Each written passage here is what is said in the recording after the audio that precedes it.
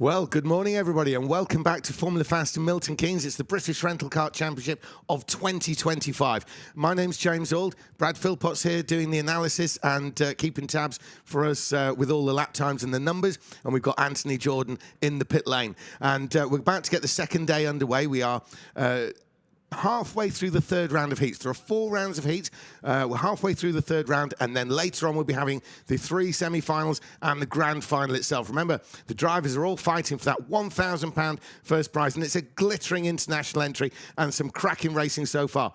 Some of the drivers, indeed, have actually won 3 of their heat races, and that's setting them up nicely in this points situation for a place in the semi-final, and hopefully, from their point of view, in the grand final. 4 drivers have actually topped the race in each time they've been out, including Britain's Seb Miller. So he's setting himself up very nice indeed.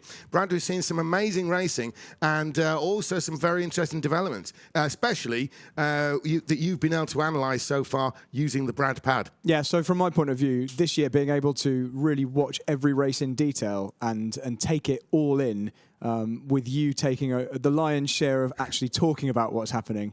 It's been great because you just see so much more depth, and I can't wait to see more today. And the great thing about today is, although there are slightly fewer races, they get more and more intense as the day goes on. The importance ramps up, the pressure on the drivers ramps up, and I think our enjoyment will as well. Absolutely, and just to briefly explain the point situation, what happens is the drivers score points in each of their 4 heat races.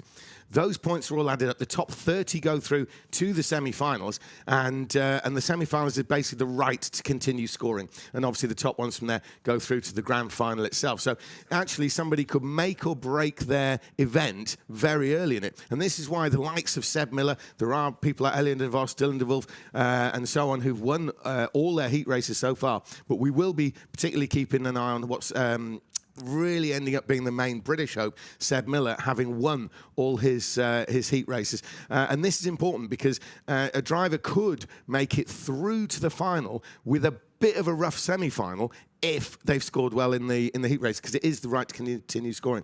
The drivers are actually in the karts now. We've got Anthony Jordan in the pit lane. Anthony, are you down there, and what are you seeing? I am down here. What I'm seeing is I'm seeing 10 drivers who have had a lack of sleep, freezing cold, but are ready to go racing at 8 o'clock in the morning here at Formula Fast. As opposed to 3 commentators who've had a lack of sleep but are ready to go. No one cares about us. It's all about the drivers, and that's how they're feeling right now.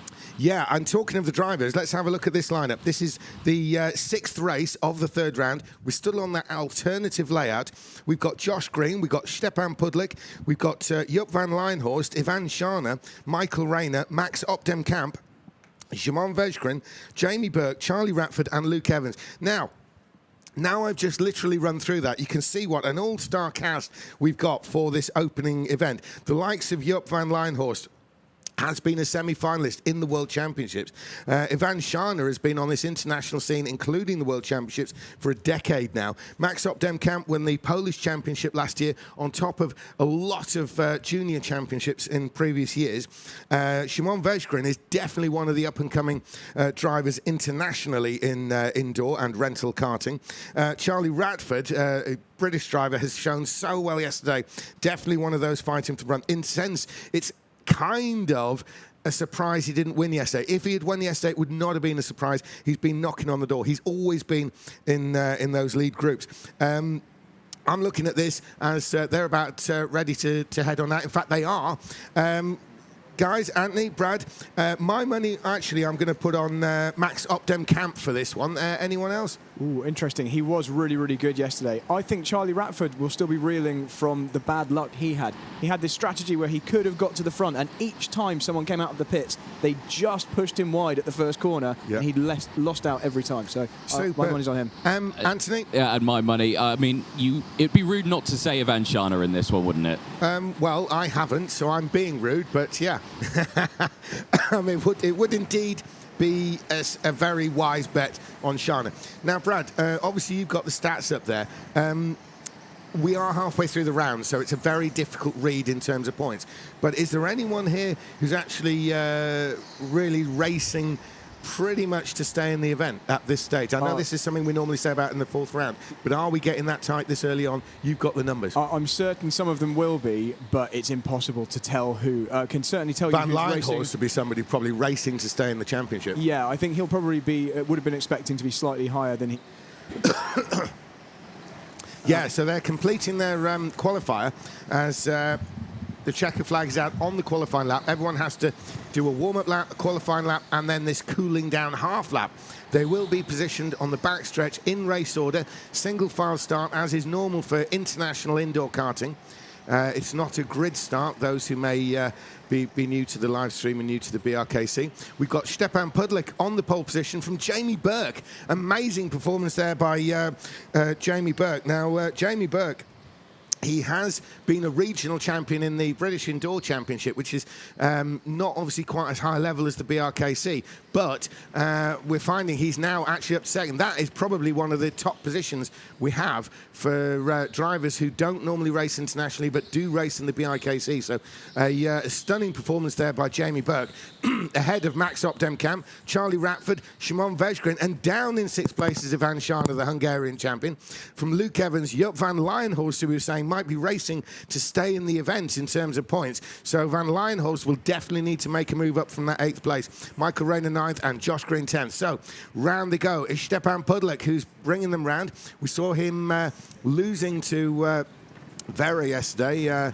Zimovit Vera, and he's going to try and make this one a win. So Pudlik pulls across the line. He's in the lead and turning through the first corner. It's very clean, the start. They're all nose to tail, but no contact as they head out onto the revised area, as this hairpin's been very important so far, and equally important from an overtaking point of view has been the right-hand hairpin in the Snell, and that is this bit here. We've seen some lunges. Brad, with the Brad pad, you actually analysed quite a lot of the moves in that particular area of the track. Yeah, nothing this time though, completely clean and single file. One thing I'm interested to look at during this race is how quickly they can get back to the kind of lap times they were doing yesterday. Obviously, this is the coldest the karts will be all day. The fastest qualifying time was around 7/10 slower than what we were seeing towards the end of yesterday. So it is slippery out there, and the drivers who can switch their karts on quickest are going to benefit. That's right. Very often we find that these early races, the times are down, and very common here at Formula Fast, because of the time of the year, that there's almost an element of condensation on the track.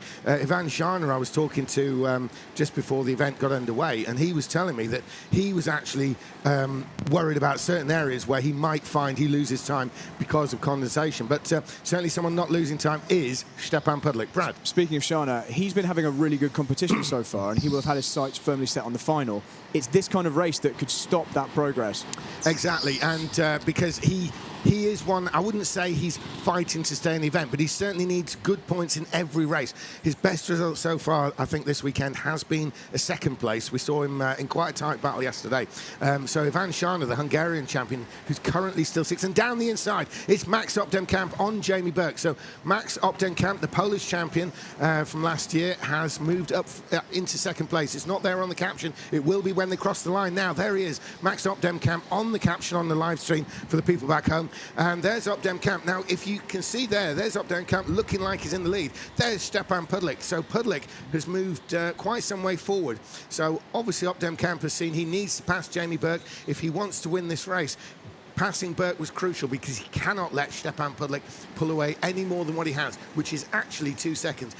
Brad, on the basis of the races yesterday, once you get over that 2 seconds, it can be quite hard to claw it back, we've found. How far out could Max Opdemkamp have got from the leader Pudlik and still be in the chance of a win? I mean, 2 seconds, I wouldn't want to see much more than that. I'm pretty sure we saw Seb Miller pull back this kind of gap yesterday. The thing that's going to play into Pudlik's hands is he is the quickest on track. So even though Opdemkamp has been released and he is by far the closest in terms of pace to Pudlik, he's still slightly slower at this stage, so the gap is still very, very slowly extending. Absolutely, and we've seen Jamie Burke lose another place. Charlie Ratford's gone ahead. Charlie Ratford's gone up to 3rd place. That will reset on the live stream when they cross the line, which is now, as there we are looking at Charlie Ratford. Charlie Ratford has taken his machine up into 3rd place. He's actually in pursuit of Max Opdemkamp, who is in pursuit of the race leader, Stepan Pudlik. Now, Charlie Ratford has been performing very well. And another move on Jamie Burke. So Jamie Burke getting bundled well down the order. That is Szymon Veszgrin, the Polish driver. And Szymon Veszgrin has pushed Jamie Burke back down another place. So Burke, in reality, is down to 5th place. Anthony, this is ripe for a pit stop, possibly from Burke just to reset himself. Well, this is quite an interesting scenario we've got here because we have one large group at the moment full of very talented drivers, and none of them are budging to go for that first pit stop. We have already had one pit stop in the form of Josh Green. That's why he's running around about 30 or so seconds or 20 or so seconds behind the rest of the main pack. But the rest of this field, it's just a case of who is going to essentially bite the apple first out of this group and pit stops.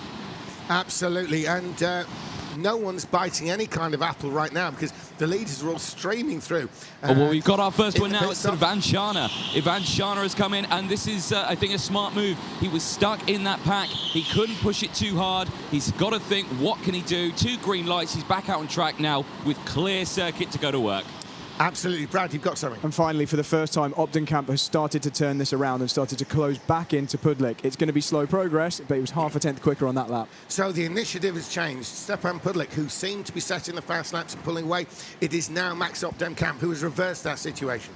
As Opdenkamp is in 2nd place, and he's 2.1 seconds. He was 2.2, so he's drawing that gap down by 1/10 of a second a lap at the current rate of progress.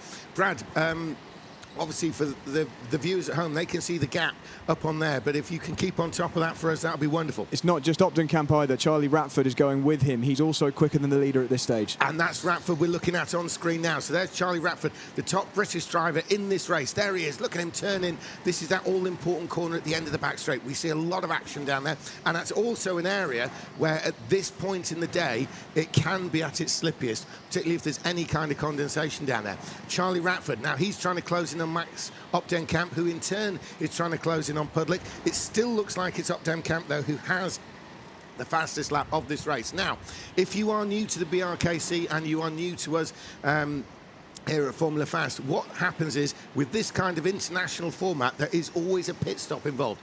The pit stop involves 2 actual stops in the same visit to the pit. So you come into the pit, you stop at one end, we'll see the light be red, and then we'll see it be green. The driver will move forward to the end of the pit lane, where again, the light will be red, it'll be green, we'll be able to see that on screen. And then away. And none of these top drivers have been in, except for Ivan Shana, the Hungarian champion, who's now out there on his own further down the order. Opdenkamp is still reeling in Pudlik in the lead, and still Ratford's going with him. 1/10 of a second per lap, and on that last one, 1.5 quicker than Pudlik. Absolutely. Max Opdenkamp sets a new fastest lap for this race. And there we're looking at Jamie Burke. Jamie Burke up there with the purple and black on his helmet, and he's really under a lot of pressure from Luke Evans and Joop van Lindhorst. Now Luke Evans is going to come in. Anthony, with you. Yes, indeed, Luke Evans in the number 21 in the gate 1 here. Green light on that one. Into gate 2. Oh, he stopped very, very early there. He nearly missed the mark. Ivan Shana's gone through. How good was that stop? Well, it was an 11.3. Not a great stop at all. Yeah, we were looking at some very serious lap times. Wasn't the best something like 8.7 yesterday, although the majority of what we would say the top stops were around 9.1. Brad? And we said that the tyres are cold because it's early in the day. That also affects the pit lane, not just because the track in the pit lane is cold, but the tyres, it's early in the race, tyres are cold. You can't stop as quickly. And it's Jamie Burke in. Yep, Jamie Burke in. Great. Gate 1 is green. Gate 2 is green as well. Comes out behind Ivan Shana, in front of Evans, and that stop was a 10.3. Good stop. Right, so that was actually a faster stop, but generally, perhaps the times are down in the pit stops, yeah? At this stage of the day? 100%, yes, because again, it's harder to stop the karts because the tyres are cold. It's harder to get the grip off the ground, to get them going again. So there's a big factor in that one, but right now I think the drivers are managing it pretty well, and the stops aren't too bad, but just a handful of bad ones we've seen. Brad, you've got something for us. Ratford and Opdenkamp just relentlessly reeling in the leader. The gap is gradually coming down. We're going to have a really good fight at the front in a few laps. Absolutely, because the lap times now has come down below 34 seconds for Opdenkamp and Charlie Ratford. These are the 2 drivers who are fastest out on the track. They're saying that, in fact, it's visual. Opdenkamp is really close in on Stepan Pudlik. So Stepan Pudlik had opened up that gap. There he is there on screen with the red and white Polish race suit, Stepan Pudlik. He's being chased down by Max Opdemkamp, the Dutch driver, and it's now a lot closer visually. It's 1 second on time, but there he is. They're both in the same shot. Pudlik, Opdemkamp in the blue behind. So there's Stepan Pudlik. Now he's going to have a fight on his hands because he's still got 11.5 minutes before we get the 2 laps to go call and for the end of the race. So there is Stepan Pudlik. Now, is Opdemkamp going to fight him on the track, or does he come straight down the pit lane? This is crucial. There is a team event going on, so Opdemkamp will have team members there. You can see them waving at the side there.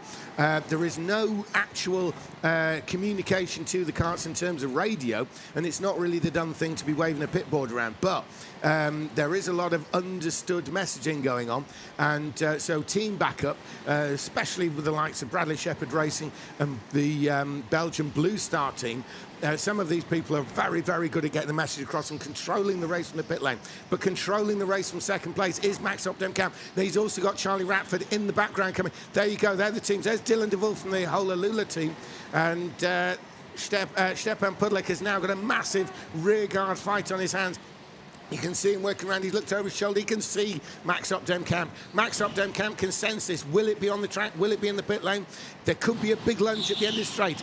Anthony. Michael Rayner in the pit lane for his stop. 2 green lights, comes out with a completely clear circuit. That was a pretty good stop, actually, from Rayner. Gets away with a 9.7. Now, that's the fastest we've seen so far. Those times in the pits are really coming down. Michael Rayner, clearly the quickest pit stopper of this race so far. So he gets in and gets out quite comfortably there as Stepan Pudlik is making his way around. But look at Max Opdemkamp. Max Opdemkamp is all over the back of Stepan Pudlik. Is it going to be in the pits? Is it going to be on the track? Well, we've not really seen too much in the way of pit stops mid-race. It's a risky move because of the traffic you might come out amongst that could actually scupper it all for you. But in comes Stepan Pudlik, the race leader. Wow. Yeah, indeed. Let's see how this one goes, because again, we've seen some pretty bad stops, and I've got to say, gate 1 wasn't the best. He was really slow off the line. It is 2 green lights, a little shake of the head. He's going to come out with a bit of traffic here in the form of Josip van Lijnhorst, but what was that stop? It was a 10.7, not a good stop. That was about a second slower than Rayner, right? Yeah, indeed. A full second slower. All I can think is that he just knew it was inevitable. Opdemkamp had been closing him down at 0.4 of a second per lap in those final laps, and the moment he had to start defending, he was going to lose time to Ratford. I think he's given up on that win there by pitting early. Well, this is either going to be inspired or the wrong thing to do, isn't it? It's not going to be a middle result there for Stepan Pudlik. He's actually ended up in 4th place now with another pit stop. Did we have someone in while we were talking, Anthony? After Pudlik? Maybe not. He's having another Twix. Yeah. Anyway. No.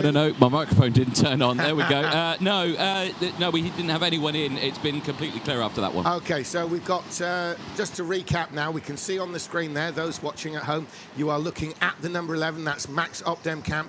Max Opdemkamp is actually Dutch, although he is the current champion of Poland, because various European countries, well, all of them now, have this kind of one-off indoor championship to decide their national champion. And a lot of these drivers travel around racing at all the various championships, including the driver we're looking at now, Max Opdemkamp from the Netherlands. And he actually won the Polish championship last year.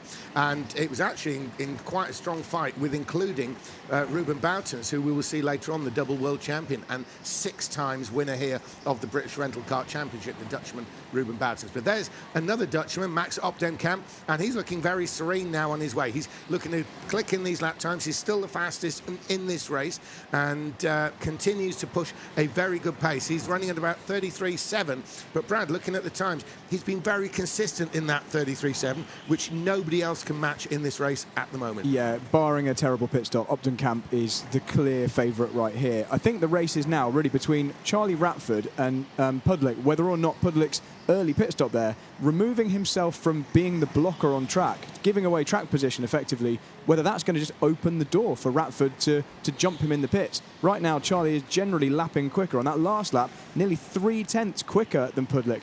It's only going to be another 5 or 6 laps before he's got the net second place. So I really think that was a mistake from Pudlik, getting himself out of the way.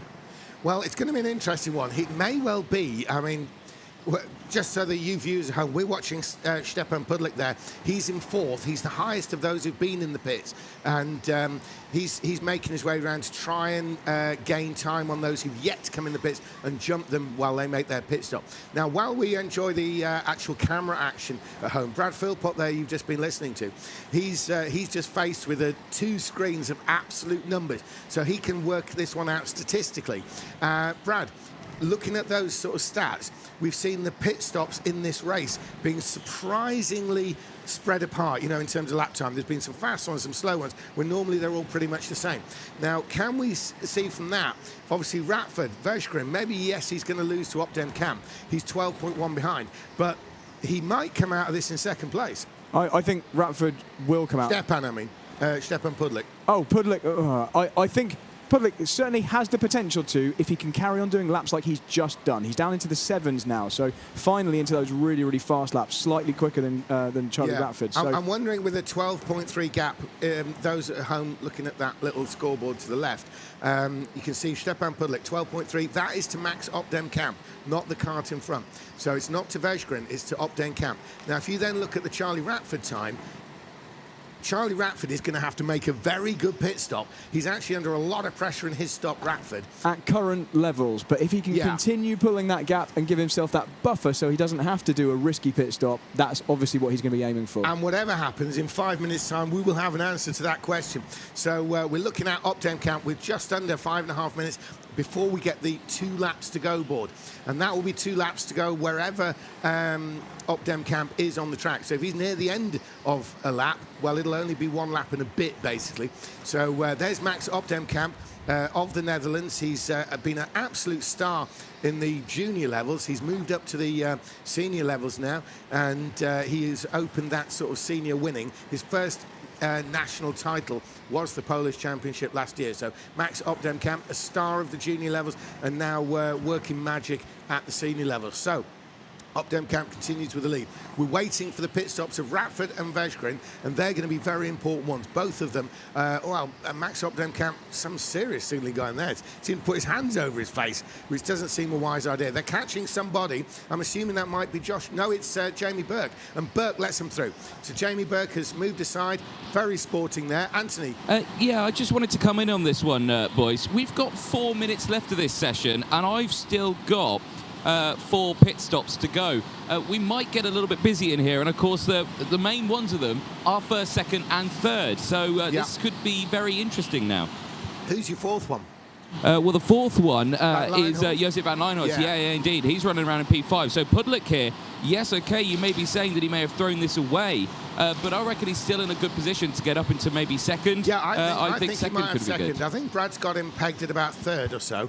I mean, what's happening, you've got to remember, Anthony, is that Brad's got numbers to play with here. So he's analysing numbers, and we're analysing what we think might happen or what we hope might happen. So we'll see whether emotion wins over, or feeling wins over maths. Well, so anyway, we're about maths. Yeah, we're about to start finding out, because into the pit lane comes Vergsen here. Let's see what he can do. Gate 1 is good. Comes into gate 2, pitting from 3rd place. 2 green lights. It's a pretty decent stop, and he comes out ahead of one of the back markers there. That's a 9.2 for a stop, very quick. A 9.2 is one of the fastest, Brad, that we've seen this morning. Correct? Yeah, so my pit stop figures here actually measure it in a different way to Anthony. So we've got 2 different versions. Race leader in. Yep, okay, so Opdem Camp is in. Gate 1, good. Comes to gate 2. Bit of a slow getaway on the second gate, but gets the green light. He's got clear track here now, and Pudlik slots into 3rd place. It's now, where will Charlie Ratford pit, and how will he do it? The number 9 is in right now. This is Leinhorst, who's pitting from P5. It was a 9.7 as well for Opdem Camp. 2 green lights there for Leinhorst. He's back out on track. Relatively decent pit stop, but it's a 10.6. Brad, you've got something for us? Yeah, so just to continue what I was saying, my pit stop timing is slightly different to what Anthony has. Mine measures the drivers all the way to the start line, and that means I've got a longer number, but probably a bit more accuracy. Yeah. And Vergsen is 0.3 quicker than anyone else. Opdem Camp was somewhere in the middle, around about a half-decent stop. Well, that's a very interesting bit of equation there, because Vershgren was a couple of...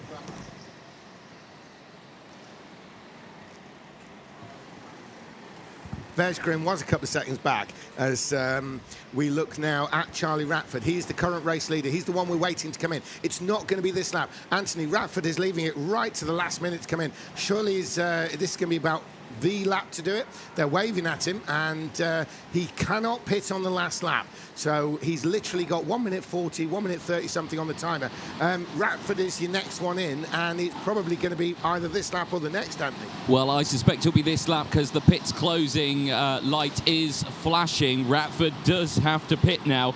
He's got only 5 seconds to Ogden Camp. He's not going to be able to pass that yes, one. He's coming in. He's coming in. He's going to be with you. Yep, he is indeed. Let's see how well this goes then for Ratford. Gate 1 confidently on the brakes into Gate 1, gets the green light. Into Gate 2, little cautious this time into Gate 2, gets the green. Here comes Pudlik. It's going to be close. The numbers won, James. The numbers have won, but Pudlik is making a race of it as Ratford has covered Pudlik and has managed to shut him off. What's going to happen in this hairpin, and more importantly, the snail? Pudlik is going to try and pounce while the iron's hot, but he is too far back. So yes, indeed, Brad, Pudlik's. We were wondering if he was going to be second. You had him pegged as third, and third it is. He's got a comfortable gap between him and Berggren, but he's trying to the outside, and he's really making Charlie Ratford work. This is the battle for second place. Max Opdenkamp is some way up there in the lead, but there is Charlie Ratford second. There is Stepan Pudlik third, as the carts hop around through that hairpin. Very tight bit of racetrack. As Stepan Pudlik is still working on the back of Charlie Ratford. He's not given up by a long shot. We're almost into the last 2 laps now, as Ratford is actually having to keep it tight to defend against Pudlik. It could cost him a little bit of time. They're not yet under pressure from Szymon Berggren, but they're side by side down the backstretch as they come into this corner. Stepan Pudlik trying an outside pass, which he couldn't quite make work. Charlie Ratford's got the inside covered, so that only left Pudlik to try the outside. So off that hairpin they come into the revised area. They've got 2 laps to go, so wherever Opdem Camp is on the racetrack, that dictates how much time there really is, because, as I say, if that it goes to 2 laps to go, the timer goes down and Opden Camp is near the end of the lap, then that's just a lap and a bit, really, instead of 2 laps. Right, there's Ratford. There is Stepan Pudlik. Now, they come through that all-important hairpin at the end of the backstretch where we see a lot of action. And a lot of action here, including penalties, into this final hairpin. And there they go. They're starting the last lap now. For Pudlik, it's now or never. It's got to be in the snail area. He's tried to pull to one side. Ratford is looking over his shoulder, and he can see that Pudlik's on the charge. So Pudlik takes the wider line. The wider and faster line. Now, this is an overtaking point, but Ratford's got it covered. Ratford's got it covered as they go through those tight corners there of the snail. Now he's through the dogleg. Now this is where the action could take place. The checker flag's out. It's going to be Opdem Camp wins. But what about Ratford and Pudlik? It's Pudlik still who's in third place. That means it is Ratford. But look at Berggren. Berggren there with the blue suit. He's definitely closed in. But it's going to be Ratford in second. It's going to be Pudlik third. And it's going to be Berggren in fourth. Ivan Žarna, he needed the points, but 5th is the best he can do.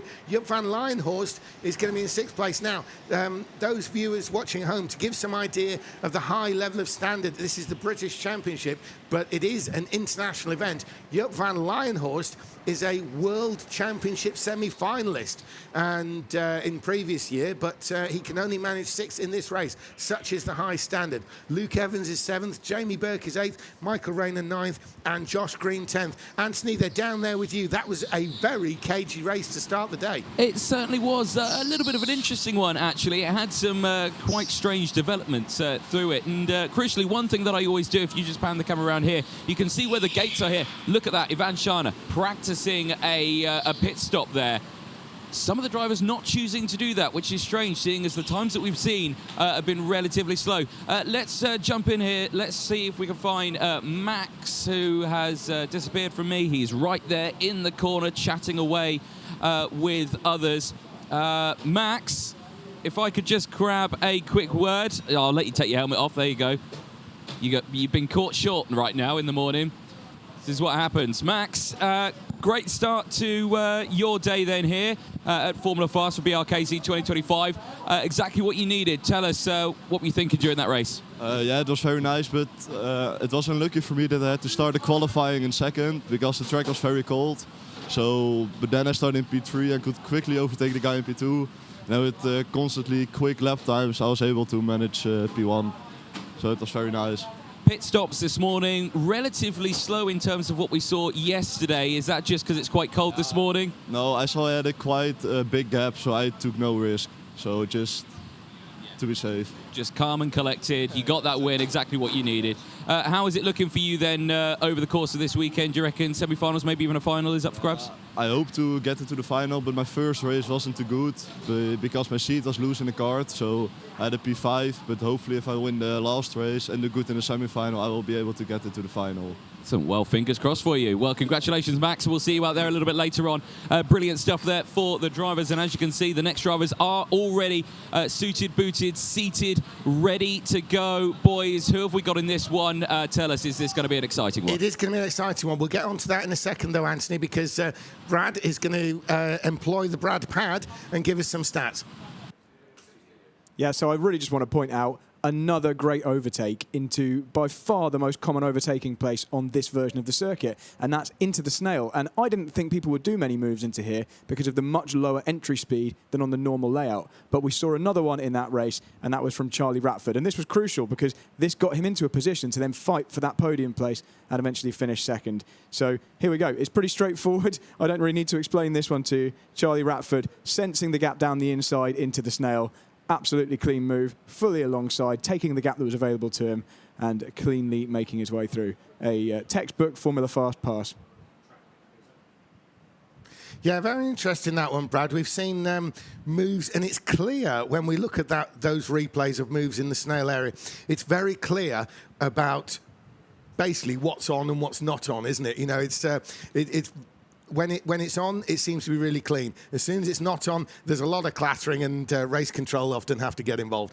So, yeah. It tends to depend on whether or not the driver in front was trying to defend. And in most of the instances we see there's a driver ahead who thinks it's early enough in the race, they're unlikely to be attacked, and then the driver behind does attack them. So a proper case of jumping somebody. Exactly. Unawares, yeah. Well, talking of unawares, let's make ourselves aware of the next heat race that's going out. They are going out to qualify. Let's have a look at who's in this one.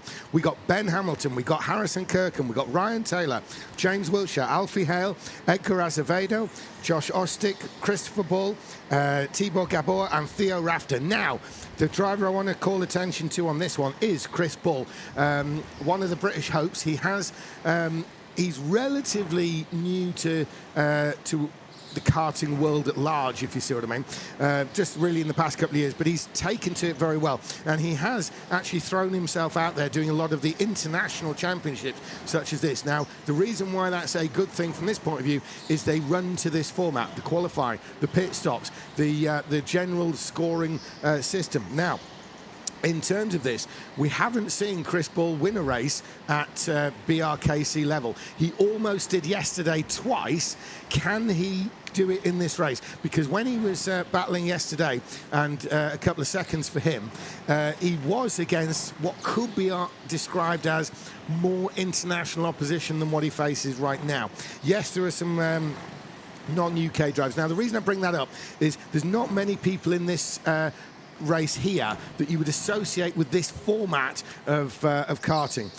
So this may well be Chris Bull's best chance of opening his winning account at BRKC level. Yes, he can do it in the British Indoor Kart Championship, which is a season-long event with qualifying rounds, and all ends up in the grand final. But this is the BRKC. It's a slightly tougher ask because of the international nature of it. And Chris Bull has started that by putting his kart on pole. It's Bull from Kirkham, Tibor Gabor, Hale, Hamilton, Ostick, Taylor, James Wilshere's in this, but albeit down in 8th, Azevedo and Rafter. Brad, you've got something? No, I was just checking through the scores from yesterday because I just find it stunning that Chris Bull has had two won second a race. Places. Two second places, but yes, each time clearly featuring and almost winning. He almost won, but when he almost won against the winner, which was Ruben Boutons. He double world champion, 6 times winner of this event, and he almost won against Dylan de Wolf, another international favourite. But now, this is probably what you would describe, I don't want to say it's less, because every person in this race is a champion of something. I mean, Theo Rafter, for instance, who's 10th, is a junior champion over in Herefordshire Raceway. So, you know, these are all class acts. It's just the overall standard is so ridiculously high. But the person standing highest at the moment is Chris Ball. We can see him there at the front in the orange. He's part of that Bradley Shepherd Racing team. Dead easy to spot with the orange and black overalls. We're going to come on to the new style overall later on, the kart skins, where it's much more like what a cyclist would wear. Anyway, so Chris Ball, this could be his race. This is his best chance of the weekend. If he comes away with just a win in this, I think that will be his weekend made, final or not. So Ball takes the initiative at the start. He's through the first hairpin. He's got it clean. He's got Kirkham going with him. Now, Kirkham is probably a bit of a danger to Ball's chances here. So Kirkham is the one in second place, and then it's Tibor Gabor, the Hungarian. Now, Gabor is laying it on thick all over the back of Kirkham already, as the three may be looking to make a breakaway. It is Alfie Hale, who's not being left yet, but there is a couple of cars, or a kart length sort of opening up. There was Hale in the blue, and in fourth place. So there's Ball, and there is Kirkham, and there is Tibor Gabor. There's Chris Ball. You can see he's turning in the 10 car. Very tall driver, and yeah, he sits quite forward, so obviously quite a lot of bent knee there. You can see he really does seem hunched up. He has got a lot of adjustment on the seat. He could have that seat much further back if he wanted to, but he prefers the more up and over the steering wheel position.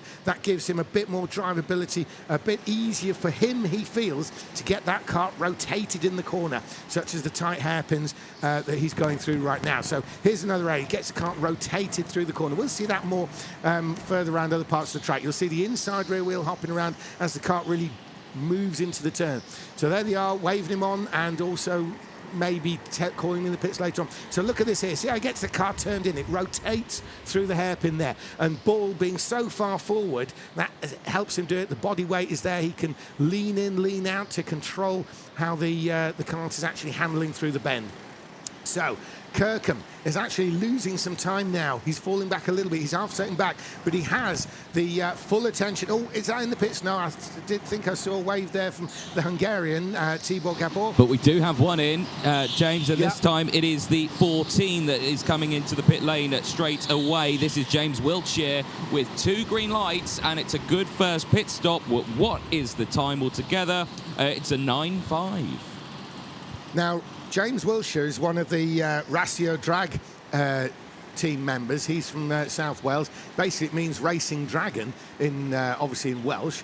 And so he actually will resume in last place. But the reason he's taken that pit stop is to give himself clear air. He obviously feels he was embroiled in a bit of a battle, and he was in a group of drivers who were not quite as quick as him.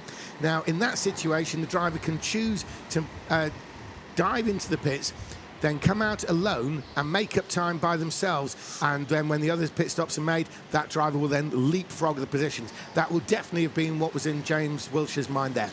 Now, talking of what's in people's minds, it's in Tibor Gabor's mind there, the second of these two, to actually overtake Harrison Kirkham in front. So Ball is starting to clear off in the distance. There's Kirkham in the yellow and black helmet. There is Tibor Gabor, the Hungarian, in the predominantly black helmet. And he is really working Harrison Kirkham hard. Now, as they come into this hairpin here, a good exit of this one is vital for the Snell. We already saw Brad Philpott analyse a move for position in the previous race down into that very part there. And Tibor Gabor will be hoping to make a similar move. Fully aware of that will be Harrison Kirkham. Does he defend by track position where he is on the racetrack? Does he defend by simply being fast? Well, at the moment, it's simply being fast, but Tibor Gabor is fast as well. Brad, we're seeing some quick times already. No one's into 33, but we got a 34.0 for Chris Ball. Yeah, and for Harrison Kirkham on that last lap, but it's Tibor Gabor that has the fastest Sector 1, and he is really shaping up for a move on Kirkham. I think something's about to happen right now. There it is. And that's the classic Snell overtake. And that section of the track is known as the Snell. On the regular layout, there's much more of a curling entry to it, so it actually looks like the curled shell of a snail when you see it from overhead. That's why it's known as the Snell, but it has been a very clean pass for position by Tibor Gabor. Harrison Kirkham was indeed trying to defend by being fast, but unfortunately it wasn't fast enough, and Tibor Gabor spotted a chink of light down into the Snell and took that very bit. Now, can Harrison Kirkham come back at him? Thibaut Gabor's going to keep it tight. Well, he doesn't keep it tight, but Kirkham can't make anything work there on this lap at least, so he's going to follow the Hungarian. There's the Hungarian Thibaut Gabor up the ahead there in the black helmet and with the grey on the front. And there's Harrison Kirkham. Is Harrison coming in? No, he's not. He's going to fight Thibaut Gabor on the track rather than try and do it in the pits. Anthony, you've still only had one pit visitor. That's James Wilshere, correct? That is correct, yes. James Wilshere is still currently running in 10th place. And again, a kind of carbon copy of what I said in the first heat. It's a relatively close-knit pack at the moment, so no one really wanting to bite the bullet just yet to go for that first pit stop out of that main group. Yeah, it's really, I don't think there would be any gain. Brad, the only real person who might have pitted out of that would have been Thibaut Gabor, by my reckoning. When you're looking at the numbers there, there's absolutely no... Oh, it's in the pits now. Yeah, no, this is Azevedo in the pit lane. Of course, he had one of those horrible races yesterday where he ended up facing 90 degrees at the final corner. But that stop was a 9.3, pretty decent, but comes out behind James Wilshere. Yeah, so Edgar Azevedo, he's been a finalist in the British Indoor Championship, a separate event, styled event, different sort of format, over the past couple of years. He's actually made it to the finals of that. And when I say the final, I don't mean the final race, I mean the final day. It's quite a thing to break through to get to that, Edgar Azevedo. But he rejoins. He's listed as 10th, but crucially, he's about half a second behind James Wilshere. So there's going to be a battle ensuing there. And as the pit stops cycle through, there's a possibility there James Wilshere and Edgar Azevedo will feature a lot higher up the order than the 9th and 10th that they occupy right now. We are looking, though, at the Hungarian, Thibaut Gabor, and he's been really worked hard by Harrison Kirkham. I'm sure when Thibaut Gabor thought, you know, I'm going to pass Kirkham, there's a wave there, and that's Harrison Kirkham communicating with his team. He's kind of pointing something out. I can fill you in on what he's pointing out. He's being held up by Thibaut Gabor. We were interested to see what the pace of Thibaut Gabor would be once he was through past Kirkham, and he hasn't really been able to make any inroads into Chris Bull. Chris Bull's gone at this point, and the gap's actually extended by 7/10 over the last couple of laps. So Thibaut Gabor's maybe made a couple of mistakes, and that's what Kirkham's getting frustrated with. Now, you've got all the numbers there, Brad. Is it, do you think, that Kirkham... Because obviously Gabor was all over the back of Kirkham. Now Kirkham's all over the back of Gabor. Was it that Kirkham was setting slightly slower laps when he was in front, and now he's behind, he's actually up to that lap time, do you think? Do you know what's going on there relative between the two? Yeah. Can we tell anything? It's exactly that, yeah. He's gone 7,000ths of a second quicker than Thibaut Gabor since he's behind him. That was set on lap 10, whereas Gabor's was on lap 8, his fastest lap. So I think, although there is a slightly bigger gap between Thibaut Gabor and Kirkham now, so maybe Thibaut Gabor has... a tenth and a half he's pulled out on that lap, so he's getting on with it. And interestingly, when we talk of lap times, it is only the top three who are currently lapping at a rate of 33 seconds a lap. Everybody else is in the 34s, so the top three are the three actual fastest in this race. They're not just the ones in the top three positions. There's not somebody out of position there setting quick laps. And the fastest, continuing to be the fastest, is the flying Chris Bull. He's looking very convincing. Surely this is the time when he cements it. Surely this is the time when he actually wins a British Rental Kart Championship race, and he will be, as you pointed out, a gap has now opened up between Thibaut Gabor and Harrison Kirkham. Is it that Thibaut Gabor has actually found some extra speed, Brad, or is Kirkham sort of losing a little? Thibaut Gabor has found some extra speed. He's now down to 33.8, but crucially for Bull, not a threat. He's still slightly slower than Bull, and we've got this 3-second gap now with just over half the race to go. It's a very different race for Chris Bull than when he was trying to battle Boutons, and De Wolf yesterday. He's absolutely serene out the front today. Yeah, it's because yesterday, of course, it was almost he was beaten by the experience, wasn't he? You know, he's although he does do the international events, he is actually very well known in various foreign countries, but he certainly is not yet on that experience level that means he's going to routinely be winning these races. However, this could be the breakthrough he needs. This could be the day. This could be the race that he does it, because he is in the lead. He is looking convincing. He's got a 3.5 second lead ahead of Thibaut Gabor, which doesn't sound like much, but it is when you consider that Chris Bull still is the fastest on the track. There he is. We're looking at him now. One of the new British hopes, Chris Bull, he's making it around. He's in the lead. There's Thibaut Gabor, the Hungarian, being chased by Harrison Kirkham. With the concertina effect, it did look there as though Kirkham had closed in somewhat, but I'm assuming, Brad, that in reality he hasn't. No, the gap's extending. So although Kirkham's doing decent lap times, it's one of those things. Thibaut Gabor is just ever so slightly quicker, and Chris Bull's ever so slightly quicker than him. Yeah, and Chris Bull is doing everything he needs to win this race. He took the pole position. He led at the start, no mistakes. He broke those behind him immediately. He put a couple of karts between him and them so that there was going to be no lunging. There was no question that somebody was going to actually be able to jump him and take that lead, make a fight of it. He's pulled away. It's almost 4 seconds now.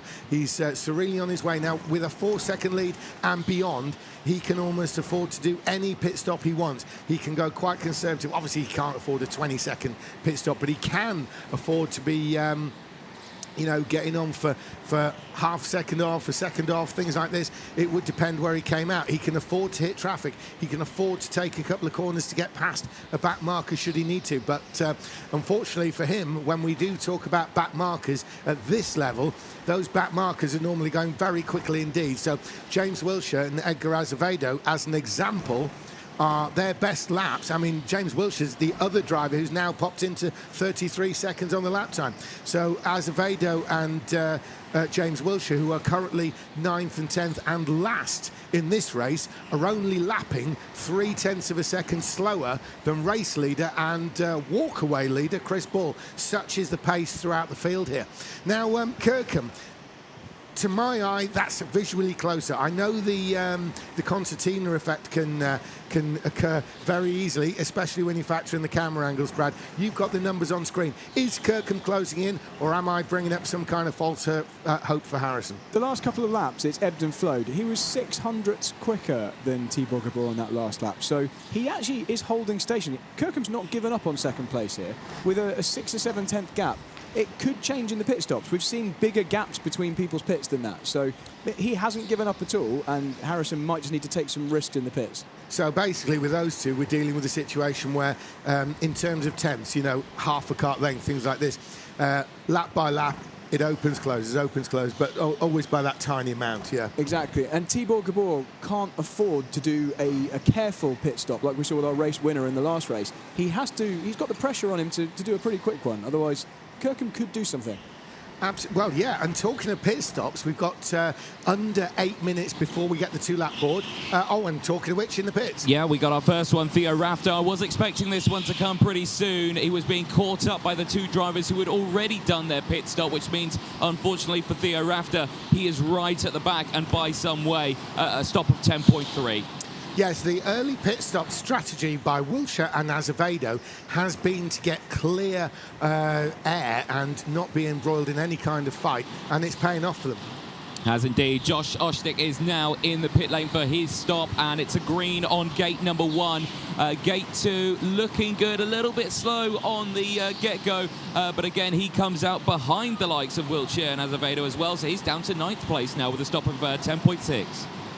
Now, rather interestingly, the gap to the lead seems to have come down by a tenth. So I think it's probably, we're looking at a fast pace by Thibaut Gabor, but it's settling around that 4 seconds. It's sort of dropped under, goes over, drops under the 4 seconds. Now it's back up to 4 seconds. So Chris Bull, obviously a fractionally slower lap on that lap previously, maybe compared to Thibaut Gabor. Bull's got this covered, should he choose to have it covered, really, hasn't he? He's got all the aces. He's got that comfortable lead that allows conservatism in the pit stop. This is his race to win. He's not yet won a BRKC qualifying race, any of the heat races or semi-finals or whatever, this is the day he's going to break that particular barrier. This will be his first win at true international level, and here and now Chris Ball, it's dropped again under 4 seconds his lead, but it's 3.996. It's, you know, it's all of nothing really, isn't it? And he still has the fastest lap of this race in his pocket. Yeah, just slightly slower than Thibaut Gabor, but there's nothing to worry about. There's Chris Ball on screen now. He's got 5 minutes 50, so 5 3/4 minutes now.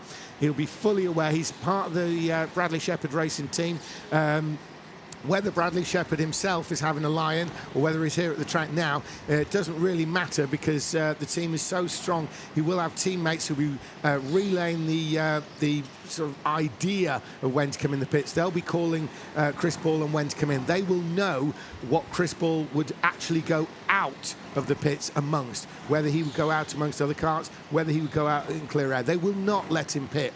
And there he is. See, he's looking across. That's him looking at his team with them telling him what to do. Now, the way he was looking there, I wouldn't be surprised heading towards you, Anthony, that Chris Ball doesn't come in this time. It does seem a little bit early with 5 minutes, but there was a definite big communication that Chris Ball went to great effort to sort of get certified, if you like. He could be in this time, he may not.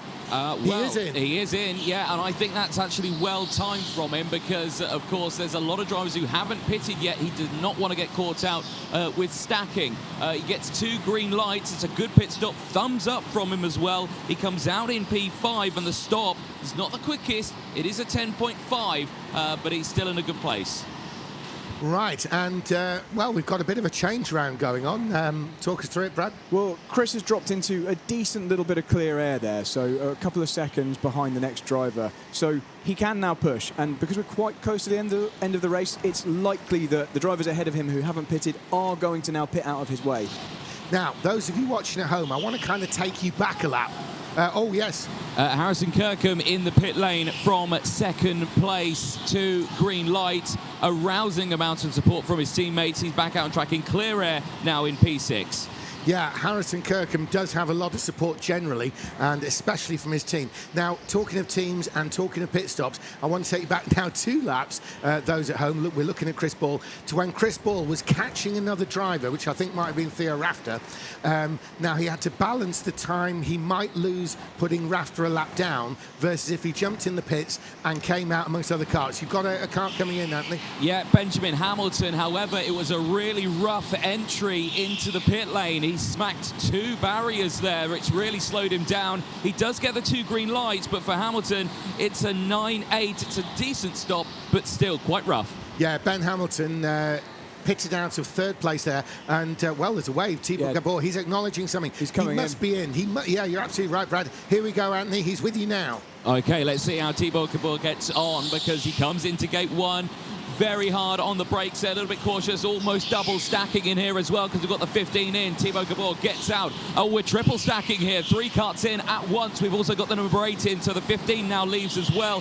That is Alfie Hale. He goes as well. Ryan Taylor also in. Thibaut Gabor 9.8. Harrison Kirkham did a 9.4, and for Alfie Hale, it was a 9.8 as well. So some relatively decent stops. Yeah, and Alfie Hale, obviously this early in the morning it can be a bit slicker down there in the pit lane. We could see Alfie Hale actually hit the marker block on that first pit stop, just sort of nudged it with the side of the car. Obviously when he's bringing it to a stop, the thing's going a bit sideways.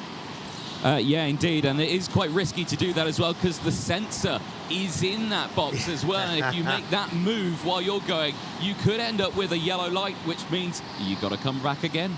Absolutely. So Alfie Hale, luckily for him, it was the gentlest of nudges, but it definitely did seem to move. Anyway, we're looking on screen now at Thibaut Gabor, who is in 2nd place. Now, through the pit stop cycle there, he has definitely opened up his lead on Harrison Kirkham now. He's pulled it up to over 2 seconds, so Thibaut Gabor looks very firm in 2nd place. Now, what is interesting, Anthony, you may have a feel for this, Brad, you may have the maths on this, but Thibaut Gabor, through the pit stop cycle, definitely closed it on Chris Ball.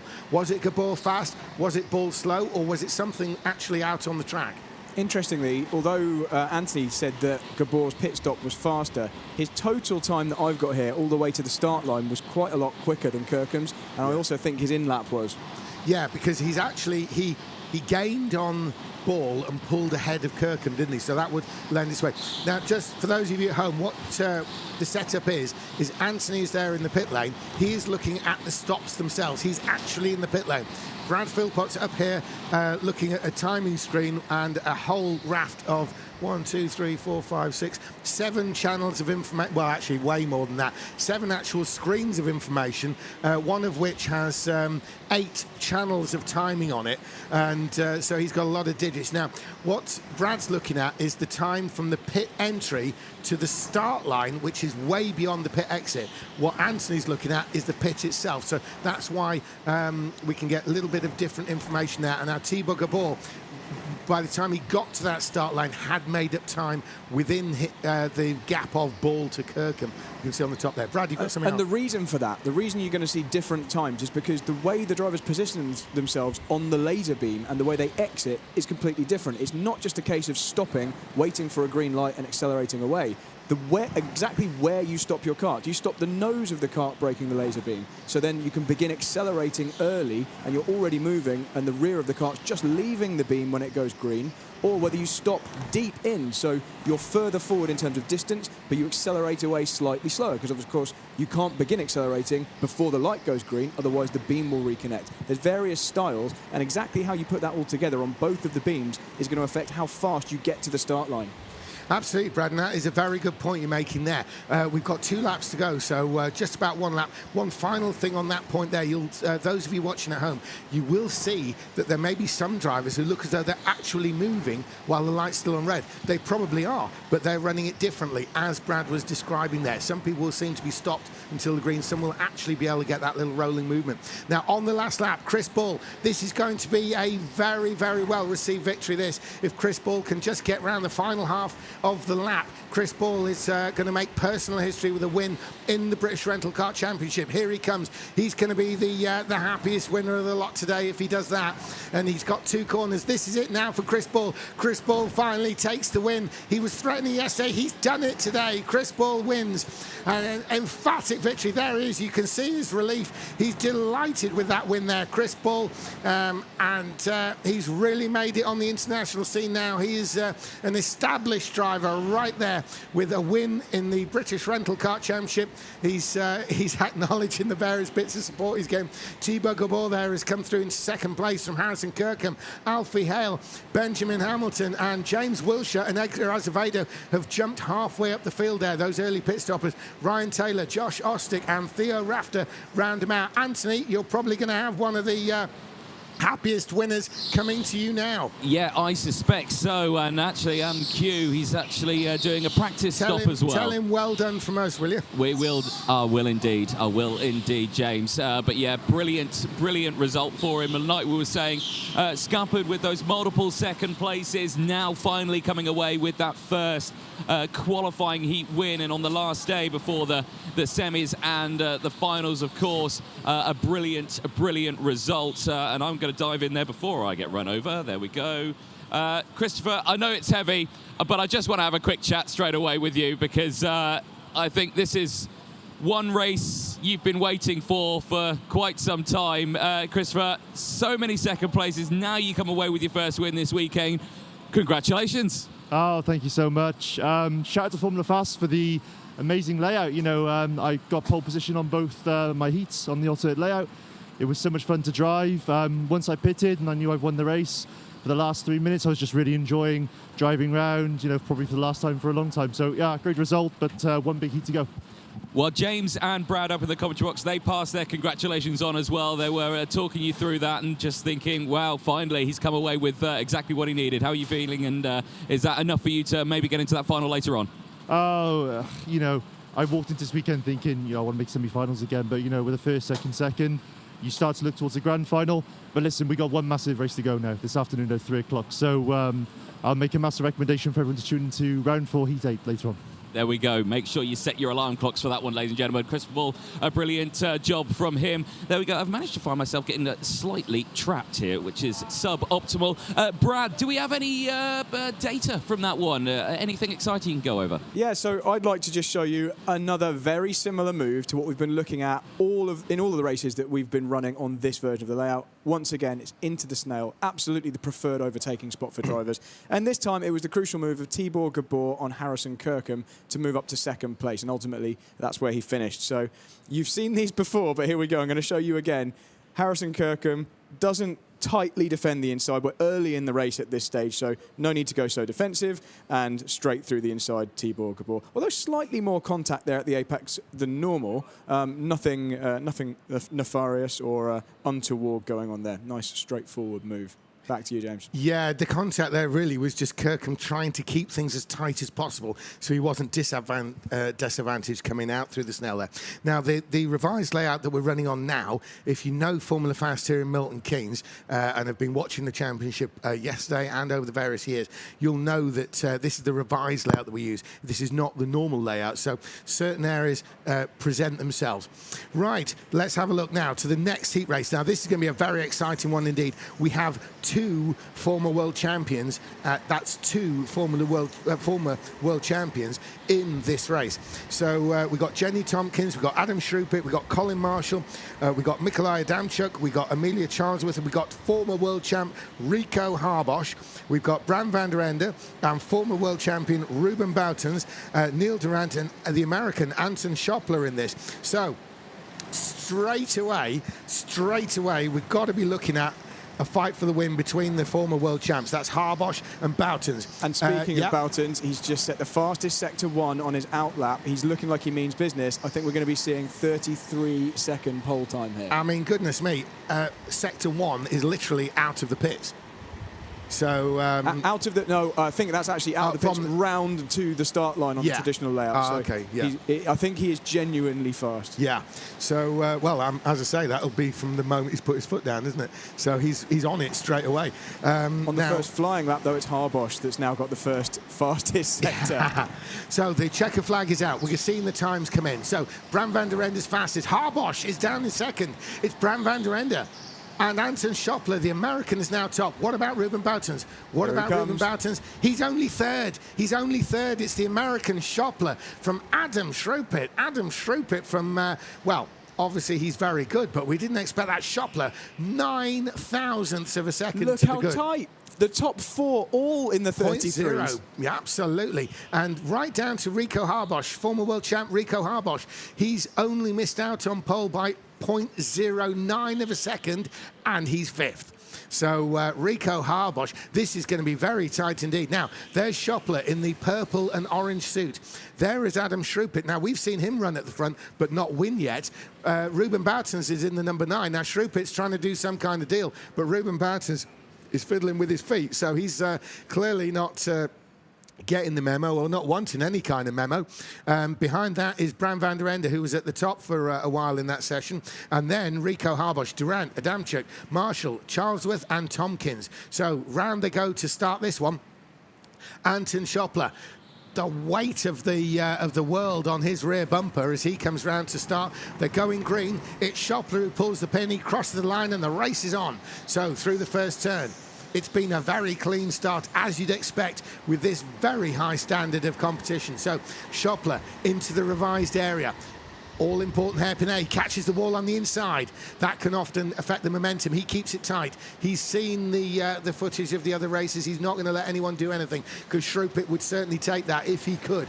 So there's Anton Schoppler, the American, leading the way. He's into that hairpin at the end of the backstretch. There's Ruben Boutens in third, and there is Rico Harbosch, the two world champions in this race, in fifth place there. So Schoppler, the American, he's... really, he burst onto the international scene when the Americans were hosting the World Championship a few years ago, and Schoppler entered that, performed well, and has since been back and forth to Europe, taking in as many of the national championships as he can, including the British Rental Kart Championship for the past few years. Schoppler is a class act, and he's leading the way here in front of including 2 world champions. Adam Schrupit is definitely keeping Ruben Boutens on this behind him. Ruben Boutens there in 3rd place. Bram van der Ende between Anthony into the pits. Colin Marshall is the first to take the pit stop in this qualifying heat. Gets the 2 green lights out on circuit. Decent stop. Pulls in an 11-second stop Brad, on that you've one. got something for us. And that's crucial. These drivers at the back who aren't part of this heavyweight fight at the front, if they can start pitting out of the way, that's going to open up opportunities for drivers like Rico Harbosch, who are really fast but bottled up at the back of this group, to come in and make their stop and come out in clean air. Absolutely, Brad, and that is arguably the crucial element of these pit stops.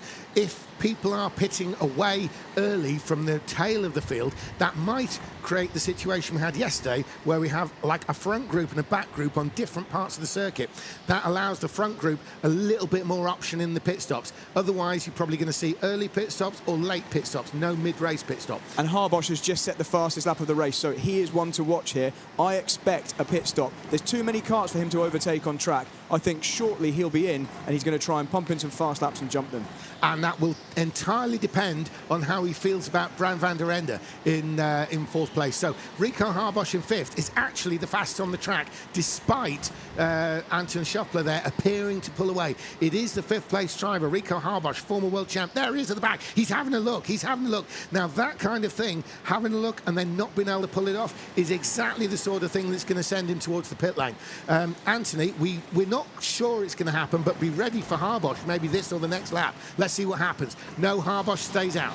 No, he stays out right now, but yeah, I am expecting him in soon as well, because those purple sectors, you know, are starting to think like he needs to get that clean air early door so he can utilise this quick time. And you could see there on screen a beautiful view there of Anton Schoppler getting the kart turned in and sliding through the corner, ever so gentle. If you slide an indoor kart like this too much, you will definitely lose a lot of time and you will be slow. So you can't go swerving it around, but a little bit of movement does allow it to rotate through the hairpin and make it faster. Brad? I wonder if Harbosch is just waiting to clear Charlesworth and Tompkins, because right now there's already a 6.5 and 7 second gap to those 2 drivers. In just a few more laps, he will be clear and be able to come out in front of them and not have to pass them on track. That's right, because Harbosch, not only is he considering the drivers in front of him, as you see him there in the green helmet on screen, he's also considering those drivers who are towards the tail of the field. He's not only asking, what am I pitting away from, but what am I going to come out of the pits into? If he comes out behind a bunch of drivers that are more slow than him than, say, Bram van der Ende, he will find he loses even more time, and that will not benefit him one little bit. Anthony. We got Jennifer Tompkins into the pit lane. This could help out Harbosch here. Green light gate 1 into gate 2. Good on the exit. Going to be tight on the exit, though, with Colin Marshall, and I think Tompkins just gets it. Absolutely. I think Tompkins has. She's come out just ahead of Colin Marshall. They're absolutely nose to tail as they go round the Snell section. Now, or into the Snell section, should I say. Now, obviously, Harbosch will focus on him. He and his team will be aware of that, but there's been a change of position. Bram van der Ende has lost that spot to Harbosch, which means Harbosch is probably less likely to come into pits. He's now behind double world champion Ruben Boutens. Brad? What we seem to miss, though, was why Boutens has lost that gap to Sherpa in P2. That really opened up on that last lap. So if it's on the camera, I'd definitely like to see that after the race. Yeah, well, if that comes up, we'll be looking at the Brad pad for that one. Talking of gaps, though, there's definitely a gap opening up the front. So Anton Schoppler is almost a second clear now of Adam Schrupit. Now, although that doesn't sound like a lot, really, which it's not, it does mean that Schoppler can actually knuckle down and set fast times, because he is not under threat of any kind of immediate lunge from Adam Schrupit. In the pits, Anthony. Amelia Charlesworth in the pit lane. It's a yellow light. It's a bad stop on gate 1 and a yellow light on gate 2 as well. But I think the green light came on first on gate 2, but it's definitely a false stop on gate 1. Now that can be a bit of a problem, because you see the leaders will know this has occurred. They can see the scoreboard. They are always looking across. There's a lot of awareness in indoor karting now. They will be aware that Amelia Charlesworth have been in the pits, but they may not be aware that she's got to come in again because of that yellow light. So that could be a factor in their calculations. When she does come in and go out, she'll probably come in and go out in this lead group. So she might find herself getting, a little bit of a beating as she comes out of the pit lane there. Brad? Harbosch has a massive amount of pace, 33.5. That compares to a 33.8 best lap from our race leader, Schoppler. I really think Harbosch is going to want to get either immediately past Ruben Boutons or think about this stop. Now those drivers at the back have made those stops, there is some space for anyone in that top 4 to make their stop. Now, Brad, I just want to take you, Ruben Boutons, 6 times BRKC champion, twice world champion, multiple national champion in various countries. And when you make a statement of needing to get past Ruben Boutons immediately, the sheer gravity of that says the level of Harbosch as a driver. So there we are looking at Ruben Boutons there. He's in. And Boutons is in. Okay, let's see what Boutons does then into gate 1. Nice and steady entry, not too dramatic from him. Stops relatively early on gate 2, gets on the power early, clean air for Boutons, and it's a very good stop, 9.3. Okay, so Boutons in and out of the pit lane. He's out in clear air, crucially. However, while you were talking there, Anthony, Brad? There's going to be a move coming very, very soon. Harbosch has his eyes set on P2, and I think on the win. The gap is not that big all the way up to Schoppler, and with the pace of Harbosch, I think he can do it. Yeah, and that's backed up by the fact that you can see Harbosch immediately took over the spot that Ruben Boutons was occupying. He was a couple of kart lengths back to Shrewpit when Boutons was there. As soon as Boutons not there, Harbosch immediately on the bumper of Shrewpit. So will Harbosch make this move on the track? He's up the inside. And I think that was clean. That was clean, but it was a bit of a costly pass. He was much deeper in the snail there. However, we'll soon find out. And Harbosch is waving, saying, come with me, come with me. That's, well, almost a don't fight me move. We'll definitely look back at that one because it was very different to the other moves into the snail we've seen. But the reason I said I think it was clean is because although there was contact, it was front-to-front contact at the apex. Essentially, Shrewpit thought he was defending it, but Harbosch was already through at an angle that meant he was going to be passed by the apex. This is now crucial. He set off in pursuit of Schoppler at the front. I think Boutons pitting out from in front of Harbosch underestimated Harbosch's pace.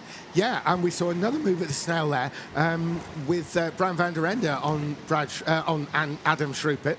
And Bram van der Ende has actually moved forward one spot there.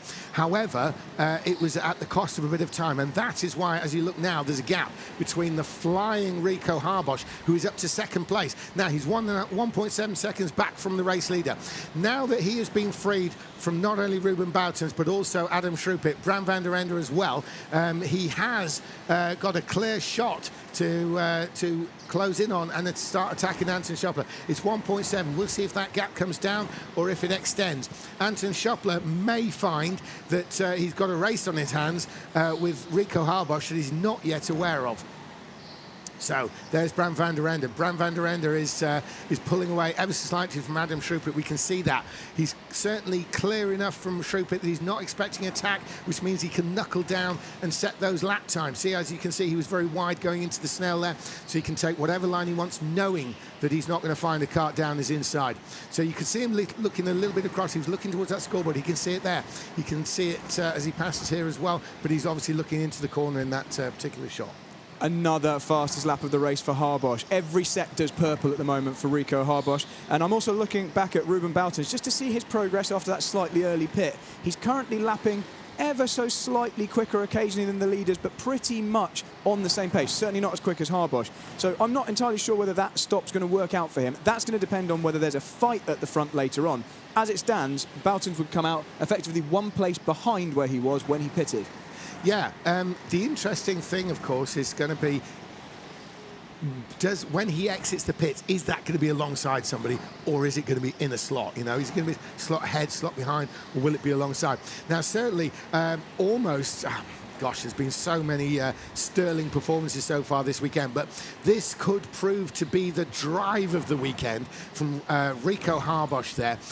If he can turn this around into a win, if he can close down, because he's down to 1.1 on Anton Schopler. There's Schopler and there's Rico Harbosch. If Harbosch wins this will be the drive of the weekend, because he's now closed right in on the American. He's almost halved the gap to the American Schopler. There's Schopler in purple. Here comes Rico Harbosch with the green helmet. This is absolutely outstanding, Brad. It's also key that he catches him whilst there's still enough time left on the scoreboard that Schopler can't afford to defend. He needs to be close enough, and we've got a contact warning for Harbosch, but that means that the pass was fine, because that must relate to contact earlier on. So if there's no investigation, we think Harbosch is clear. So, as I was saying, it's important that he catches Schopler when Schopler can't afford to defend. The moment he starts defending, he's going to lose an additional place, potentially to Boutons. So Harbosch might be able to make a clean move if there's some space left by Schopler whilst he's just pushing on the racing line. Absolutely, and if anyone can find that space to make a clear move, Rico Harbosch is definitely one of those. As I say, he is a former world champion, so he knows exactly what to do. Of course, he's as a world champion, he's simply racing the people he's used to racing in pretty much everywhere. So there's only one or two sort of people who are contenders in the World Championship who aren't actually here this weekend, and we are looking at a former champ, Ruben Boutons. He's further back in the race, but Rico Harbosch there. He's now right on the tail of Anton Schopler. Anton Schopler nods there. He's had information about this, and it may well be that we see Schopler either making a later. Yeah, he's going to have to try to sort of be in the way of Harbosch. Harbosch down inside, and he's done it. It was like Schopler half defended and left exactly the right size shape for Rico Harbosch to slot through. It was a Harbosch-size hole, that, wasn't it? And Rico Harbosch has taken the lead on the track. Now, the reason why that is particularly helpful is because it still leaves the pit stop option in hand. He will probably now play the long game. He'll sit there. His concern now about making a pit stop is not about those around him. It's probably a lot more to do with what will he come out of. His team will be making sure that they'll be doing the calculations and making sure that he does not come out of the pits in amongst a gaggle of karts, and that will mean simply hands down he's won the race, because here comes Rico Harbosch, former world champion. He's an absolute class act, as we can see here. You'll only see him racing here in the UK, in the BRKC. He won't be doing anything else in the UK. He's another sort of when he was up and coming, he sort of took a while to get the results, and then the results came thick and fast. He competes all over Europe, of course, and he's actually been the Polish Championship. He's won that 3 times, and on top of his world title, and he's looking good. If he can be driving like this all weekend, he may end up winning the British Championship as well. 6.5 minutes to go, and into the pits you've got Anton Schopler. Yep, Schopler in. I was expecting this one after losing out on that lead on track. He's got Sam Slater giving him the coordinations. It's a good pit stop, and he's going to come out next to Boutons, but Boutons just takes it. Yeah, Ruben Boutons has benefited there. He obviously went into the pits some way. In fact, he was 3rd place when Anton Schopler was leading, and now he's come out ahead of the American Schopler. Obviously, he's come out ahead of Schopler. Could he leapfrog Harbosch, or is that absolutely no way, Brad? No, I don't think that one is in question. Harbosch is just far too fast and has pulled the gap. But what could have changed is Schopler could have pitted slightly earlier. What he did was choose to stay out and try and defend against Harbosch. Probably his more realistic battle would have been just to accept that move was going to happen, not fight Harbosch, and perhaps even pit before Harbosch had reached him to defend against Boutons. And thereby sort of almost accepting defeat to Harbosch, but beating everybody else. And he's found himself down in 3rd place. Yeah, now he's in a real fight position. Yeah. He's in a real fight with everybody he could have been. So basically what you were looking at there, folks, at home, is that Anton Schopler was trying to stay in front of Rico Harbosch. He's not trying to hold him up, but he is preventing him doing those really quick laps if he was fighting for the lead. As a result, in the pits, Anthony. Neil Durrant in the pit lane. I think it may have been an invalidated stop, though, because gate 1, I saw a hint of yellow. Not sure if there was a green, and I can confirm it's a bad stop for Neil Durrant. Well, that's a real shame for him because he's come back out in 7th position. Looking at the numbers, though, if he has to come back in and go out, that'll almost certainly push him down to 10th place.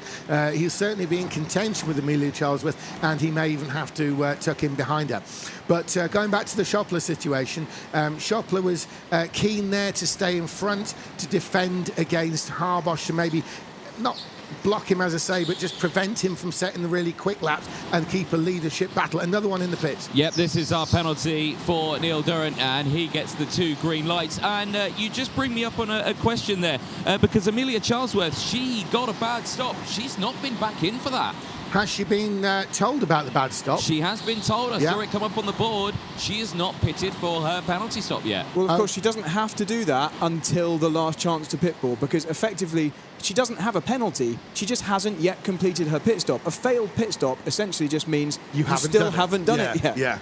So, yes, the organisers are looking for a clean pit stop by everybody in this race. If it takes you 5 pit stops to do a clean pit stop, it's 5 pit stops, isn't it? So, so Amelia Charlesworth, she still has actually quite some time with which to make that clean stop. We obviously look at it as almost like a penalty stop. Yeah.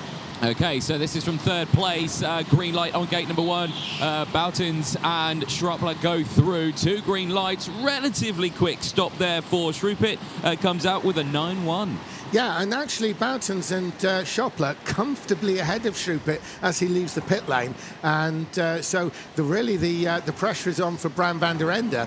Where does he end up within this lead 5 that he was originally in? Right, speak and it shall appear. We have got the number 11 into the pit lane now, Amelia Charlesworth, and unfortunately double stacking here for Bram van der Eyden, who leaves the pit lane now after 2 green lights. It's a 9-2 for him, but he got caught out there by Amelia's 2nd stop.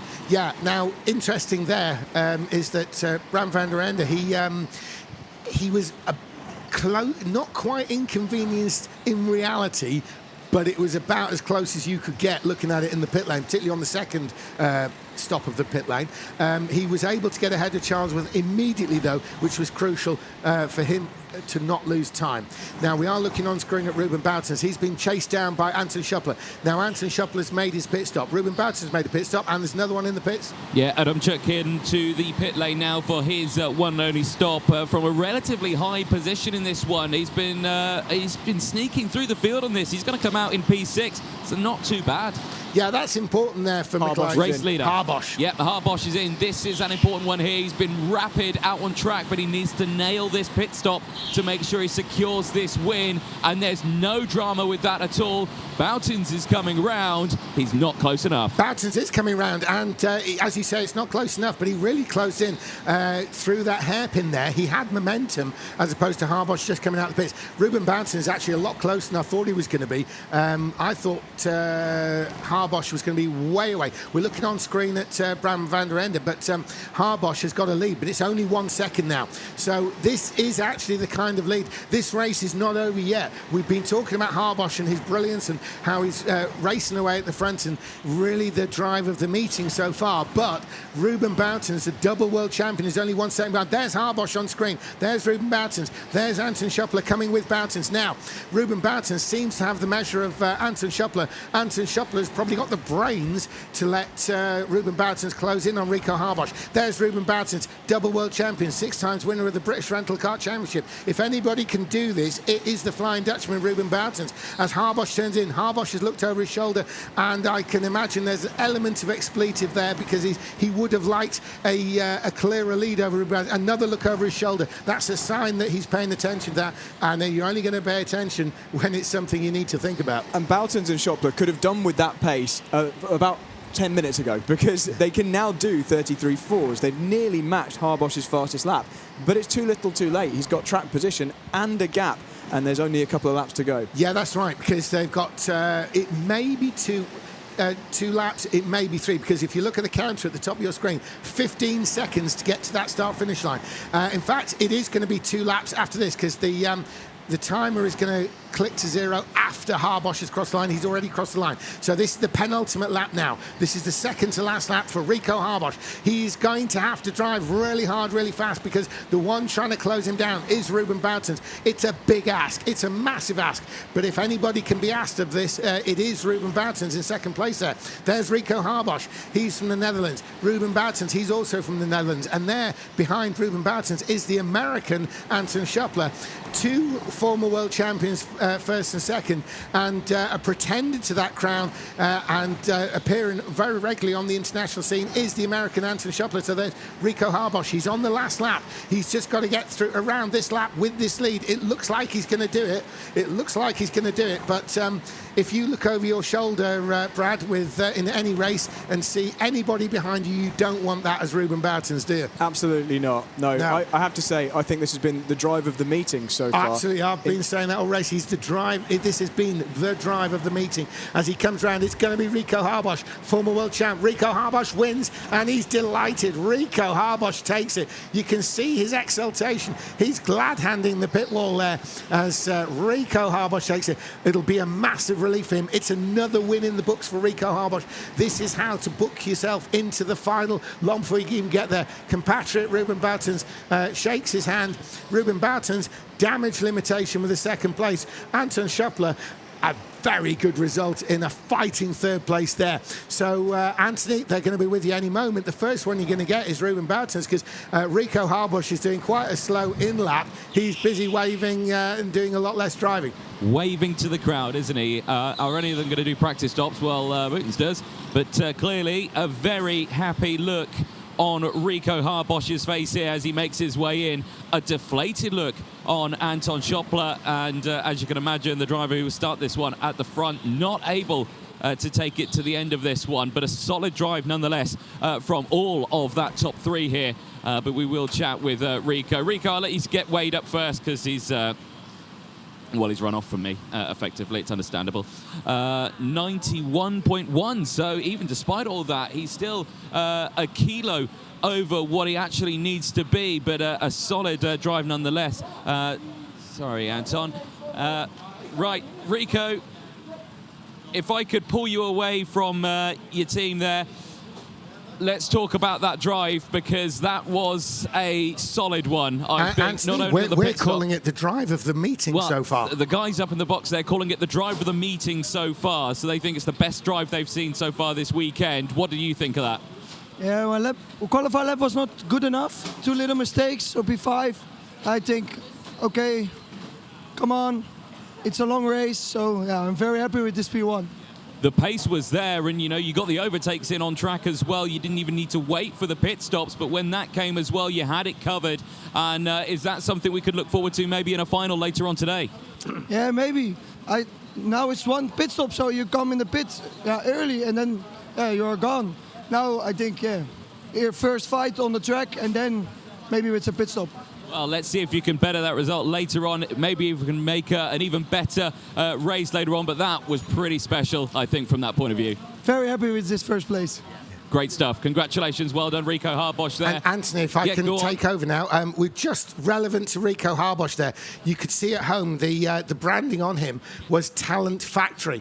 And Talent Factory is an offshoot of that very strong Belgian team, Blue Star Racing. It's almost their junior division. That's what they use to bring on their drivers. So very much a protege of the likes of Ruben Boutens is Rico Harbosch. You can see the Talent Factory branding on him there. And before we go to the next heat, we're going to go over to Brad Philpott for some analysis. Yeah, also relevant to that driver he was talking about are these moves you're about to see. So again, I keep bringing you moves in the snail. Well, I've got 2 for you this time, and they're both from the same driver. This driver has my favourite helmet of the meeting as well, and it's Rico Harbosch. This is earlier in the race as he was moving up through the field. Look at the opposite lock on the driver here. He's really sideways into this corner, and that's what opened the gap for Harbosch to come down the inside and make that move. And then just slightly later on, we had another crucial move, which was this one here. And he made several. Here we go, this time on Anton Schöppler to take the lead of the race. There is the Rico Harbosch-shaped gap that was left by Schöppler, straight down the inside, clean as you like, and that's a race win for you. And you can see, Brad, as well, on the second overtake, the angle coming out of the the snail. In the first overtake, he actually made some contact with the front of the car who's passing Shrewpit, and that kind of almost straightened him off in the middle of the corner. So it's a much tighter exit there, a much cleaner pass on the second one from an exit point of view. It all depends on what your competitor allows you, doesn't it? The amount of space Shrewpit was full opposite lock, so he was obviously sliding and tagged the back of Harbosch's machine. Now, the checker flag is out on this qualifying session for the next race, and we're going to see what we've got going on. Jacob Equal is currently fastest. We've got Lily Jeffs, Jacob Equal, Joe Simcock, Joe Hamblett, Sam Shaw, Arthur Langley, Carl Stevens, Ross Honeyman, Joe Peters and Danny Hale in this race. And currently fastest is Jacob Equal. This is where we might see Jacob Equal open his there we are seeing him on screen actually. He may well be the one who is another who makes his first win. I would also fancy a possibility of a win here for Carl Stevens. He's one of the Unthinkables team drivers. Now, we've seen Carl about the past 5 years, and he gets better.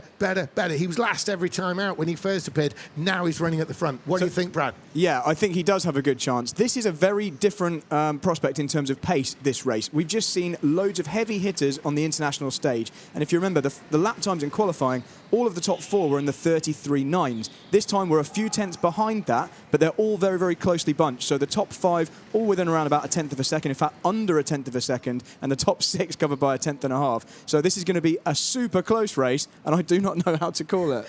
Well, it's going to be interesting. Those viewers at home, we obviously watch this screen. We have the visual picture there.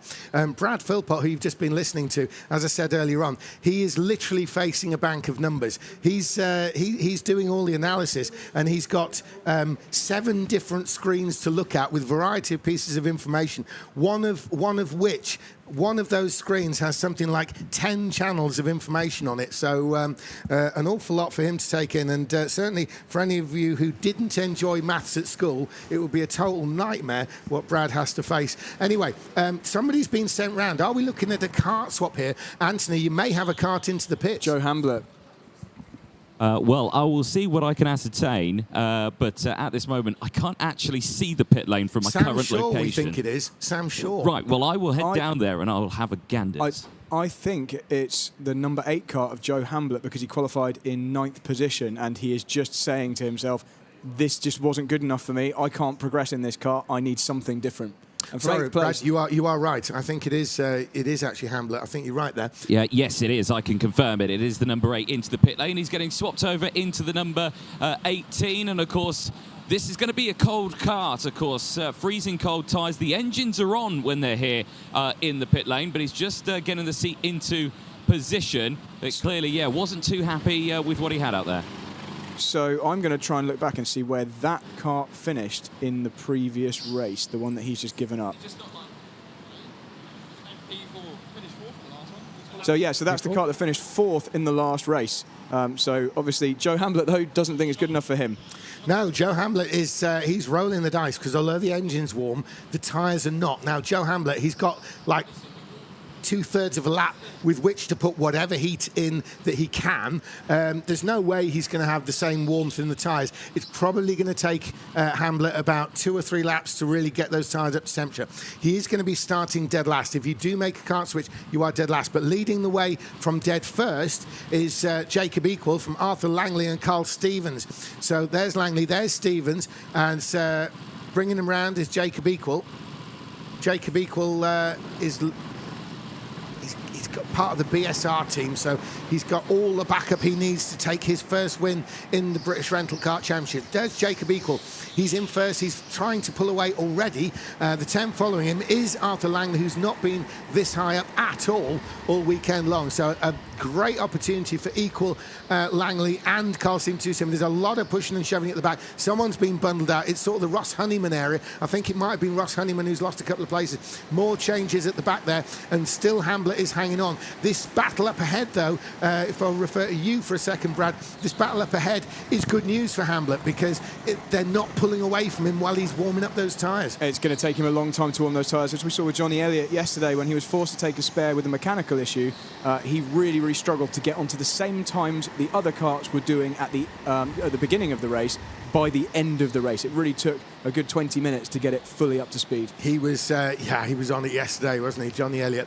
We'll see him in action later on. Meantime, we're seeing Jacob Equal in action. He's coming down to the tight corner at the end of the backstretch, and he's looking very good already. He's got 0.7 of a second lead over Langley. Will that extend?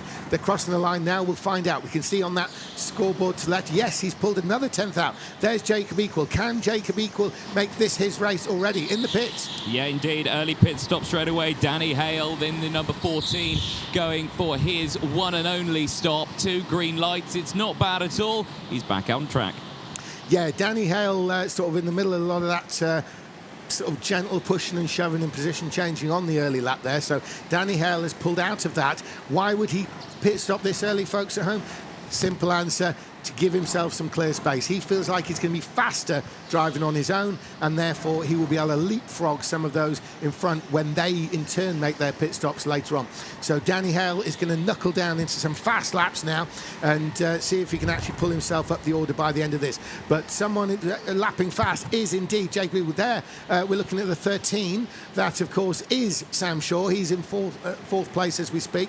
He's trying to stay with Carl Stevens ahead of him, but Stevens is pulling away and staying with Arthur Langley for second. And there is Shaw once more on camera. So Equal has now opened this gap up to 1 second. Equal finally breaks that 1 second barrier. Now Jacob Equal can set into fast laps of his own, knowing that Langley's not close enough to lunge him into any of these corners, so he's not really got a lot to worry about. So Sam Shaw there we're looking at. He's been followed by Joe Simcock. He's been followed by Joe Peters, and then Ross Honeyman is at the back of that little group there. So there's the Shaw battle. So there's a gap behind Stevens. There's Shaw. There's Simcock, there's Shaw, and behind is Simcock, Peters and Honeyman. So, Shaw, the battle behind, and then a gap to Lily Jeffs before we see Joe Hamblett. Joe Hamblett, of course, made the kart switch we saw earlier on. He went from the 8 to the 18. He pitted out from the kart that was fourth in the previous race, so we're not sure yet why that might have been. Anthony down in the pits, obviously, have you found any info on why there was a switch? No, to be brutally honest. He just said no. He just said no. I'm not happy with it. But Brad alluded to it, and we all know it. It finished fourth in the previous race and good pace. But yeah, it was just a thing. I don't want that car. He quite frankly didn't want it. No. Personally, when I'm in a position where I get to choose karts, I take a look at what the other drivers in that race were doing, and the kart that Joe swapped from was only around 1/10 slower than the fastest time Rico and Ruben were doing at the very front. And I consider myself a couple of tenths off them and say, okay, this must be a really good car. Yeah. So maybe he's got a different calculation. One thing I wanted to pick up on was Sam Shaw's going to be kicking himself for losing the gap to the little pack in front of him. You can see he's in fourth place there. Yeah. Because on the last couple of laps, he's been pretty fast. He set one of the purple sectors, but the distance now looks a little bit too big for him to claw back.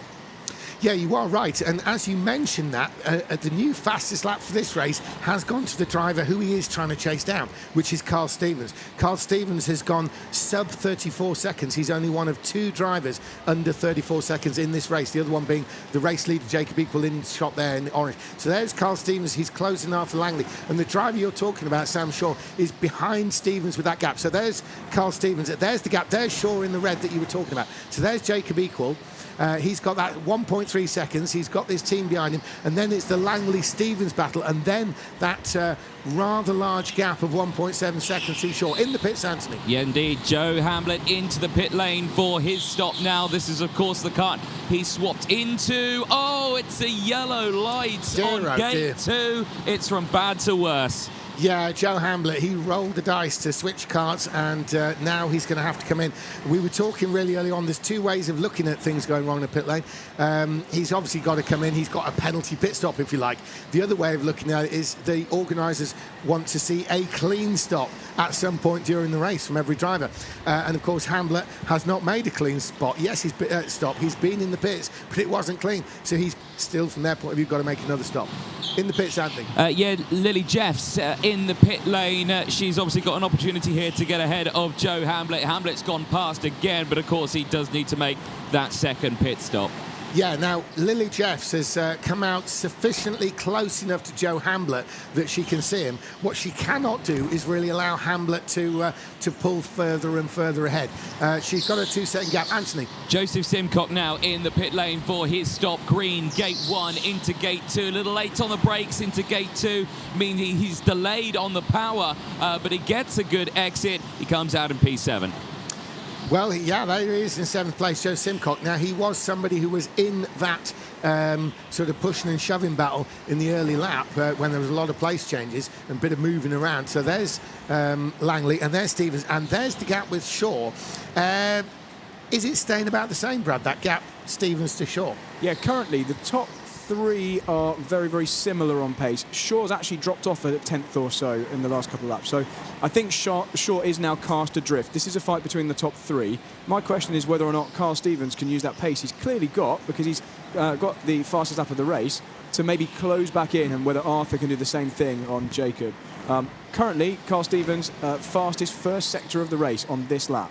Yeah, Carl Stevens really got the bit between his teeth here. That's him in the black suit behind the purple-suited Arthur Langley. So you can see there is something of a space between these two drivers. That means that Stevens is actually able to run at the pace he can really do. He's not so close to Langley that Langley's dictating what he does and dictating the speed he has. He does not have to kind of wait a little on the acceleration coming out of a corner. He's able to run a true pace there as Carl Stevens. That true pace is very fast. He's still quickest. He's also the only... in fact, Langley has now gone into the 33s because it was a case until this lap that there's a wave there from Langley to the crew. That means he's received some form of information, that acknowledgement there. It's all very cagey in this indoor karting game. So Stevens finally is chasing a driver who is in the same second bracket as him. So Langley is up the pace. Maybe that acknowledgement was yes. Yeah, I can see I'm finally in the 33s. So leading the way, Jacob Equal, 1.6 seconds ahead, and it's the battle between Langley and Stevens, as you can see, a lot closer. And there is Sam Shaw. He's sort of maintaining the gap to Stevens. He's still not yet broken into the 33 bracket, which does mean that he's still gradually losing time on the 3 karts in front. So just under 12 minutes to go now. We're in this sort of zone where we can expect things to sort of stay as they are for the moment. On the numbers there, Brad, we're still seeing Shaw as gradually losing distance to Stevens. Yeah, I don't have anything particularly exciting to tell you, unfortunately. No. I think the battle here is going to be Langley versus Stevens. They've both clearly got very similar pace. Equal, I think, when he gets his head down, is the quickest. He's now got the fastest lap of the race. It's the 33.7. It's looking relatively comfortably quicker than everyone else in the race at the moment. So he's got his 1.7 second gap. I think he's safe. So now it's going to be about whether Stevens can actually get past Langley or whether Langley can hold him off. Yeah, and whoa, there's a move there. That was Equal, though. He was putting, I think it's Lily Jeffs. Yeah, Lily Jeffs goes a lap down. There's Jacob Equal. So there's Equal. There's Lily Jeffs. And there is Langley and Stevens' battle. So Lily Jeffs sits between the two of them. She's waving Langley and Stevens through. So she realises she's a lap down. She's getting them out of her hair, basically. She can continue on at her pace without being overly affected, hopefully, by allowing those guys through. So there goes the Langley and Stevens battle. They can see Jacob Equal, but what they can't seem to is catch him. However, it does seem in that sort of movement past Lily Jeffs that Langley has been able to gain some time on the race leader, Jacob Equal. It's now down to 1.5 seconds. There is Langley that we're looking at now with the kind of purpley coloured sleeves to his race suit there. There's Jacob Equal, the race leader. Part of the all-conquering, from their point of view, BSR racing team. They compete in a lot of different events. They've got a huge team there, kind of governed by Bradley Shepherd, as there's their driver in the lead, Jacob Equal. So Jacob Equal leads them. As I say, the BSR team, they do compete in a lot of different forms of karting. If you like, it was Grandad Shepherd that set the team up really in the beginning, and Bradley Shepherd has taken the reins from Grandad and It's been a while now since the passing of grandfather Shepherd there. But since then, Bradley Shepherd's really built this team up. They compete in so much different karting. Brad, have you got something for us? I just wanted to give some kudos to Danny Hale, who just made a very clean move just out of shot on Joseph Simcock into the snail, obviously, and Ross Honeyman, who down in 6th place has just set the fastest lap of the race. Yes, Honeyman is now quickest on the track there, and he is in 6th place. And Honeyman, he's 6th place, he set the fastest lap, but he's not been in the pits yet. Is that right, Anthony? You've only had about 3 people in, yeah? Yeah, Honeyman has not pitted yet. We've had 4 pit stops in the form of Hale, Simcock, Hamblett and Jeffs. Honeyman is the last person who has not yet pitted. Now, when we talk about these pit stops, though, we are still waiting for a return to the pits of Joe Hamblett. Is that correct? That is correct. Yeah, Joe Hamblett only has done his 1 stop, which, of course, he failed, which means he has to come in and complete another.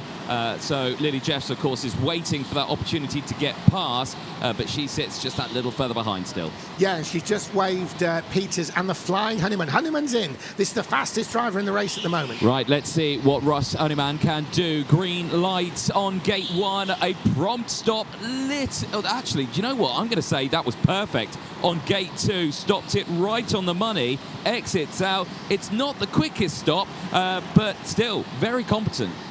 Now, Brad, your timing shows the pit stop relevant to the start line.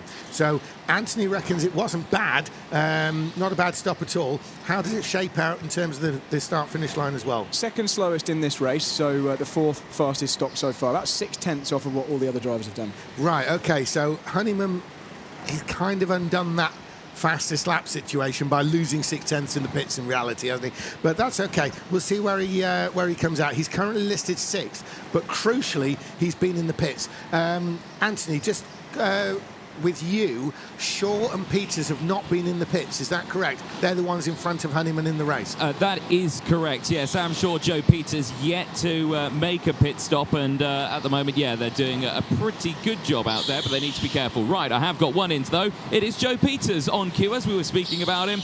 Green on gate number 1. Good acceleration on gate 2. He's going to have a bit of traffic in the form of Ross Honeyman, and he's just come out ahead, but it's a 10.2 on my screen here for that stop. Yeah, and that was very important because Honeyman was chasing Peters down. He was with Peters on the track before he made his stop. Honeyman was obviously hoping to leapfrog past Peters. Peters had to come in there. His team have obviously called him in to cover the flying Ross Honeyman. Ross Honeyman is still the fastest in this race, and having pitted from behind Joe Peters, it was vital from a strategy point of view that Peters came in the pits immediately. Otherwise, he risked being leapfrogged by the flying Ross Honeyman. And it was a half a second quicker pit stop for Joe Peters and Ross Honeyman, which might have proven crucial there. Yeah, which is exactly what we were talking about the slower stop with Honeyman, wasn't it? Exactly. And just a note on the kart parity we're seeing here today. The times have been unbelievably close all the way through the field. And in this race, the top 8 currently have fastest laps. Sorry, top 7 have fastest laps within 1/10 of a second of each other. Absolutely. The work that Formula Fast do here is really incredible. When you think that we started racing at 8 o'clock in the morning yesterday, and we finished racing at 10:30 at night, and now we've started again at 8 o'clock in the morning, and we're going to be racing till probably about 7 p.m. It says a lot that these karts can all maintain the standard. In the pits, Anthony. Yes, this is the second stop for Joe Hamblett. So the question here is, where is Lily Jeffs in all of this? And I don't think she's going to make it. It's another bad stop. It's another yellow light. So I was just saying Lily Jeffs wasn't going to claim it. She still might. She's got another chance to claim it. She's just coming towards the start line now. I believe that's Lily Jeffs just crossing the line there. So that kind of gives you a bit of a feel when Anthony finished talking about Hamblett and started saying about it wasn't a clean stop. That time that he stopped, he said that, to when I said Lily Jeffs crossing the line, that's the real gap there. So Lily Jeffs has another chance to put a position there on Joe Hamblett. It's all about Hamblett giving it away in the pit lane by some order. Sam Shaw in the pit lane for his stop now. Good stop on gate number 1 into gate 2. 2 green lights. We've seen a multiple amount of mid-10-second stops here this morning. What is it for Sam Shaw? It's a 9.8. That's a pretty good stop there. and it's good enough to keep him ahead of Peters and Honeyman. From his point of view, the crucial part of this. Now, Shaw is going to be resuming in 4th place. It's the top 3 that we're waiting for. In the pits, Stevens. Yes, indeed, it is. Carl Stevens into the pit lane. Green light on gate number 1. A little bit cautious on the get-go. Very late on the brakes there. Late on the throttle. Might be an okay stop. Let's see what the time is for him. But as he exits out, it's a 10.6. It's another yellow light. That one. That one. Hamlet. Anthony, I was watching that second light, and that was not actually a failed stop. I'm pretty sure he'll be fine with that one. The light definitely went green before it then had the... nods in the pit lane here. Yeah, in they're the pits, agreeing in with the pits says Langley. Yep, it is Langley now into the pit lane from 2nd place. Green light on gate number 1. Gate 2. Oh, he's very late on the throttle there. That's not a good exit. Now he's going to be under pressure. Stevens round the outside, but he can't make it stick. So Arthur Langley manages to just hang it in front of Carl Stevens. We can see there Stevens in the black suit turning in behind Arthur Langley as Stevens. He pitted. Langley had to counter that for this very reason, because these two were side by side across the finish line. From a Carl Stevens point of view, unfortunately for him, he was the one to the outside, so Langley was able to hang it round on the inside, even though he had less momentum having come out the pits, and he managed to just hold on. If he hadn't pitted when he did, though, Stevens would have got in front. There's Carl Stevens, the close-up there in the black suit and black helmet as they come round the revised part of the track. This important hairpin here could give Stevens a run down the inside to the snail, but he's not close enough. Race leader into the pit lane. Jacob Equal, he's got a 14-second advantage from 2nd place. All he needs to do is just relax and take this pit stop steady, and he'll be clean and dry. He's done just that. He's back out onto the circuit. Nicely done for Jacob Equal. And we could see an incredible win there by Jacob Equal. This was his golden opportunity to do it, and it seems like he's done it. He's got into the pits in the lead. He's got out of the pits in the lead. And there is Arthur Langley. This is by far his best result we've ever seen from him at this level. He's 2nd in this race. Carl Stevens now standing 3rd. This is another driver who we've seen improve, and this is a great showing by all 3 of the top 3. Again, this is their sort of opportunity race, if you like, to shine, and they are taking that opportunity, and they have done so. So with about 2.5 minutes, 2.25 minutes now to go, it is Jacob Equal with almost 4 seconds lead. Carl Stevens is working all over the back of Arthur Langley, but Langley does look like he's got it covered. He covered Stevens in the pit lane. Stevens came in. Langley had to respond. He did, and that kept him ahead when they cycled. It was really side by side though into that hairpin, Anthony. I don't know if you could quite see it from your angle, but Stevens was well up alongside, and in fact there's a wave there from Langley as if to say, work with me. Well, there's not really a lot to work with. Maybe it's almost a please don't challenge me wave as Langley continues round ahead of Carl Stevens. However, with that gap, the gap there between Langley and Stevens, if Langley can maintain that, what he can do is prevent a lunge from Stevens. If he lets Stevens get closer, areas like the snail that they've just gone through there, that section of the track is somewhere where Stevens can legitimately make a big dive. We've seen Brad Philpott using the Brad pad to show us various passing manoeuvres.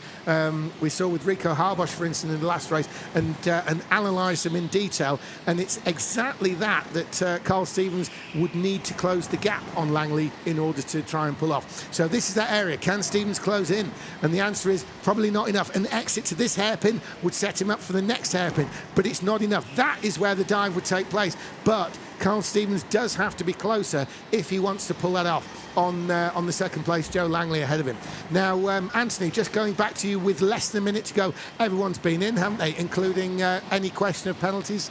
Yes, indeed. Everyone has stopped and everyone is all above board. Good. So Brad was right that was a legit penalty on Hamlet, yeah? Not a legit penalty, a legit pit stop for Hamlet. Yes, it was. The green light came on. I spoke to the staff here. They said, yeah, the green came on first. It's just I didn't see it because I'm a terrible pit lane reporter.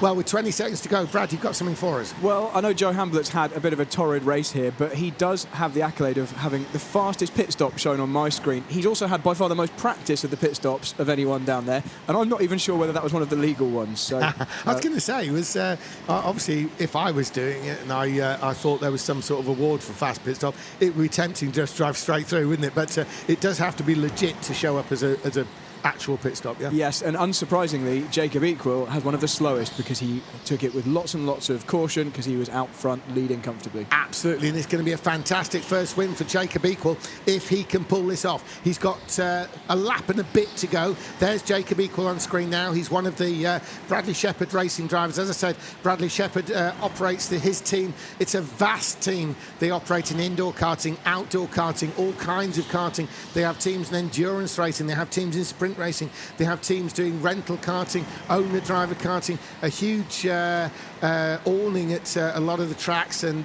he operates that team very well indeed. And one of his drivers now, Jacob Equal, has been coming on and on and on in every race he drives in, and this time he's going to take the checker flag. He's just got a couple of corners to go. Here he is, it's Jacob Equal. This is going to be a very, very popular win. It's going to be a popular win, most of all by Jacob Equal. He's going to punch the air, he does, as he crosses the line, and Jacob Equal wins from Arthur Langley. Is it? Yes, it is. He manages to stay ahead of Carl Stevens. So a fantastic 1-2-3 there for Jacob Equal, Arthur Langley and Carl Stevens. Sam Shaw maintains that fourth place from Joe Peters. Ross Honeyman is there in sixth. Danny Hale seventh. Joe Simcock eighth. Lily Jeffs ninth. And poor old Joe Hamlet rounds him out in 10th place. But heading now towards the pit lane, it is Jacob Equal. Anthony, we're going to go down to you. And here comes Jacob Equal now. Yes, indeed. Thank you very much. 3 drivers, I think, I'm going to try and hopefully have a chat with, of course, and that will be our top 3, Equal, Langley and Stevens, because all of them having an absolutely fantastic race in that one, and Stevens actually going for an extra little pit stop there just to test his skills, and, yeah, like you say, been okay with those. We did see a relatively shaky round of pit stops there by many drivers, but all the way throughout, I think they're just getting that little bit quicker over the top. There's Langley having a chat with Equal. We'll have a chat with all 3 of them at some point. I want to see which one I could grab first. In fact, we'll probably actually grab Arthur Langley first. Arthur, just want to have a quick chat. Arthur, P2 on that one. Solid drive for you. Are you happy with that result? I'm very happy with that. Yesterday I just got constant P8s, 2 P8s, so that really feels like a really good redemption. If I'm honest, I think I could have stuck on more on the back of Jacob if I had a kart that I preferred a bit more, but it just felt like the back end was going all the time. But I'm really, really happy with that, yeah. So congratulations, well done on that P2. I want to jump in with Jacob Equal here, who's just with me. Jacob, great drive from you there, exactly what you needed. And are you happy with a P1 at the start of today? Yeah, of course I'm happy at first. I mean, it just all came down to qualifying. Because, once I was first, I just left and, that was it.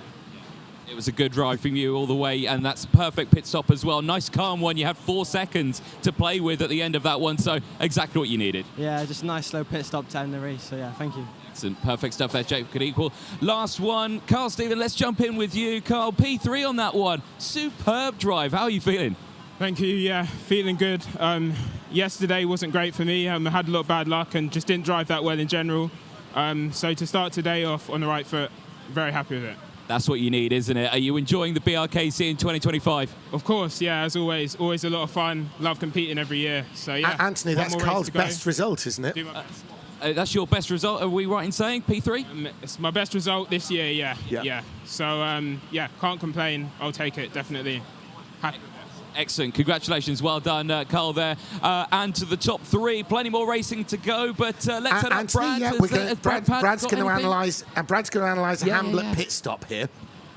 Yeah, so I'd like to take a little look at one of the things which could have proven controversial in that last race, and it has done for some other drivers, notably Dante Dillon yesterday. You'll remember there was a lot of discussion between Dante and the BSR team and race control about whether or not Dante's stop was legal or not, because it showed multiple different coloured lights all at once. So here's an example we saw with Joe Hamlet in that last race of what happens. Now, you need to understand how the lighting system works. Essentially, there's a laser beam across the track. I'm going to draw an arrow. Down here somewhere, the kart is braking a laser beam, and that beam needs to stay broken for long enough to turn this light up here green. Now, as James mentioned in one of the earlier races, you don't have to be stationary for that to happen, but you have to keep it broken for long enough. Now, let's just play this forward frame by frame. You'll see the red light turns off, and for Joe, it goes green. But before he's really moved and unbroken the beam, it goes yellow and red and green all at the same time up here. And that shows clearly that it went green first. That second set of colours was just an erroneous colour. That was just an error in the system, and the time was long enough that it was a completely legal stop. And race control can look at these kind of things and judge for themselves whether or not it was definitely a clean stop. And that's very interesting, Brad, because when we were calling it during the race, Anthony had spotted the yellow bit of it and you'd spotted the green bit of it, which is why you were able to then cut in and update us that it was a clean stop. Now, after that, we move on to the next race, and this is the last heat race on this revised layout. So we're at the end of round 3 of heats now. This is the last time we'll be racing on the revised layout. The times are coming in, but we're just going to go through the list of entries here. We've got Adam Davis, Frederick Navarro, Nicky Dolan, Damon Velding, Tyler Mays, Tristan Lloydell, Mateus Matus, Ben Paynes, Hayden Harris, and Melodica Upkiss in this one. And really, we've got a couple of race winners here. We've got Frederick Navarro, we've got Tyler Mays, Mateus Matus can win, and maybe even Tristan Lloydell, the American, and maybe even, maybe Adam Davis. He's won a BRK race before. Nicky Dolan has too. But on top is Mateus Matus after that qualifying there. The very rapid Mateus Matus from Poland is first from an incredible run by Melodica Hupkes. Melodica Hupkes has never been anywhere near second place so far this weekend. So that's an outstanding effort there.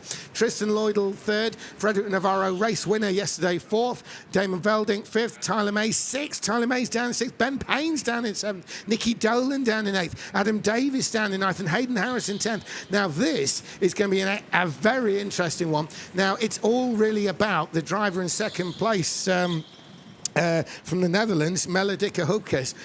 Melodica Hupkes has been absolutely nowhere near that end of the grid all weekend long. So there's Hupkes there in second place. Mateus Matus, there's going to be a lot of, a pair of black suits up at the front. And there's Tristan Lloydell in third. So let's see what happens. It's all about what speed Hupkes can maintain through these early stages, I think. So let's see what Matus does. He's going to be on the throttle. There he is. He pulls them forward and the race is on. They're crossing the line to begin. Away they go. It's a very clear start here. And Matus is going to want to get this one nailed really early. He will see this as an opportunity. He doesn't have to fight Ruben Bertens. He doesn't have to fight Rico Harbosch from his point of view.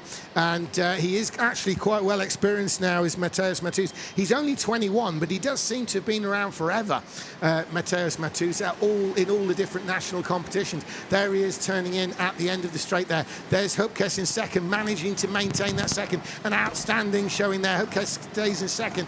It's Lloydell third. Now, they're not going to pit on the first lap, but will we see any pit visitors on the second? So there's Mateus Matus trying to open up anything of a lead he can get. And there he is into the revised section. This is the last time he's going to race on this track, as all the others. He's around the snail. He's not under attack, but Melodica Hupkes in second place is definitely getting the attention to Tristan Lloydell. So Tristan Lloydell has got Frederick Navarro up to fourth place coming with him. As there's Matus on screen. There's a gap. And here comes Melodica Hupkes. Now, no one's coming in the pits, are they? No. It's very close behind the second place driver there, but it is Mateus Matus who's checking out. There's Melodica Hupkes in second place, looking over the shoulder there to see where Tristan Lloydell is. Now, Lloydell is going to try and make a move. Is he in the hairpin of the snail there, which will be down here, which he cannot do. He cannot do. Frederick Navarro has closed right in on the back of Lloydell. Brad, you've got something. I hope Anthony's not having a Twix, because he's about to have a bunch of people coming for pit stops. These drivers are not going to want to stay in this queue for very long. And I think it's going to start with Navarro. I think Navarro, here we go. Yes, it is Navarro. Yeah, I was expecting this as well. Confirmed, no Twix in mouth at this point on. Gate 1 good for Navarro. Gate 2 also very good. Not a bad stop, but that's a very early pit stop, but well timed, 9.9. Yeah, of course. Frederick Navarro is part of... yeah, there's a move. It's Lloydell, but Dicker Hupkes absolutely comes back at Lloydell. Change for second, and Melodica Hupkes gets it back. Will we see Lloydell in the pits? Navarro's part of the BSR teams. They'll be on the case with this. Anyone else in the pits? Someone should come in. There's a change position further down. Andy, have you got one in? No? I don't have anyone in, but I can tell you right now, there has been some absolute sends in this race. The impatience of the drivers behind Meli Dika-Hupkes at the moment is unbelievable. So only Navarro in so far. Brad, you've got something. I'm just making notes furiously to get our TV director to bring me up some replays for the end of this race, because we want to analyse all that action in detail. But as it happens, it's really strung out now. There's an enormous lead for Mattis at the front here after just 4 laps. That's a second a lap on average he's pulled with 4 seconds after those 4 laps. That's right. So 5 laps in now, as Matus has almost 4. Well, he's got over 4.5 second lead from Tristan Lloydell. From Meli Dika-Hupkes in second. Tristan Lloydell's third there on screen, and then it's Tyler Mays, and then it's Ben Paynes. So they're going to close in again behind Meli Dika-Hupkes. Tristan Lloydell made a move. It was taken back by Meli Dika-Hupkes. It cost Lloydell some time. He's going to try and close in again, and then we'll see what happens up at the front. This is an amazing showing, though, by Meli Dika-Hupkes.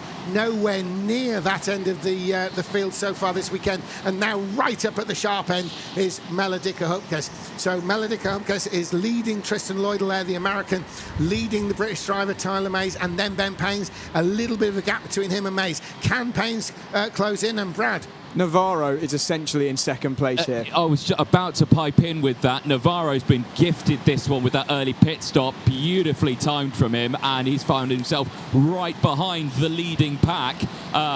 They're all in front of him.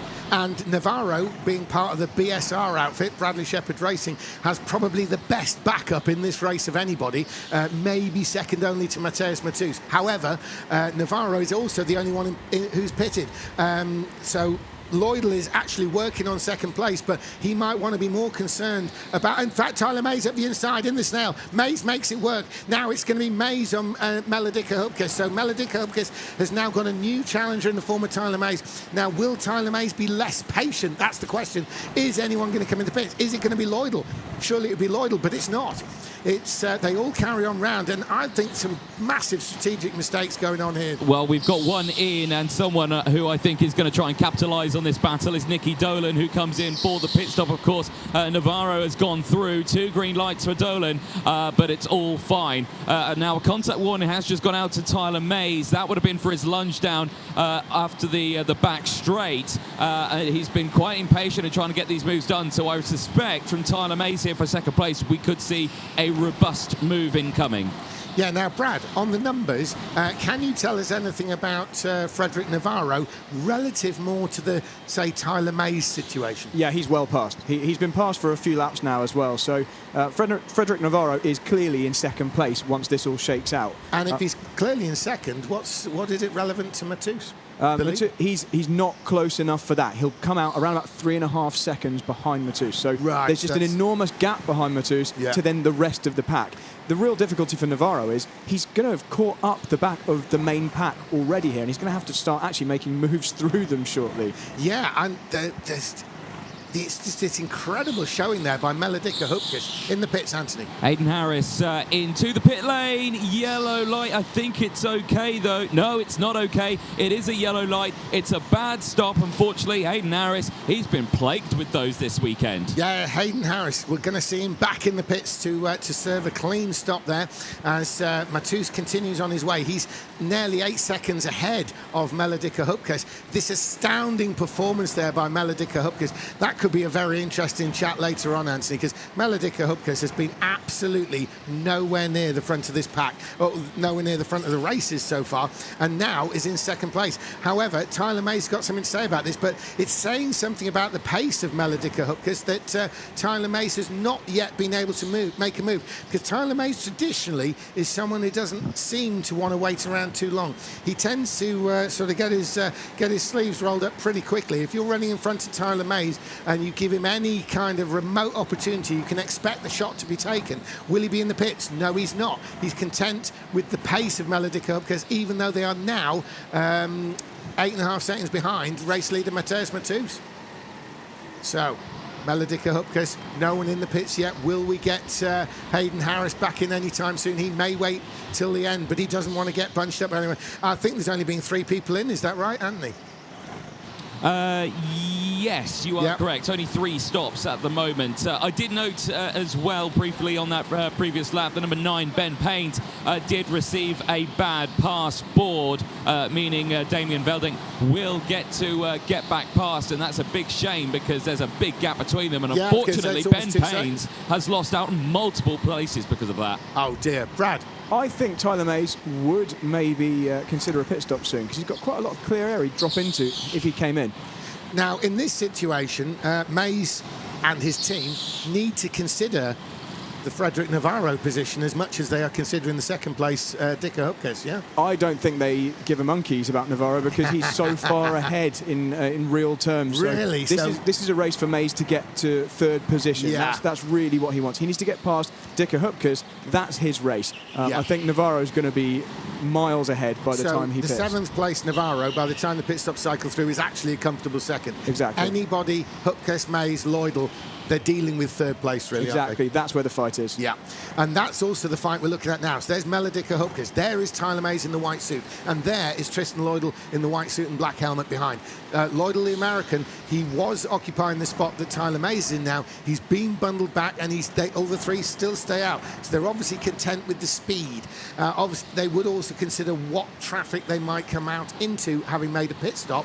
Anthony, there's still no sign of anyone coming in with 11 minutes to go. Well, we just had Ben Paines in, of course. Ben Paines, who lost out in multiple positions due to that bad pass board, has now seen an invalidated stop board as well after his pit stop. So it's just going from bad to worse for Ben Paines. Yeah, the pressure is on, isn't it? Now, obviously, Ben Paines probably came in the pits there as almost a shall we call it, a mind-settling pit stop. He got the bad pass board. He'd been thick in the action. Take the pit stop, reset yourself, and unfortunately he's now got to come in again. Maybe he was still a bit hyper from all the action earlier on. Anyway, talking of action, we've got Tyler Mays now really starting to press Melodica Hupkes. It's on screen. There's Tyler Mays. Now, he's going to go through this dogleg on the revised bit and then onto the traditional backstretch. Can he make a move down the inside here? No. He's very close, though. Yeah, in fact, the way the kart went sideways there suggests that he got a little bit caught out in the mid-corner there by Melodica Hupkes as they continue on into this tight hairpin. Melodica Hupkes there in the dark suit, and Tyler Mays is waving. Could this be a pit stop this time around? We don't know. But if there's a wave like that, it usually means something. He has acknowledged some kind of signal from the trackside there. There's Melodica Hupkes. Tyler Mays does not look as though he's in any sort of attacking frame, which does suggest a pit stop. Anthony, we got Tyler Mays coming down. He's looking across.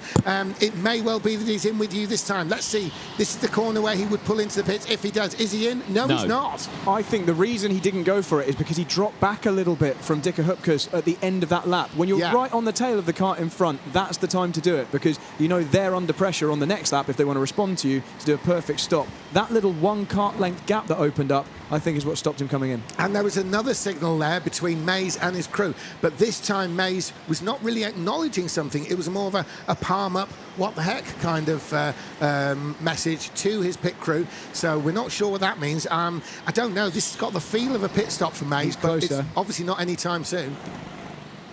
Yeah, and Lloydell's actually dropping back a little bit. The battles continue through the field, but this is the one. This is the key one. It's Melodica Hupkes from Tyler Mays, Tristan Lloydell. Melodica Hupkes continues in second place. Outstanding showing there from the Dutch driver as Tyler Mays very sideways going into the Snell there. That's cost him maybe a fraction of time as they enter the backstretch. There they are, down the backstretch.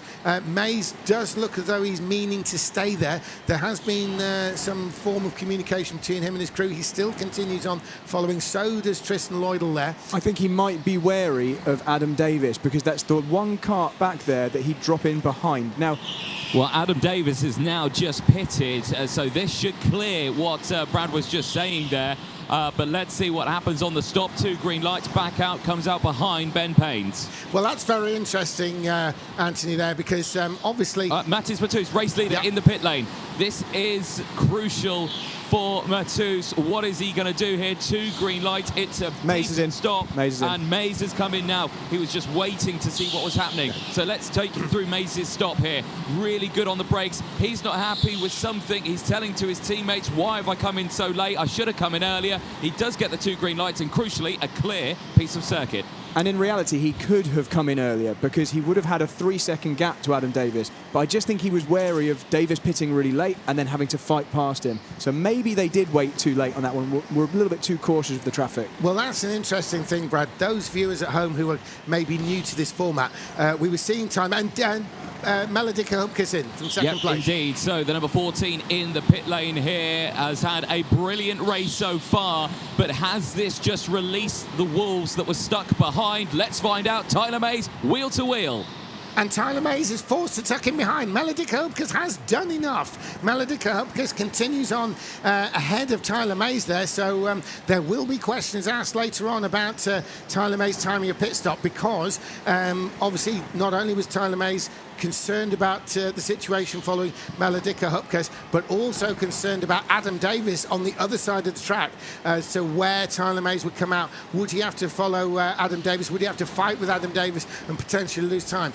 So obviously his team would have been weighing up those two things. The smart option from their point of view was to stay out longer following Melodika Hupkes. That was the best thing as far as they were concerned. However, Tyler Mays has now resumed the race behind Melodika Hupkes. He's right on the tail of the Dutch driver, so he's going to have to actually fight past on merit here. Pit stops are no longer available to him or Melodika Hupkes, so it's going to be a straight fight for Tyler Mays. Now, Mateusz Matus continues on with his lead. He's still in the lead. There is in the 21 on screen now. He's got a 5-second lead over Tristan Lloydell, who is yet to stop, I believe. Is that right, Andy? Or is yes, that is correct. Yeah, Tristan Yeah. Lloydell and Damien Velding have not yet pitted, so they are running second and third at the moment. So our real second, as you said earlier on, Brad Philpott, is going to be Frederick Navarro when those pit stops cycle through. Because if you look at the scoreboard there, if you're watching at home, you've got Mateusz Matus leading by 4.7 seconds. But in reality, that's leading plus a pit stop in the pits. Yeah, Velding into the pit lane after it had already been passed by Navarro. Navarro overtook on circuit, and I think for Velding, he just thought, right, let's just get this done, and Dustin comes out behind Tyler Mays. Now, as if to cement his dominant second place, we're looking at Frederick Navarro on screen now. He's actually closing in on Tristan Lloydell. Not only is he closing in on Tristan Lloydell for second place, Lloydell hasn't been in the pits yet either. So Lloydell will need to pit, and Navarro will move in front when he does. So, in fact, he may even pass him for position the way he's really closing in on the American. Matus continues to lead, but this is second place. Tristan Lloydell from the USA over Frederick Navarro, and Frederick Navarro has got a little bit of a decision here. He probably is aware that Lloydell is yet to be. He's down the inside in the snail. That was a cracking move there. Very clean indeed, Brad Philpott. Well, that's effectively a lapping situation. I know it's not really. That was for position on track, but because of how far out of sync those two are, I don't think Lloydell made that very difficult. This is the fight we want to see, though. This is really for position. So this is Tyler Mays, and he's been looking at the back of that number 14 car for the most of this race. I saw he was getting frustrated, I think, with his team on the pit stop timing there, but maybe he can get past Dika Hupkes on circuit and take the glory that way. Yes, and Melodika Hupkes getting the thumbs up from the team at the side there, round through that revised section of the racetrack. There's Tyler Mays. Now, Tyler Mays has 4 minutes plus 2 laps with which to do something if it is going to be done. Melodika Hupkes is definitely going to want to take that third place. This is in reality the battle over third place, even though it's over fourth right now.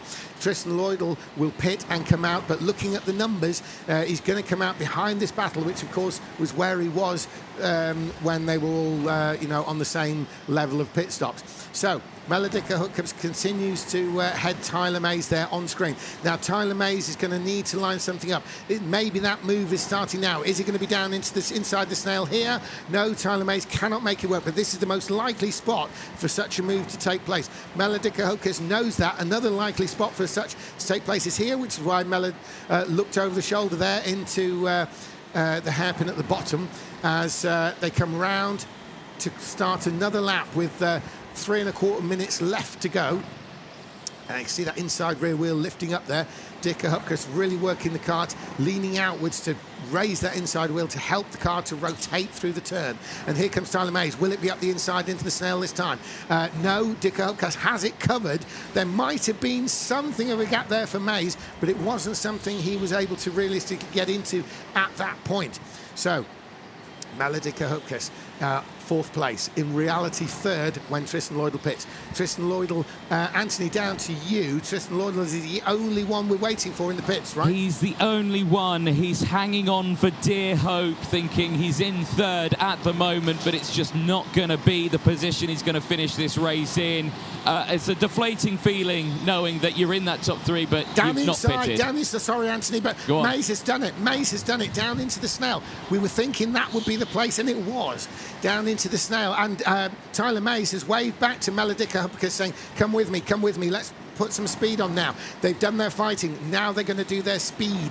So they need to be quick. They need to consider covering the pit stop of Tristan Lloydell. We'll know they'll do that easily, but they don't know that, because they know Lloydell was with them when they were battling earlier. So Tyler Mays has asked basically Dicker Hupkes to come with him and just keep pushing, don't fight, just keep pushing, set those lap times and make sure they cover Tristan Lloydell. We're fairly sure they will, but they may have some questions of their own. Well, Tristan Lloydell is now into the pit lane, green light on gate number 1. Here comes Mays, here comes Hupkes, and they're going to get past easily. They do. Mays makes it through. Dicker Hupkes makes it through, and Tyler Mays received confirmation that it has in fact been done in the pits. This is Ben Paynes in for his 2nd stop, which is what he needed to do. He waited to the very last moment and he's back out. Yeah, so we've got 1.25 minutes left to go. There's Tyler Mays. He's in 3rd place. Frederick Navarro, as advertised earlier, is occupying 2nd. All the pit stops. Dicker Hupkes making a move to the left of Tyler Mays there. Tyler Mays was able to cover it, but that kind of movement is good news for the American Tristan Lloydell, who has rejoined in 5th place. Mays acknowledging some message from the pit lane there. Now, as they cross the line, Mays has opened up his gap over Dicker Hupkes and Tristan Lloydell. It did seem as though things were going to close in, but Mays seems to be pulling the pin. We're looking at the final corner there on the live stream, and there it looks like the race leader, the 21, Mateusz Matus. Mateusz Matus has now caught Nicky Dolan. So Matus will need to get past Dolan. Well, need to, maybe not need to, because there's only 7 seconds, but Matus will want to, just to be absolutely certain. He's going to start what will be the penultimate lap as they cross the line, which is about now. So there's going to be 2 laps to go in reality. The timer will count down, then it'll show 2 laps. Next time through, we'll see the last lap board. Now up the inside, there goes Mateusz Matus. Nicky Dolan, the sportsman that he is, has moved aside, waved the leader through, and Mateusz Matus continues on his way in the lead.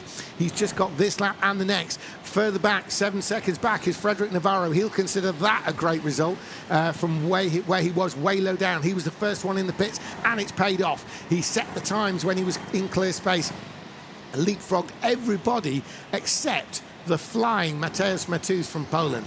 Tyler Mays is in 3rd. He'll consider that a good result as well, particularly as he's come out ahead in the battle with Dicker Hupkes. Now, Anthony, I tell you what, if you can get hold of Dicker Hupkes, this has been the drive there of the meeting for the Dutch driver. We'll see what they have to say.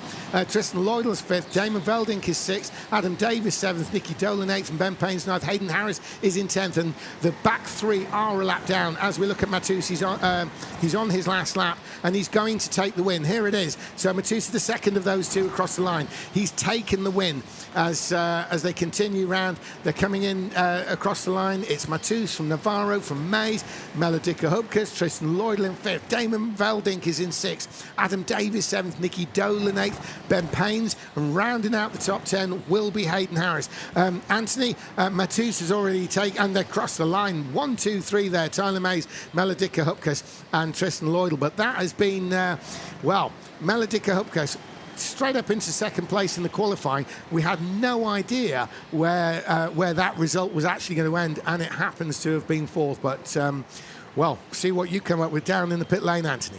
Thank you very much, guys up there in the box. But yeah, indeed, a very dramatic little race there for many, especially that start. So much concertina effect going on from, of course, everyone just so bunched up in those early stages, but it certainly unfolded into something for some drivers, just not the result they would have wanted. For some, probably their best result of the weekend and of the year itself. Well, let's jump in and have a chat with a handful of our drivers.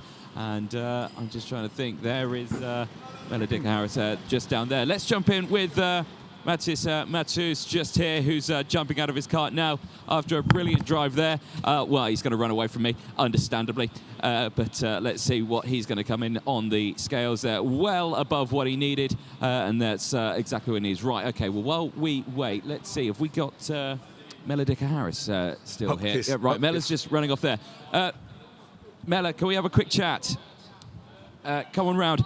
Right, that qualifying, where did that come from? I couldn't tell you. No idea. I was someone behind. I had someone in front of me who was really quick. I thought he was quick before this weekend, and I wanted to follow him. And I had a good lap.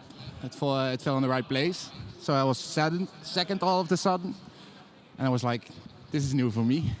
Certainly had to fight for it in the race, though, didn't you? So much was happening behind you. Were you aware of the battles kicking off behind you? In some way. But I had two coaches who were standing by the sideline just coaching me, so I was doing fine. I knew I was on for a podium, but yeah, threw it away unfortunately.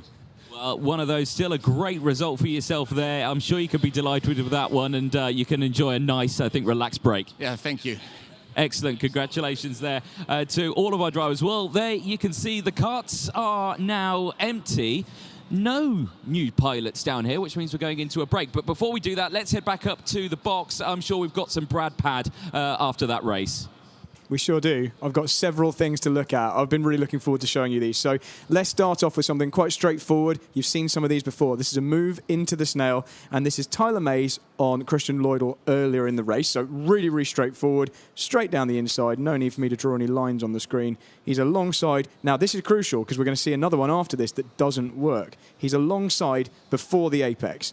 And as they approach the apex, he slips through. The kart on the outside has no ability to come back at him, and the move is done. But let's look at one where that didn't work out. So this one was Lloydell himself trying to make a move on Melodica Hupkes, and look when he gets alongside. So just at or slightly before the apex, but it's not enough, because if I play the rest of the clip for you, you see that Lloydell doesn't manage to hang on.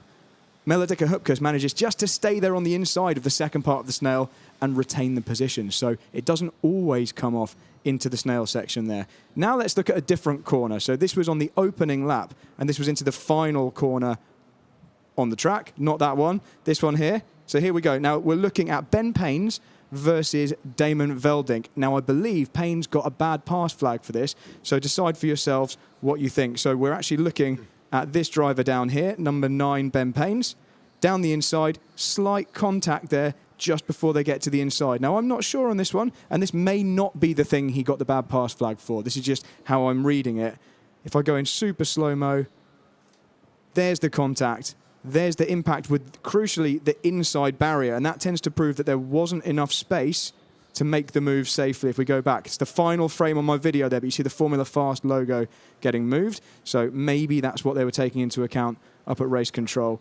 And then lastly, let's go back to our podium finisher, Tyler Mays, and see his crucial move to take that podium place into the snail, where Melodica Hupkes said he threw it away. Here we go. This is what throwing it away looks like.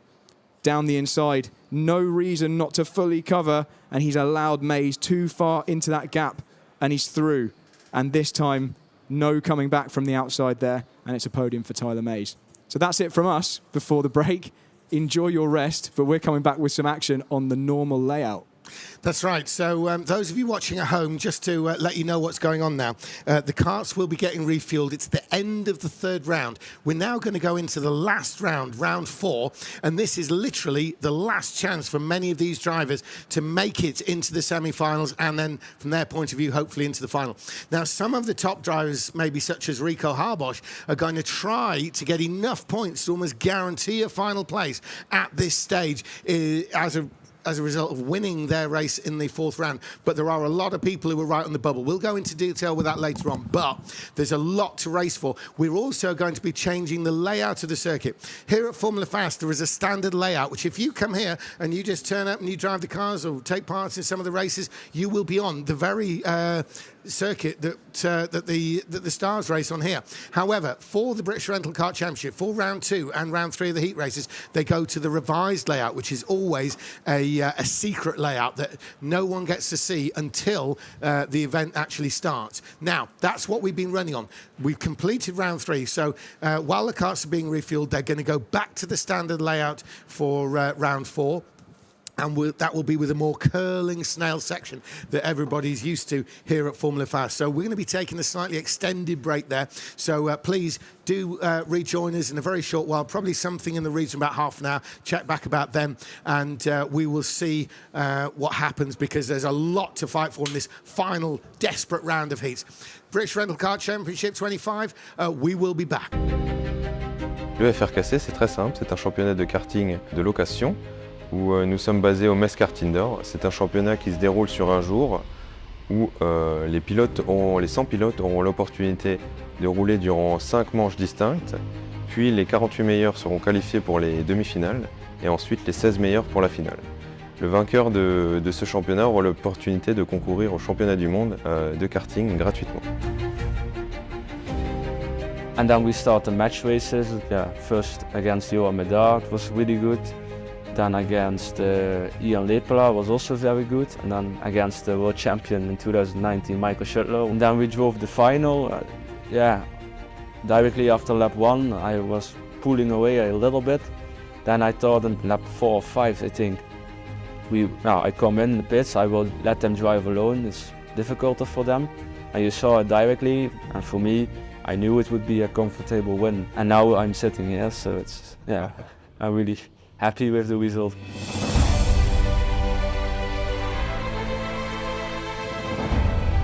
La chose dont je suis le plus fier au niveau du FRKC, c'est que les meilleurs pilotes du monde, certains champions du monde, placent ce championnat directement comme un des meilleurs championnats d'Europe. Et justement, ces championnats d'Europe qui ont plus de 10 ans d'expérience, ça me touche beaucoup.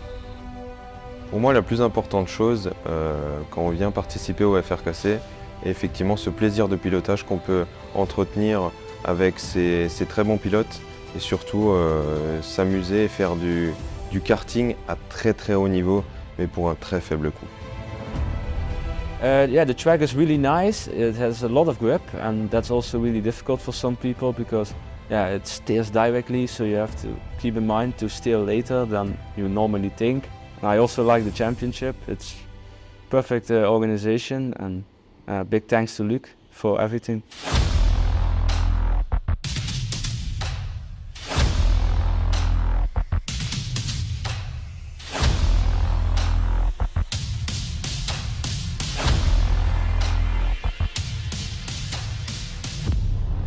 Pour moi, le FRKC est bien plus qu'un simple événement parce qu'au-delà de la course qu'on réalise durant toute la journée, les personnes continuent à s'amuser, à discuter ensemble, à pouvoir entretenir des bonnes relations et c'est le plus important pour moi. Yeah, of course, I will come back. I will defend my title, of course.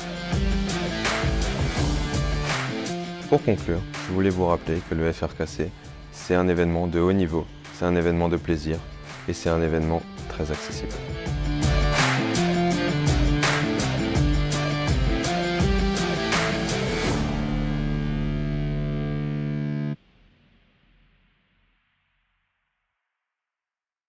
I visited Belgium to test out this karting suit in a 24-hour endurance race. The manufacturer says it's one of the fastest karting suits in the world, so I sat down with the founder of Kartskins to find out all about it.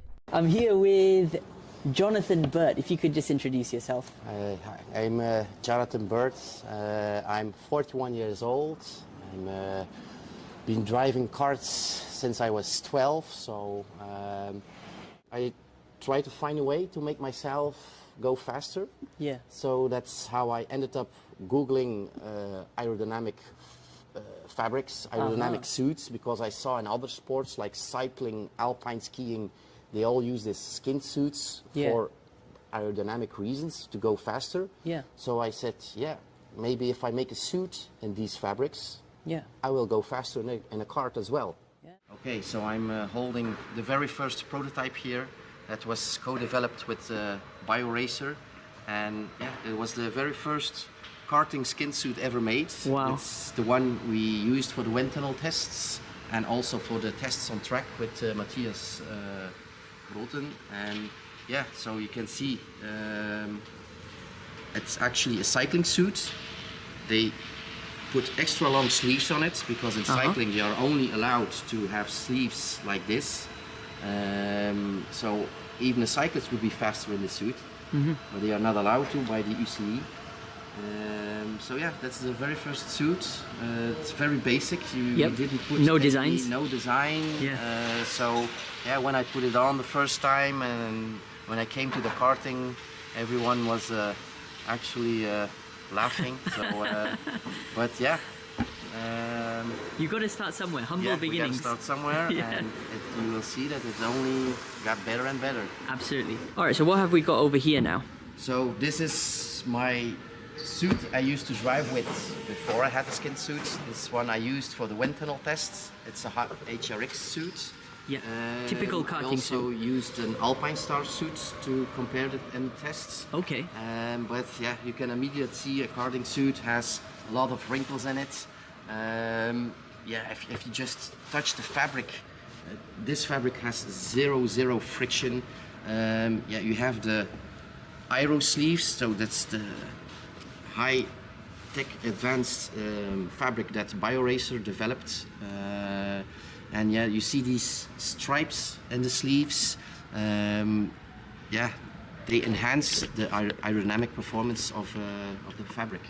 Okay, so this is the suit I used in the Kart World Championship. Though it's already with a nicer design. It's actually a copy of my of the design of my HRX suit. Okay. We have, as you can see, you can print any logo on it in high quality. So this is the original suit on the left. This is the original suit. And it's been converted to a skin suit. As you can see, there's a lot of less fabric used than in a normal suit. Yeah. You can see the aero stripe fabric. So the design, we put it everywhere. We put it on the legs and even the body. You can see the lines on the suit there. Yeah. But you can see the design translates over very nicely. It's so similar. Just an exact copy of this design. So this is a better representation. So on, so as you can see, the suit is a lot shorter, but still it's the same size. Wow, this is my karting suit size. This is my skin suit size. Wow. And you can see it stretches a lot. The main similarities is the design. How from the original on the right-hand side, and even on the back. Wow, look at that. That is pretty accurate. Yeah. I guess going back to the essence of the idea, we have a big rental kart community in the world, and when you tell them the UK's premier rental karting series is back for 2025 and is bigger than ever. The 7th season of the SRK Championship is visiting some of the country's finest circuits, including Buckmore Park, Three Sisters and Rye House. Take your pick from sprint, endurance, novice, junior and cadet championships with fantastic prizes on offer, including 2-stroke test days, cash giveaways and 24-hour race events, plus huge trophies. Get ready to experience fast, fair racing against the best rental karters in the South. Visit srkchampionship.com to sign up today.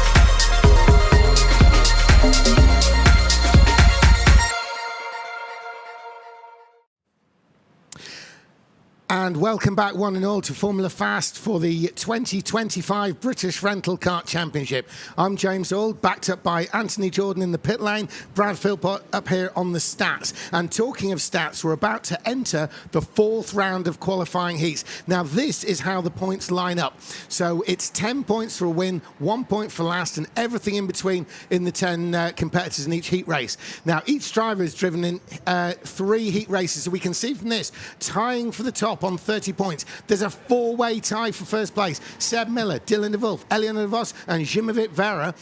They are all on tied on points. But the average lap time between the 2 layouts we have used, the fastest average lap time has gone to Seb Miller. This is an average of their best laps, if you like. So the snail section, the traditional one that we're working with, we're back to now, and the alternate layout. So we're back to the standard layout for one more round of heats. Now, some people are going to be fighting to stay in this event. There are 100 drivers entered into the BRKC. This is the last chance saloon for a number of them. 30 will go through to the semi-finals. There are 3 semi-finals, and from that, 10 will go through to the final itself. Now, people like Miller, De Wolf, De Vos, Vera, they will be considering a spot in the final now. So really, they want their points so that they can push right through the semis and into the final, because the semi-finals, the top 30 in the semi-finals, it's all about continuing to score. So if we look at this, the top 30, so right down there to Thomas Wilshire on 22 points, but Russ Lending on 22, he would be out of the event if this was the final standings, simply by being a 10th off on lap times to Thomas Wilshire, because the top 30 will go through to the 3 semi-finals. So they're heading out to qualify. We'll just stay with this screen a moment. Anyway, we'll come back to, we've got it now, so we can see the top 10 is rounded out by Bobby McKeer in a tie between Max Opdemkamp 9, Bobby McKeer 10, Tyler Mays 11. So they are on the bubble from a final point of view. But into the top 30, we're looking for performances from Ending, Shrupit, Smith, and Lewis Manley. Some real big surprises not making the top 30 yet. This is the last chance saloon. 70 drivers go home after this round of heat races.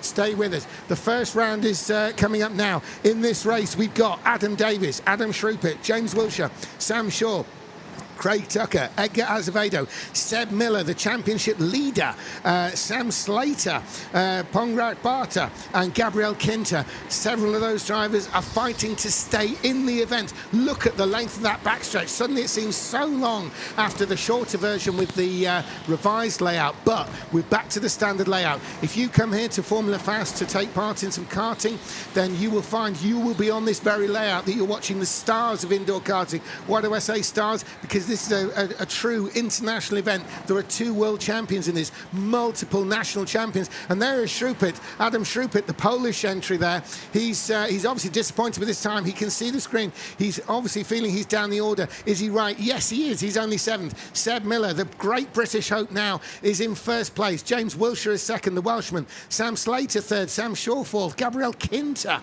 in 5th place, Edgar Azevedo 6th, Adam Shrupit 7th, Pongrash Barta, Hungarian, is in 8th, and Craig Tucker 9th. Adam Davis from Blackpool is round to mountain 10th. It's going to be a single file start, and as we see Azevedo make his way forward, it is Seb Miller who's going to lead the way. He needs to convert this immediately into a win. He's battling the drivers he's in this heat race with, including Thomas Wilshire there, but from James Wilshire, the brother, but he's also in competition with the likes of Rico Harbosch, who he's tied with, and Vera and the others who he's tied with, Dylan de Wolf, because he needs to get maximum points in this heat race, because they may get maximum heat points in their heat race. So as we look, there's Seb Miller up at the front. He is currently the British hope for the title here at Formula Fast British Rental Kart Championship 2025. Round 4 is about to get underway. We're waiting for the marshals to wave them off. There's obviously some double check being done. There's still some karts yet to join the lineup,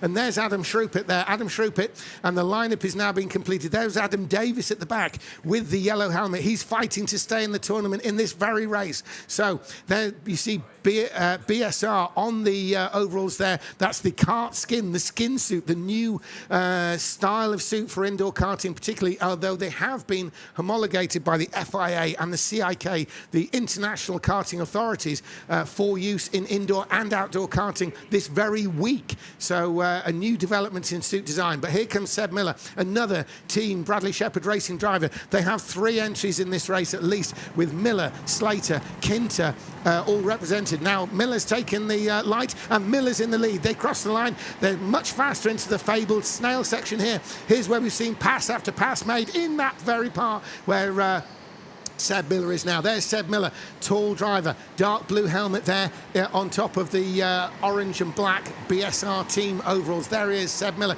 He's already trying to pull out some sort of a gap ahead of James Wilshere, the Welshman. James Wilshere, the Welshman. Oh, he's been lunged up the inside. That looks like Sam Slater. Sam Slater's made a fairly robust move there. So BSR Racing are now first and second. There's Seb Miller. He's coming towards the snail section. It's a very fast entry here. The corner tightens to this hairpin right, and then it's a tight hairpin left, and then it opens.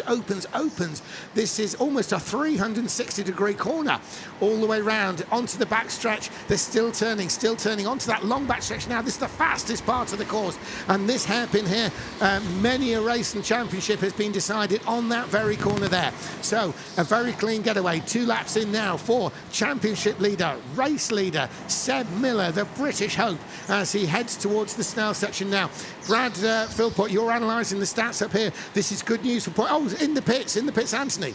Yes, indeed. It's the number 17 into the pit lane. It's a relatively decent stop. 2 green lights back out on track as well. And it's a good stop nonetheless. And that was Pongrás Barta, the Hungarian driver. A glittering international field, as I say. And Barta there is the first pit stopper. Why are the pit stops important? It allows the driver to pit out of a battle they might have been in. So Barta clearly feeling like he was losing time relative to some of those ahead and around him. Another one in the pit, Shrupit. Yeah, we've got Shrupit into the pit lane now, and again, it's looking like it's going to be a good stop here. Where's it going to come out with Barta? It's going to be close, side by side. It's very close, side by side into the snail. Barta to the outside. He's fighting, but Shrupit's got it. Shrupit claims the position into the snail. Bradley, you've got something for us. This is what we wanted to see. The kart in second place, Sam Slater, beginning to close down on Seb Miller. So, who we would have considered the team leader of the BSR team, Sam having a little bit of a tricky competition, still looking quite good. 1/1000th of a second quicker than Miller on that last lap, but still the fastest of the race. And Sam Slater with a big point to prove here.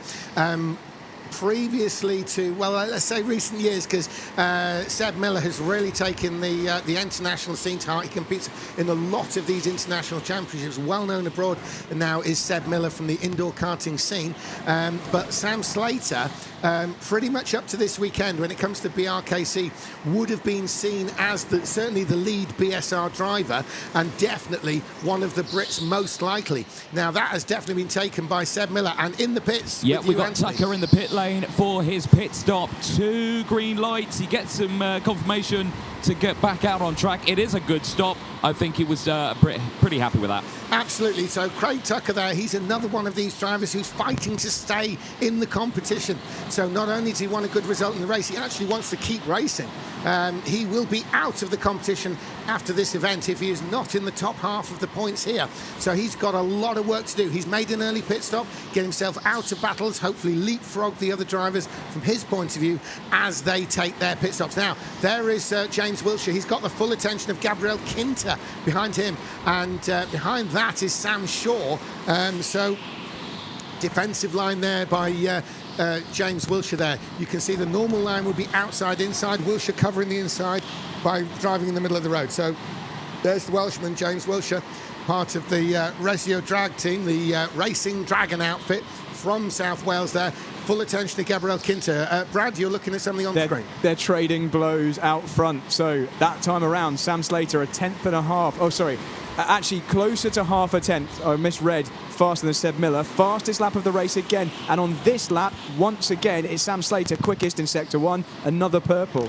And there's the tall, distinctive figure of Seb Miller making his way into the snail section. There's a second between them, and it's a lap time battle right now between him and the driver following Sam Slater. So it's not really a contested battle for position, but it is for lap times. Seb Miller wants to keep that 1 second cushion. Sam Slater wants to close that right down onto the tail of Miller. Look at Sam Slater behind. He's leaning right over the wheel there, making himself as small as he can. Seb Miller, there's no option of that for him because he is way too tall.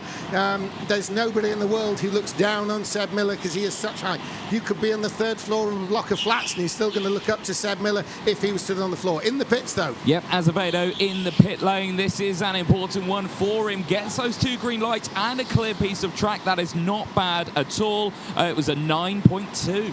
Good stop there for Edgar Azevedo, another driver fighting to stay in the tournament in this heat race. We're looking at Seb Miller. Seb Miller there is managing to hold a 1 second gap over the chasing driver there.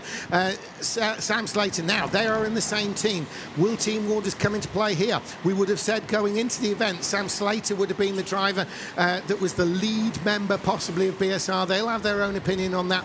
They do have a different team, so we'll double check and see whether these are actually different elements of the BSR. They got BSR white, BSR orange, all that kind of thing. But Sam Slater, I think, is driving for himself on this one. The sort of body language you can see there of the second place driver is, I am going to win this thing. But talking to BSR, now we've got Gabriel Kinter, who's past the Welshman, James Wiltshire. So Bradley Shepherd Racing there have got 1, 2, 3 in this race from their outfit point of view, their team point of view, but certainly Gabriel Kinter there is looking good at making a lot of points. Now, Brad, just want to refer to the point situation with Kinter. You're our stats man up here. How's he looking on points, and is he out of the semi-final, or is he in? It's a great question. Let me have a look through. I don't have that one to hand. He's got to be top 30 on points. I'm not sure if he is. Give me 1 moment to check and I'll come back to you. If Gabriel Kinter that we're looking at now... 40th on points with 18 points. Right, so basically he's got 18 points in the bag. I believe it's about,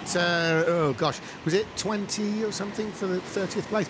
If you want to make the semi-finals here, you have to be in the top 30 after this round of heats. Gabriel Kinter is currently, as we went into this race, in 40th place. So he has to make up points. He has to make up time. He's currently third. Can he close in on the 2 leaders? Probably not is the answer. Third place, though, may be enough, depending on what else happens to other people in other heats in the scoring system. That's Gabriel Kinter, one of the BSR drivers that we are looking at on screen now. Sam Slater is closing. The gap's now 9 tenths. He's brought it down a couple of tenths over the last few laps. He's definitely the man on the move. It's quite slow progress, as you'd expect, trying to catch up with Seb Miller. But I think Sam has gotten used to this kart now, and he's got the benchmark there. He's got the yardstick of Miller in front of him. And again, another fastest Sector 1. It's Sector 1 where Sam is making up this time. Absolutely, and Sam Slater is, in fact, gone back. Sam Slater was the fastest on the track. The response from Seb Miller has been to take that fastest lap of this race back. So it's 0.9 now. Can Seb Miller open it out to 1 second? Clearly, he would like a 1 second lead just to keep things comfortable. Now, when it comes to pit stops later, if you are too fast in the pit stop, you will have to come and do it again. There's a light system in the pits. We've been looking at that this morning. If you've just joined us on the live stream, we're looking here at Seb Miller, now the great British hope for a British victor in this whole championship, trying to get points to guarantee a place in the final, because he can't win the title if he's not in the final. But he is leading on points going into this round. Look at the lead gap and the traffic that they're both approaching. It's 7 tenths. So the gap is smaller than it's been since the opening couple of laps. Seb Miller's there coming up behind someone. It looks like it's Barter, the Hungarian. No, it's Tucker first. Tucker is chasing Barter, so there's 2 drivers in front. Will Seb Miller pull into the pits because it's down to 0.6? He's down the inside to put Tucker a lap down. Now he's got Barter, so Tucker is between. No, Slater's through. Slater. So Slater has been able to take advantage. It's 0.6 of a second, as close as it's been since the early laps. Now, Pungrak Barter there is in the blue suit in front. There's Seb Miller. There's Sam Slater. This is for the lead between Miller and Slater, with Barter, the Hungarian, a lap down. Is anyone coming in the pits? No, they're not. They're going to try and pass Barter on track. Now, Seb Miller, can he do it up the inside into the snail? He's going to try. He's looking inside. He's looking inside. No, it's not going to happen. He's got to follow. Now that's Sam Slater right on his tail. Sam Slater has closed into almost nothing. Can he challenge Miller down the backstretch. He's got past Barter. Miller's alongside. Slater's going with him, but Barter Barter's comes in. blocked him. Barter's blocked Slater. Waving. Barter didn't see Slater, but Slater's through. The damage is not that serious, though, because Slater is still so much closer to Miller than was. He got blocked out there, but he has got a massive net gain on the race leader, Seb Miller there. Seb Miller has seen his lead of a second utterly destroyed. And Slater, blocked though he was, has actually been a net gain there, although he probably won't see it that way, especially when he's watching the live stream back if he loses this race. So there's Seb Miller up in the lead. There's Sam Slater now in contact with the leader. It's just over half a second. It looks closer than that, but it is half a second. Let's see what it is over the line. It's now down. It's down to exactly half a second. 0.5 on the screen. Yeah, okay, 0.59, but that's too small a number for me. So 0.5 there. It's half a second between these two. Now, Brad, you've been following the lap times as they've been developing. Who is the more believable on the consistent fast lap? Is it Slater to stay there, or is it Miller to pull away now they've been released? Yeah, I think it's Slater. I think Slater's just gradually brought this gap down. It's such a small gap in the first place. Only around a second when he started this little charge. Now we're down to half a second, but he's the one going in the right direction, and I think he'll be confident. The tricky part here is we've got two teammates, and normally the pit wall, the guys down just after the snail section there, they're coming around right now, who are guiding them in terms of when to pit. They're fighting against themselves here, so what are they going to do? Are they going to prioritise their current lead driver, Miller, who's out there leading the standings, who's looking like a shoo-in to get into the final currently, or are they going to help their driver Sam Slater, who was vice-champion last year, second in the standings, to try and get him into the final too, and maybe have some team play here? Or are they just going to let it completely play out? And that's, of course, Brad, is the great conundrum, because Miller has, he's relatively new on this sort of international scene, and he has suddenly shot to prominence here in the BRKC as the championship leader. The top Brit and the one arguably looking to get the priority treatment, shall we say, would have been Sam Slater, who, for his own reasons, wants to obviously get himself back in that position, because Seb Miller is now arguably the British hope, but Sam Slater's got something to say about that, and this calls into question any team tactics. Now, BSR do have multiple teams. Brad, do we know if they're on the same team, or are they on different BSR teams? So I'm going to say that these two guys are probably on the same team. I actually don't have the full list of team entrants here, but they're two of the best BSR drivers, aren't they? Probably the two top drivers, so you'd expect them to be in that same team. Now, the reason that there's even any of this in question when I'm mentioning are they going to help out Sam is because getting multiple drivers from the same team through into the final is crucial, so you can then work together and form a strategy. We've seen it before. If there are multiple Blue Star drivers, they're going to have had a meeting before, they're going to know what everyone's doing and work together for the benefit of the team. And it might even be to Miller's benefit, potentially, to help Sam Slater get into the final. Now, that's a very good point there, Brad, because it's going to come down to personalities there, isn't it? Because I would have said, on paper, the Blue Star team, you know, they would have been a little bit more kind of, shall we say, computer think about that, less emotion think. There's going to be a lot more emotion think within the BSR outfit, absolutely no doubt. I mean, we know the people in it, they are more emotional than the BSR, than the Blue Star regulars. Now, what I would say is that there has been a changing of the guard in this very competition from my point of view, but Slater now has closed in on Miller. I think Slater's going to do this for him. Yes, he may have to answer to Bradley Shepherd himself, but he's going to do the winning first and the apologising later. The body language is saying that right now, and the lap time. It's been confirmed they are both on the same team, as expected. BSR orange, the top team. Right, so they are in the, because BSR, just to clarify for this, for people watching home, Bradley Shepherd Racing are effectively running a couple of teams, 3 teams actually in this event. There's almost a team 1, team 2. They do it by colours, but it's team 1, team 2, team 3 in a real sense. And in the main team, the top team, the team most likely the favoured part of that BSR outfit would be does include these two drivers here. And going in, the lead driver would have been Sam Slater, but he's not leading his teammate Miller on points, and Miller's leading everybody on points. So the real conundrum from BSR is, do that. Sam Shaw has got a contact warning there, but at least it's a warning, not a penalty. But Miller, of course, is not only in front from points, but BSR have got the problem that he's leading the championship. So if he was to wave Slater through to help Slater get into the final from a team's point of view, well, you are that would be one thing if Miller was like 4th or 5th, but Miller's not 4th or 5th. He's leading the whole darn championship for drivers. That's a bigger conundrum. And there's no guarantee Miller will make the final. He still has to finish this race and, crucially, have a decent semi-final. He's obviously got an excellent chance currently of making it through. Yeah. But you still want to take every single point you can because your competitors are certainly going to be doing that. Now, Miller's won his first 3 heat races. This is his 4th and final heat race today before the semi-finals, which he's certain to make through. However, he would have been looking to make a 4 wins, so maximum 40 points. But Slater is going to have something to say about that. Anthony, in the pits. James Wiltshire in for his pit stop, and been a long time coming, actually. I'm getting a bit lonely. He's back out, 2 green lights, not a bad stop at all. It was a 9.5. Yeah, and the fact we haven't spoken to you for a while, Anthony, says its own story. It means nobody's been in the pits. Brad, you've got something. And such is the pace of these 2 leaders that either of them could pit now and come out in 3rd position, effectively behind their teammate Gabriel Quinta, who I'm sure wouldn't fight them too much. Yeah, if anybody's going to play a team game around here, it's going to be Quinta. Oh, and a nudge there. Sam Slater touches the back of Seb Miller. Now, that is going to be a real wake-up call for Seb Miller. He's had literal contact there, so he will have felt that. There's clearly no team orders going on here. Sam Slater is definitely going to take the win here. It is not over for Miller at all. Now, who's gonna blink first? They're so close now. It's 0.2 of a second, which means when they're down with you, Anthony, in making their pit stops, they're going to have to be quick, but they're going to have to risk a light. Now, if they risk the light, have to come in and do the pit stop again, especially if it's Seb Miller, potentially that could even destroy their whole championship. They could fight their way out of championship contention.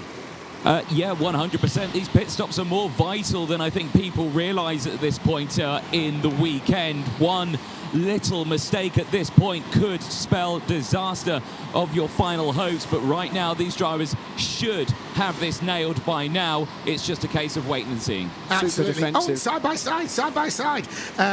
But Miller's got the advantage. Miller has somehow lost some momentum there. Sam Slater's trying to come around the outside. Incredible exit to the snail there by Sam Slater. Can he go around the outside? He's got him. Has he done it? No, he hasn't, because Miller's got the inside. Now, we're bound to see someone in the pits, I think, this lap. Is it going to be Slater? Is it going to be Miller? They're pushing and shoving. No one could actually make the pit entry there as they continue around. They've not got long left. Miller's looking over his shoulder. He's well and truly getting riled by Sam Slater. Enormous pressure from Slater. Brad, looking at the numbers, well, another side-by-side bit there. Slater gets a much better exit every time. Has something happened to Miller's kart? He's certainly not looking particularly fast. The pace has dropped off massively. They're nearly in the 33s. That's how much he's defending. It may well just be that he's gone ultra defensive. Yeah. They've clearly got the gap. So there's actually 18 seconds to the next kart that's really a threat. There's no way Gabriel Quinta is going to try and come past these guys. I'm sure team orders will be enforced. But even to him, they've got, well, only 3 seconds now. 2 seconds the gap's come down. So in short order, Quinta is about to become a factor if Miller continues to defend like this. He is, and Slater repeatedly side by side with race leader and championship leader Seb Miller. So here comes Sam Slater. He's got Miller absolutely rattled. He really has. He's piled on the pressure, so much so that Miller's forced to respond by being ultra defensive, as you say, and it's costing a lot of time. Slater's in. And he had to. Right, this is vital then for Sam Slater. His stops have been okay over the course of this weekend, but he has always been a little upset with them. 2 green lights, clear track in front. His stop is an 11.5. It's not good. And such is the pressure in this race that if Seb Miller was unaware that Slater had gone in for just 2 corners, that might have been enough, because he's going so defensive, he's costing time. Okay, he's received some. Miller's coming in.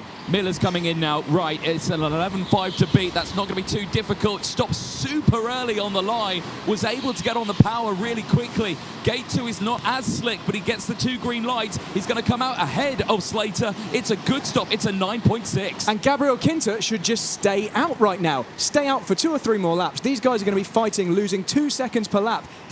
Brad, sorry to cut in. Has he got that time, though? Only 1.5 minutes to go. I don't think he has. The lights on. He's got to come in. He's got to come in. Quinta, this is. Quinta. Well, he could still jump them. These guys are going to be losing multiple seconds, even on this lap. Look at them. He's in. Right, okay, so gate 1, it goes well. Gets the green light. They're coming into the final sector now. It's going to be nail-bitingly close. Quinta's going to take it. Quinta got this? I think he has. Quinta Kinter has done it. Gabriel Kinter now. That is because of the defensive driving of Seb Miller. So wrapped up in the lead battle. And Sam Slater's through. Sam Slater's through. The over-defensive driving of Seb Miller has cost the race win there. He's been pushed not only to second but to third. So this is what's happened. An excessive battle up at the front has allowed Gabriel Kinter, the incredible Gabriel Kinter, who, as far as we know, has never won a BRKC race. It's going to be this one. And Kinter has only got probably about maybe 3 laps to go now.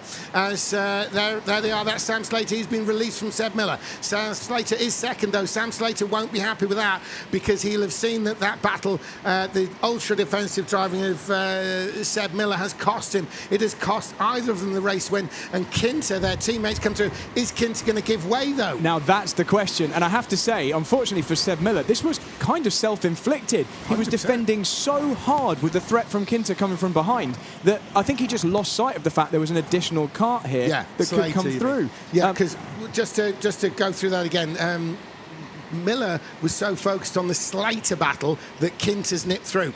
And what really would have needed to be considered in this situation is not only the battle with the one behind, but the one who might jump through after a pit stop, and that's Kinter, and that's exactly what's happened. And as it was happening, I was saying how far back Kinter was and how he wasn't a threat, but such was the defence from Miller. It was such a massive time loss, much more than we normally see before the pit stops have shaken out. You tend to see that when everybody has pitted because there's no way to be jumped, but clearly there was. Yeah, and the measure of that, Brad, that I was going to say, but there was so much action going on, was that Pongrash Barter, so far not a front runner in 9th place, was actually closing in on the lead pair as Seb Miller, was a lap down, but closing on the lead pair as Seb Miller was defending. So that's how much time was lost. But here comes Gabriel Kinter. It's going to be an incredible, what I believe, opening win there for Gabriel Kinter. He wins for the first time in the BRKC. Gabriel Kinter takes it. An amazing result there. He was fast when he needed to be.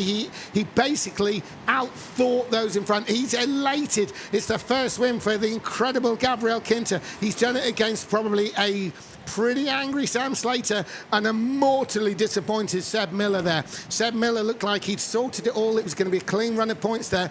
We're going to have to see. This will alter the championship a little bit at the top. There will be the other top drivers like Dylan de Wolf, for example, Rico Harbosch. You're paying attention. Look at Gabriel Kinter. Have you seen a happier winner? They're coming down to you, Anthony. Kinter, he's going to be difficult to talk to.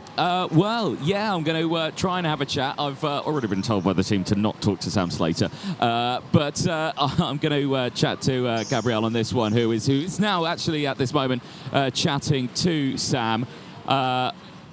Oh, God, I'd love to butt in on this and be a fly on the wall. Gabriel, let's jump in very quickly. Congratulations on that one. That you not only got the jump on one, but 3 other drivers. That is how you do it in BRKC. It is indeed. Honestly, I wasn't expecting to win that in the last few laps. I got called in by the team a lap before Seb came in. I saw Seb had come in and I knew that was my chance, so I just had to floor it. As soon as I knew they were scrapping, I knew the chance had opened for it, and I just grabbed it with all the hands I could. There was concern when you had to come in for the pit because we were thinking maybe 1 or 2 more laps, but you were running out of time. The pit's closed light was on. You had to come in, but it paid off for you. The pace that you had out there, it certainly worked out. I think it was helped by the fact that Sam and the others were all fighting still on that one. You were able to close in at that point. Of course, Sebastian Miller trying to work on hard, but you were just focused out there as well. Were you hearing the screams from the sidelines during that? I was definitely before I came in and during the pit stop, I saw hands waving, screaming everywhere, but again, I got a good start to the race. As you said, they were squabbling and I just managed to take advantage of it. But you certainly did. Congratulations, well done. We'll let yourself get weighed up and sorted out and everything like that. Brilliant stuff from Gabo Kinter, but Brad, tell us, is that enough to get him into those semi-finals and maybe even that final? Well, that's an interesting point. We'll take a look at the point standings themselves shortly. But before that, let me just show you the move that Sam Slater made to take what he thought was going to be the win. So this was Sam Slater on Seb Miller. Here we go. I'll just show you in slow-mo. Now, we've seen quite a few moves into the snail. This was one of the more on-the-line moves. I don't know whether Sam got any kind of contact warning for that, but he arrived at the inside and at the apex pretty late. Look, Seb Miller's nose is nearly at the tyres here. There's no Sam Slater in sight at that point. And if we just drag across here, you can see, look how far back he is. Definitely opening a gap there at the last moment. If we go frame by frame, that's the pinch point. I think we can go take a look in a moment at just how wide Seb did leave the door in the first place. So he invited Sam down the inside, and Sam took that invitation. Don't think it's been looked at by race control anyway, but here, this is the crucial part for me. I think this massive gap to the inside that Miller has left, in fact, let me use my tools, down here has definitely given Sam Slater the invitation. And if I just play it one more time, you can see he's slipped through. Unfortunately for him, though, that wasn't the end of the story, and his teammate Kinter won the race.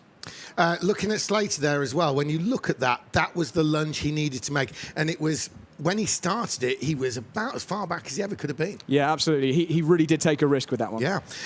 Also, point to note there was, while Anthony was interviewing Gabriel Kinter, I was looking behind, and there was a red-faced, very grim-looking Sam Slater talking to absolutely nobody. He is furious about that. As I say, talking to nobody. Most importantly, definitely not talking to Seb Miller. Right, so they're heading out now onto the qualifying for the next heat race. There's a drop in points there for championship leader Seb Miller. We'll see what happens here. Some of these drivers again are battling to stay in the championship. Some are looking to try and cement a place in the final, even though they've got the semi-finals next, because how does that work? It's not about position, if you like, in the semi-final. It's about points. The semi-finals are the right to continue scoring, and it's only for the top 30 out of 100 drivers, which means people like Jamie Burke, we're looking on screen here, some people are fighting to stay in the tournament. Some drivers like Sam Slater and Seb Miller are fighting to get preferential kart draw in the final, but the likes of Jamie Burke there are actually fighting to stay in the championship at all. And so currently listed at the top on the warm-up lap, if you like, is Joe Simcock. The checker flag is out, so Burke there has set his time. He's been beaten by Thomas Wiltshire, who's been beaten by Max Opdemkamp, the current Polish champion there, Max Opdemkamp. There's a lot of these national championships around Europe, and Opdemkamp is the champion of Poland, even though he's actually a Dutchman, as Opdemkamp maintains that first place from Thomas Wiltshire, the Welshman, Bram van der Ende and Joe Simcock, and Alex Ford. Tristan Lloydell, the American, has been pushed to 6th, and he's another one who does need a serious amount of points from this. Jamie Burke there, 7th. 8th is Adam Sheargold, who we saw win earlier. This is not what Adam Sheargold needs. He is racing for a place in the semi-finals and does not need 8th place. Bram Gelton, we've never seen Bram Gelton ever that low. Bram Gelton is another one who needs points, and Amelia Charlesworth, ditto. So Amelia Charlesworth does need to do very well here to stay in the competition.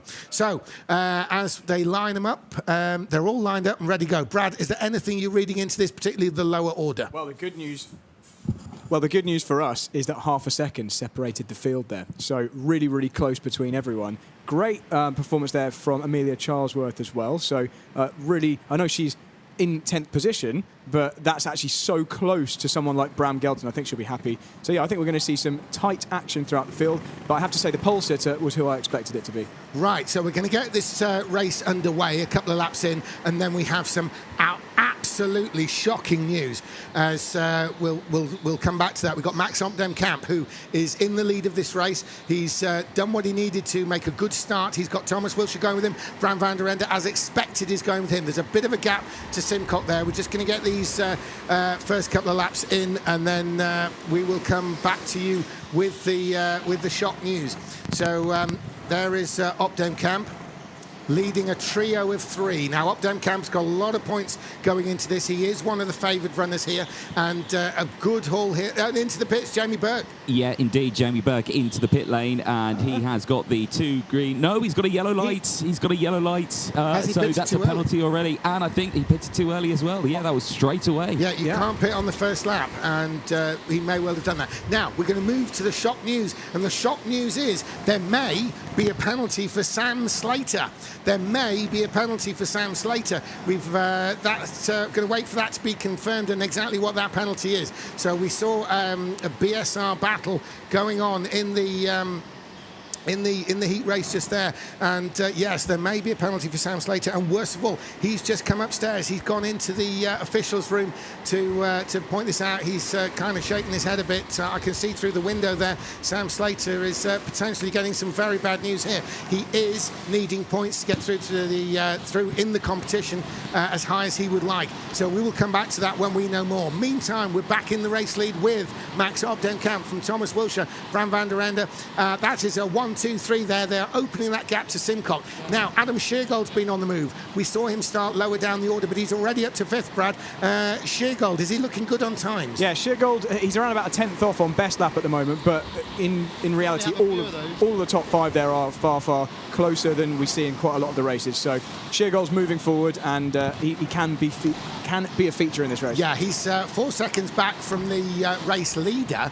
However, he has won a race earlier on and in the competition, and he is potentially, one who's going to go through to the semi-final and the final as a result of that massive point scoring when he won. However, he's still got to fight for it because, some of his other results have been a bit further down. So there's Simcock in the background. We can't yet see Sheargold. It's a 4-second difference between the leader here, Max Obdenkamp, the current champion of Poland, a very identical style event to this, but obviously in Poland in September every year. And Max Obdenkamp is the current champion of that. The star of the junior levels. Down with you, Anthony. Yes, indeed. Bram Gelton in for his first pit stop. All good. Jamie Burke's about to cross the start-finish line and see a board saying Kart 9 2 times invalidated pit stops. Yes, he pitted too early and he got a yellow light, meaning he's got to come in another 2 times. Oh dear, a penalty on his penalty, basically, yeah.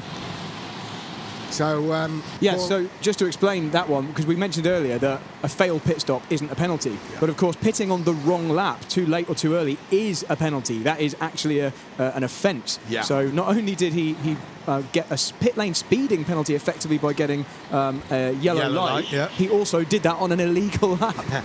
So right. just to carry on. Well, he's in now for that first one, and he gets 2 green lights. That's 1 down. He's got to do 1 more, and then he can continue his race. Right. So, just to go through that with the viewers at home, what the organisers want to see is a driver come in, stop on red, go on green, stop on red, go on green. They stop twice in the same pit.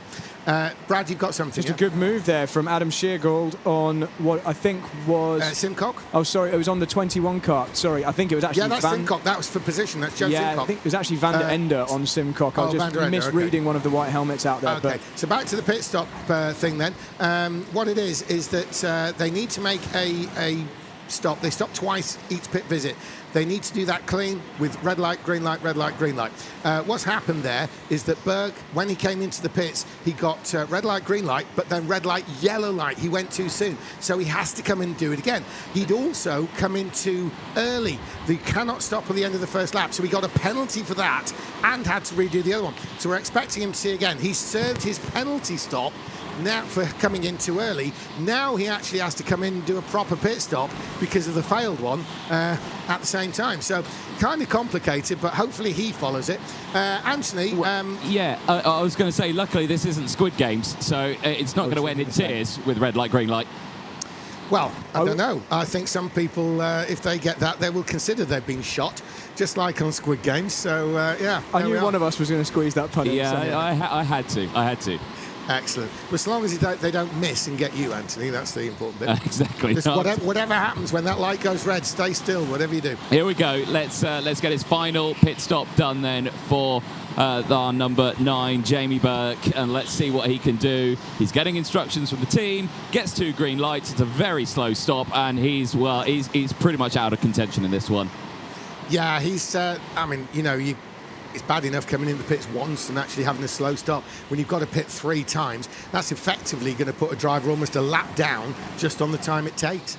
So we have a really, really good fight developing at the front here because the top 3 drivers, Obdenkamp, Wilshire and Van der Ende, are really, really close on lap time. 30.8, 30.75, 30.8 for the top 3. And also Adam Sheargold down there in 4th place with a 4 and a bit second gap, also lapping in that same kind of time bracket. So as we saw in the previous race, if anything starts happening in terms of defence from those front karts, he'll be right with them. This is an interesting scenario. He's coming again. He didn't need to do that. He's done both of them already. He's just coming for another one. maybe it's just some pit stop practice now, because this will put him out of the event. He's out of the event on points. I just want to come back, Brad, to the situation. Brad, you were saying there was a tight battle going on ahead. Now, I'm sure when we were looking at the points earlier on, you need to be in the top 30 to get through to the semi-finals on points. 70 drivers will go home.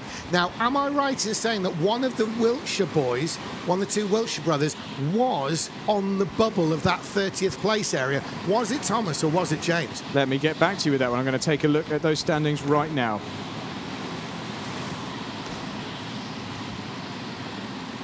So we're with Max Obdenkamp as Brad considers the point situation. Max Obdenkamp is leading the race. He's keeping Thomas Wiltshire a lungeable distance back. So Thomas Wilshire's not close enough to make a move. Brad. And it is Thomas Wiltshire. It is Thomas Wiltshire. I thought he was the one there. He is the last person into the semi-finals at the moment. Yeah. If he finishes in this position, he will book himself a place in the semis. Yeah, he will. Obviously, that's subject to those around him because we have seen some times where in this last round of heats, someone does what Thomas Wiltshire is doing. I was thinking he was right on the bubble. I remember we were looking at it. Thomas Wiltshire there is doing the best he can do. Thomas Wiltshire is very good, and he's come on strong very much in recent years. But against the likes of Max Obdenkamp, he is doing...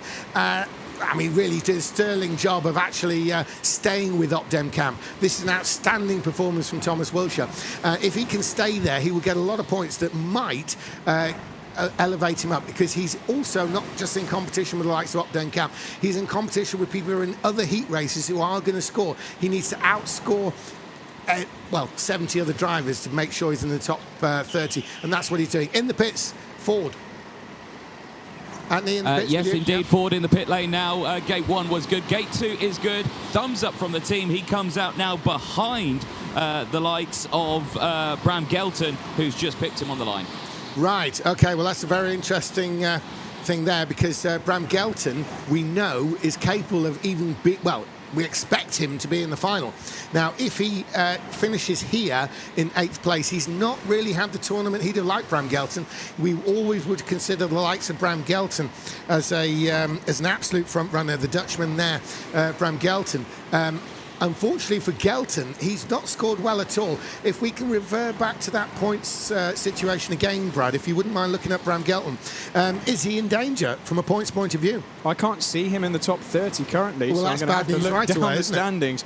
Bram Gelton is in 44th position, 17 points currently, so yeah, I don't think he's getting through. How many points up to 30 from where he was going into this race? So he's 17 points going in. What's 30 points? The 30th place. In 30th position, 22. Right, so that's a 5-point net difference going into this round of heats. So really, Bram Gelton there, if you're watching at home, we're talking about the drivers 8th, down there in 8th place. Bram Gelton, we would never normally see him run down there. He's 14 places and 5 points net from getting through to the semi-final. It's 10 points for a win, 1 point for last, and everything in between. So Bram Gelton has a lot of work to do. So whatever he does, had better be good, and it better be now, because he's 8th place and needs really a top 3. It doesn't look the way Thomas Wiltshire closed right in on Max Obdenkamp. Now Thomas Wiltshire is going to make a race of this, because Obdenkamp is trying to be clever here. He's trying to maintain a serene position first, but Thomas Wiltshire looks like he's got other ideas. Thomas Wiltshire is really closed in on Max Obdenkamp now. Will Thomas Wiltshire go for the move on track? Will he try and pit stop his way around what he considers the race for the lead against Max Obdenkamp? They've dropped Graham van der Ende a bit. Obdenkamp has had to go defensive into the hairpin. That says a lot about what Max Obdenkamp thinks of Thomas Wiltshire. He thinks he's going to make a move. He's looked over his shoulder there to check where he is. Brad, this is not the sort of showing with the best will in the world that we'd expect from Thomas Wiltshire, but he's really, really on a mission here to get himself not only to the front and to win his first BRKC race and win, as far as we know, the first ever race for the at this level for the Razio Draga team, and he's making moves.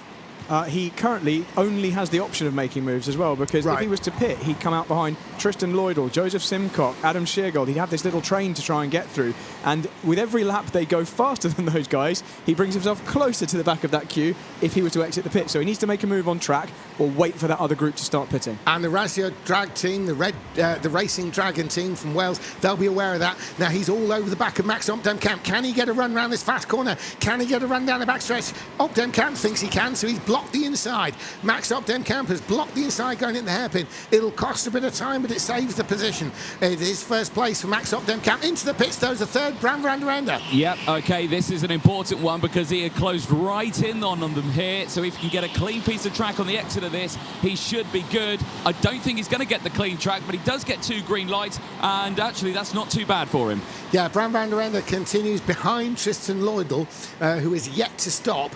There's about 4 seconds between them, but Bram van der Ende suddenly really close in that lead pair once Max Opdemkamp had got defensive. Obviously, that slows them down when that happens. So Bram van der Ende saw that he really made some chunky gains on those two. He pitted away from what he saw as a developing fight between these leaders. That's what was going on there.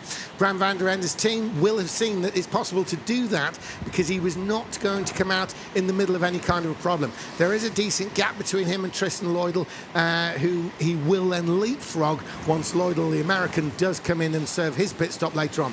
There's just under 8 minutes now with Max Opdemkamp continuing to lead. Now, looking at the numbers, Brad, we are seeing Thomas Wilshere credited with the fastest lap of this race, and that's probably likely to remain for some time because Max Opdemkamp is forced into a defensive situation. Yep, that's exactly right. But Sheargold's quickest now.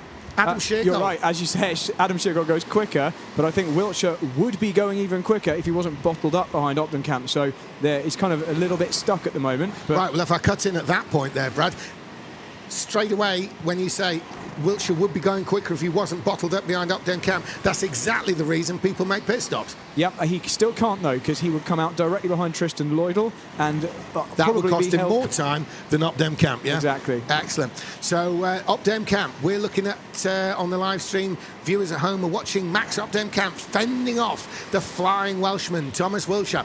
Thomas Wilshere there, rapid down the backstretch. He's got enough of a gap now that he can actually start putting in those laps, and he does. He responds immediately with a new fastest lap for this race. So Thomas Wilshere, the flying Welshman, is currently fastest on the track. He's faster than the driver in front, which is the reigning Polish champion, Max Opdemkamp. Now, can Wilshere make a race of this? He's going to try and do it on the track, because if he doesn't, he's going to come out in the middle of a fight with the, I wouldn't say slower, the slightly less fast Tristan Loydel compared with the ridiculously fast Max Opdemkamp. So, and the good news for Wilshere is he's currently around about half a second quicker than that pair of karts he's trying to jump. So Simcock and Loydel, they're in the 31.0s, while Sheargold's doing 30.5. So a few more laps and he'll have that gap. So bringing Anthony into this one down in the pit lane, the pit stop of the race may well be the most important stop of the race, may well be the Wilshere stop, because he is going to have to make this good. If he can make an absolute cracker of a stop and Opdemkamp is less than optimal, he could end up winning this race. However, you know, you're going to have a front row seat on that. What do you make of it? Well, looking at my timing screen down here, of course, Wilshere, I will agree with you. He's got probably the most important one if he can try and get the jump here. He does need to be careful, of course, of Loydel and Bram van der Eyden. But, of course, we're waiting for that battle to kick off because Bram van der Eyden, he's closing in, actually, on Loydel and Simcock. So that's going to become vital. I was going to go over to Brad Philpott on that one. Brad's got all the numbers. He's got all the stats. Can you tell us, Brad, if Bram van der Ende is actually in contention with this lead battle? Well, if they start fighting, he will be, because it's currently 11.4 seconds behind that lead pairing. So we know when it gets down to the 10-second region, suddenly you're under threat. So the Loydel's coming in. Loydel's coming in. So this is important now. This opens the door then to the rest. Green light on gate number 1, comes into gate 2 for Loydel. Oh, it's a long pause. It's a bad stop. It's a green light, but it's a slow stop. So will this bring Thomas Wilshere into the pits? If it does, it's going to be right now. Is he in? No, he's not. He's continuing out there. Carry on, Brad. Still has Simcock there in that region. I think he would now jump Simcock there. So I do think Wilshere has the option of pitting now. Now, separately to all of this, I just want to draw attention to third place Adam Sheargold. Adam Sheargold, I've been keeping a little eye on the lap. Simcock in the pit lane, sorry, go James. And it's a yellow light on gate 1, penalty, and a bad stop for Joseph Simcock. Joe Simcock out of 5th place and straight into the into the penalty zone. So Joe Simcock, bad luck for him, but I just want to go back to Adam Sheargold, because lap after lap after lap, Sheargold is setting new fastest laps for this race. The last 3, 4, 5 laps, it's been Sheargold quicker, Sheargold quicker, Sheargold quicker. In fact, the last lap he did is a new fastest lap for this race as I speak. So we resume there with Max Opdenkamp with the lead. What looks like a bit of a gap to Thomas Wilshere, so that does release immediate pressure from Opdenkamp, so we can expect him to improve his lap times. Does the fastest lap go back to Opdenkamp? No, it doesn't this time around, but he's now able to adopt a more fast line rather than a defensive line against the Welshman Thomas Wilshere. Now, although they don't have mirrors, at this level, at this international level of indoor karting, these drivers literally do have eyes in the back of their head. You can bet your life that the driver you're looking at on the 13 there, the Dutchman Max Opdenkamp, he knows exactly what Thomas Wilshere is doing behind him. He knows exactly whether he's left, right, wherever he is, how close he is, everything he knows. He's got information from his team on the pit wall. There is an understood set of signals, but he is coming up some back markers. He's coming up to 2 of them. Will we see some pit stops? Will it be Opdenkamp? Will it be Thomas Wilshere? Could this be an inspired moment by Thomas Wilshere to come in before Opdenkamp? If it's going to be that, it's going to be on this lap. Anthony, get ready. Brad, you've got something. What?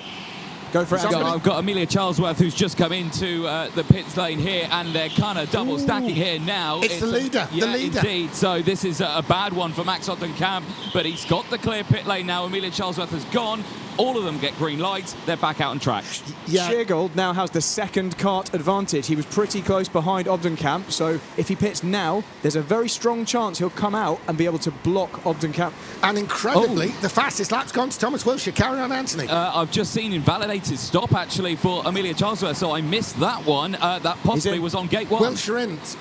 Wilshere in, so this is a vital one. This is the important one. Gate 1, green light, all good. Comes in to gate number 2, stops relatively early, is on the power early as well, comes out but behind. Comfortable. Sorry for cutting in there. Yeah, give us the numbers, comfortable Brad. for Opdenkamp. Yeah. So it wasn't the second kart advantage we thought. He lost more time staying out that extra lap. I think also did quite a cautious pit stop. What was the time, Anthony? For Thomas Wilshere. Wilshere, it was a 10-second on the dot, so yeah, a relatively calm one. Yeah. Sheargold's in. Sheargold is in. This is going to be a important one from the lead. Gate 1 is good. It was a bit of a shaky gate 1, but it is a green one. Gets the green light here. Here's Wilshere. It's going to be close. Yeah, and he's down in the 3rd place now, up to 3rd place, shall I say, because he was nowhere near that in the qualifying. So Adam Sheargold has done what he needed to do. It may have been a bit of an ask to try and make it up to Opdenkamp and Thomas Wilshere, but he's only 2 seconds back in the pits. This is Joe Simcock for his second stop. Gets the 2 green lights. We are waiting as well for Amelia Charlesworth as well. She's now come in because the pit's closing light came on about a couple of laps ago, so this actually might be a bit too late. But she gets the green light on gate number 1, goes into gate 2. Oh, it's a yellow light on gate 2. It's going from bad to worse for Amelia Charlesworth. She's throwing her hands up. The team are confused. I don't know what's happening here. And that's a nightmare, because that was the last chance to pit, and she's pitted and now cannot do any kind of re-pit. She has to do it again because of that yellow light, but she can't because there's no space available to do it because now the pit window is closed. Everybody has been in the pits, but look at this. We've got a pretty close run in terms of time up ahead. We've got Max Opdenkamp from 2 seconds, Thomas Wilshere, but only 6/10 back is the flying Adam Sheargold. Fastest lap of this race, though, is with Thomas Wilshere, but the last lap was much quicker by Sheargold by 0.2 of a second. Brad, Sheargold looks like he's on the moves. You've got the numbers in front of you. What's it look like? Yeah, it should be comfortable still for Wilshere just because he can defend like crazy from this point onwards. I've just been taking a look into why we've suddenly ended up with this gap between Opdenkamp and Wilshere when they were so close before the pit stop. Pit stop, simple. Anthony gave us the pit stop time, and it didn't look like Wilshere did a particularly bad one. But when you take into account the run to the start line, it was actually 1 second slower. So one of those 2 seconds that's opened up was simply pit stop time. Yeah, so those watching at home, Anthony has the time that they are in the pits. Brad has the time of when they actually actually go in the pits and get to the start line, where we're seeing that Opden Camp is going to take the win. Opden Camp takes the win. A fantastic second place for Thomas Wilshire. An incredible third for Adam Sheargold. He's right on the tail of Thomas Wilshire across the line there. An amazing run through the field by Adam Sheargold. Bram van der Ende has moved into fourth. Tristan Lloydell fifth. Bram Gelton has gone up to sixth, but it might not be enough to keep him in the competition.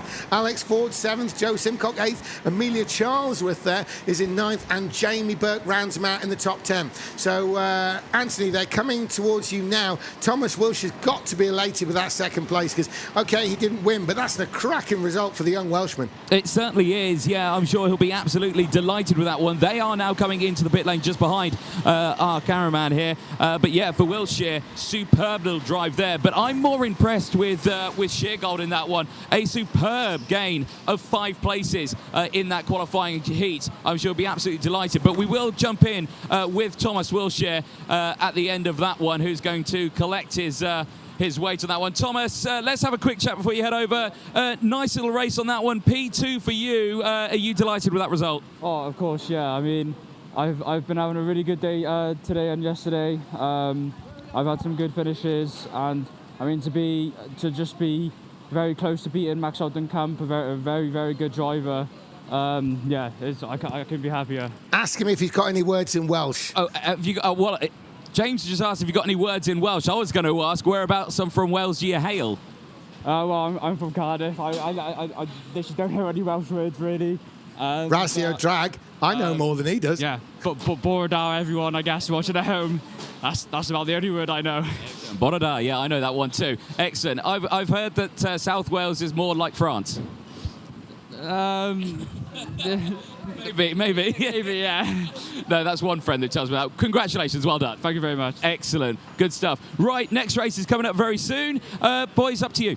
Yeah, and well, that was quite a cagey race, that one. Thomas Wilshire, Adam Sheargold. Brad, is there anything on the Brad pad you want to draw attention to? There is, but it's not quite queued up ready for us yet. Okay. I wanted to look at the Amelia Charlesworth pit stop because there seemed to be some kind of gesticulation down there, some kind of hand movement. So when that comes through to the Brad pad from our production team, we'll take a look at that. And South Wales is more like... oh, sorry, I was hearing Anthony in the background. Sorry. That's all right. I thought we were hearing the Welsh. On. So a couple of things, some penalty notes. So first of all, probably the most important because it involves top runners. Sam Slater was confirmed as being given a one-place penalty, so that dropped him behind Seb Miller in that last race. So that is now confirmed. And in the race we've just watched, Kart 18 and Kart 9, so that's Amelia Charlesworth and Jamie Burke, both ran out of time to do valid stops. I think they just did too many invalid stops, and then it was the last chance to pit board, and then you can't do it after that. We saw Amelia Charlesworth in the pits twice, even though she still has to make a stop because none of them have been valid. And we saw Jamie Burke in about 3 or 4 times, didn't we? Yep. So, there was absolutely no end of pit stops by them, and yet they still haven't actually done one. Yeah, 6 pit stops between them, and we do now have that here, so it's just loading up on my screen, pad Brad. right now. Let's take a look. I don't know what I'm about to see, actually, because I haven't even looked at it yet, so we're going to be seeing this together for the first time. Here we go. So it's the second part of the pit stop. So first one was a green. We're scrolling through. It was this one, and this was one of her fail stops. You see already Charlesworth here is gesticulating, hand in the air. So let's zoom back out and take a look at the lights. So right now, definitely red. This is all normal. And as we scroll forward, she's not moving yet. Not move. Okay, so this looks like a light error. Look, no movement from the driver, and then yellow, red.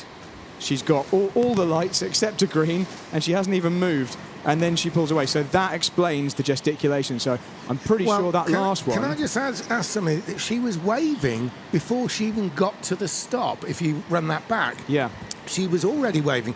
So maybe there was something happened on the first one. Maybe there was some confusion with her crew in front of her. She was waving at them rather than to do with the light.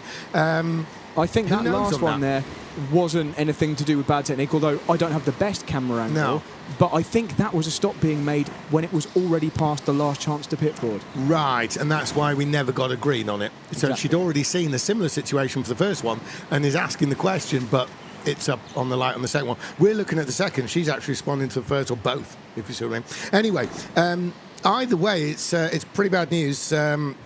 She did finish in 9th place, so probably not too much of a problem. So let's have a look at the lineup in this one. We've got Steve Gray, Dylan de Wolf, Damon Velding, Arthur Langley, Aaron Mitchell-Begley, Josh Ostick, Ross Honeyman, Dante Dillon, Thibaut Gabor and Kieran Kennis in this. And the upset in qualifying is de Wolf, one of our perfect scorers so far, down in 5th position.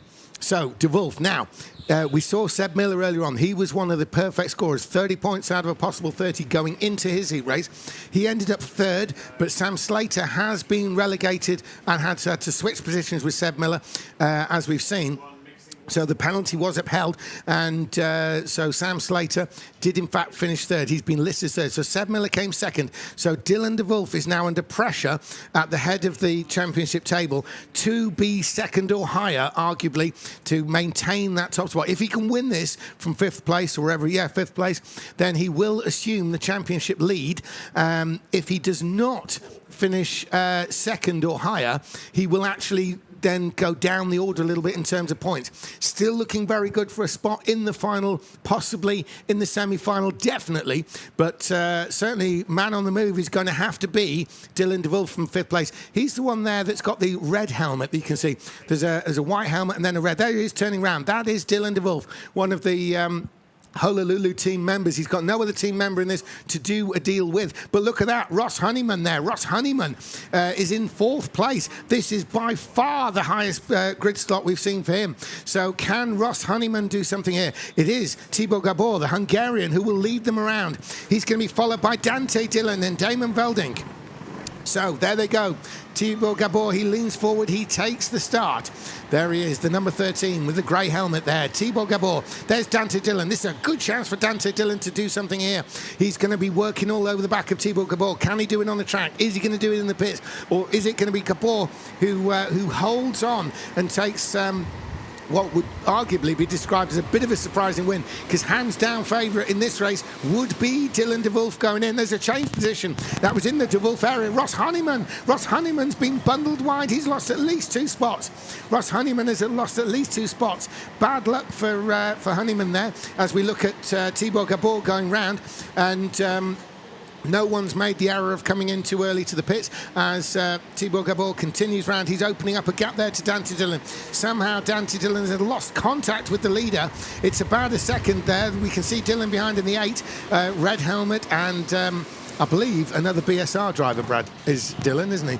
That's correct, yeah. Dante Dillon, and a driver who always seems to feature very near the front in BRKC, obviously taken numerous race wins, but I don't think we've seen him in the final yet.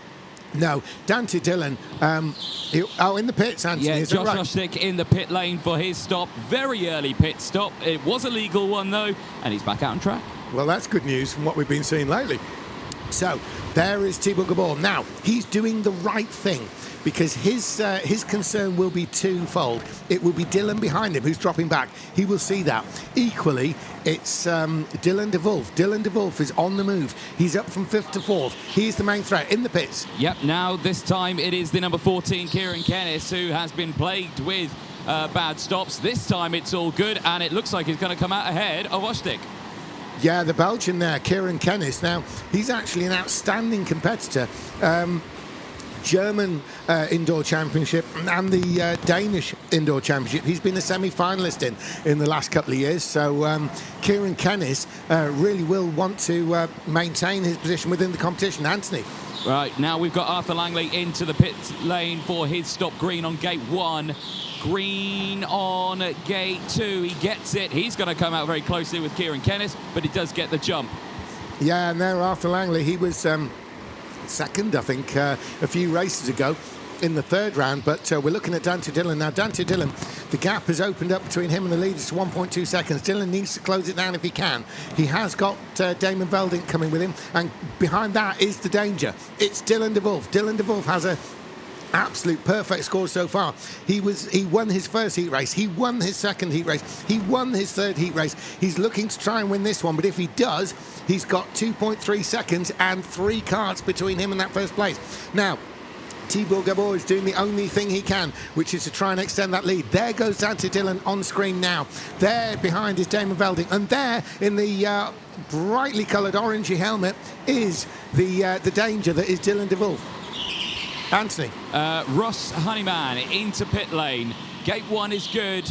Gate 2 is good. It's all good. I've changed my position down here in the pit lane. I'm now at the pit lane entrance, and I've got to say, this entrance here is very, very tight, and this is where I think they're gaining or losing a lot of the time. Yeah, that's always an interesting place to watch that. Brad, we're going over to you. You've got something. So I'm just thinking about the drivers in that top 5 who might think they're being held up and would like to get to the front. I can see some gesticulation there from Damon Veldink as well. There's a gap for them to pit into currently. If any of the drivers there pit, they're going to come out behind Steve Gray, but with quite a long distance to get to him. And if I know Steve, like I know him, he also would be sensible enough to not fight the leaders. He's quite well known for being a very good out-of-sync backmarker, if that makes sense. So they would be, there's an option there at least for them, especially if the front 2 here start fighting.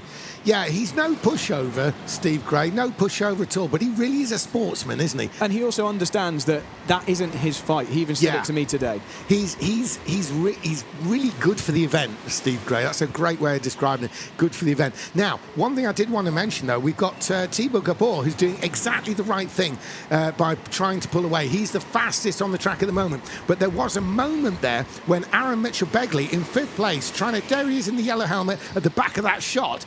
Aaron Mitchell-Begley he was the fastest as he was trying to close in on the rapid Dylan de Wolf, Veldink and Dylan. Now we're looking at Dante Dillon. Now Dante Dillon is losing gap to the leader all the time, and obviously that means those behind him are.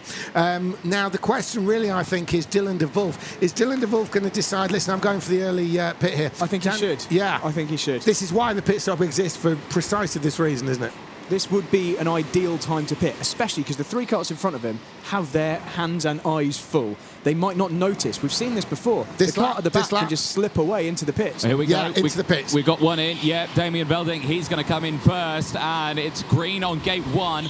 Goes over to gate 2 now. Early on the brakes, slow on the getaway. It might be an okay stop. We'll find out when he crosses the line. It's a 10.1. Yeah, the way things are looking lately, just managing to get it both green seems to be the important thing there, Anthony. So let's see what the pace is now of de Wolf. Now he's been released effectively to close up to Dylan. That's going to be the interesting one. And also, there's less pressure to pit for at least 3 laps now. Exactly. The 3 laps or so that's going to take him to truly close in on Dante Dillon. Dante Dillon is also released from having to be defensive. He was starting to move to the middle of the road, inside line, turning into corners. Now he's released to be normal, shall we say, and that means a faster lap time. That in turn will mean it's harder for Dylan de Wolf to, what is with the best will in the world for Dante Dillon, inevitably catch him, which he is doing, but that means he probably won't jump into the pits. He may take a few laps. So if he comes in, it'll be now, which he does not, which plays right in the hands. I think if who was it? Was it Mitchell?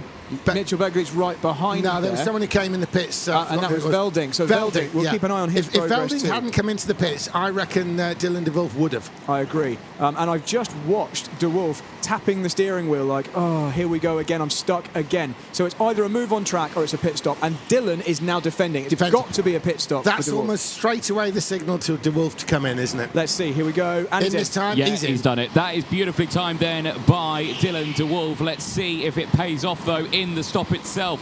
Gate 1 is good. Into gate 2, early on the brakes, on the power, the pumping action on the throttle. He's going to come out ahead of Damien Veldink, and let's see how that progresses. And that was a great view there, as for the viewers at home, looking down the pit lane behind Dylan de Wolf there, you could clearly see the light go red and then green, red and then green. They've got to stop twice. Once the beginning of the one pit stop, but they actually cease motion twice. Oh, and into the pits, Dante Dillon's in. Dante Dillon is in. This is important now. Let's see what's going to happen. Green on gate number 1. Where is de Wolf? He's coming around the final corner now. This is going to be tense. It's going to be close. I think Dylan's got it, though.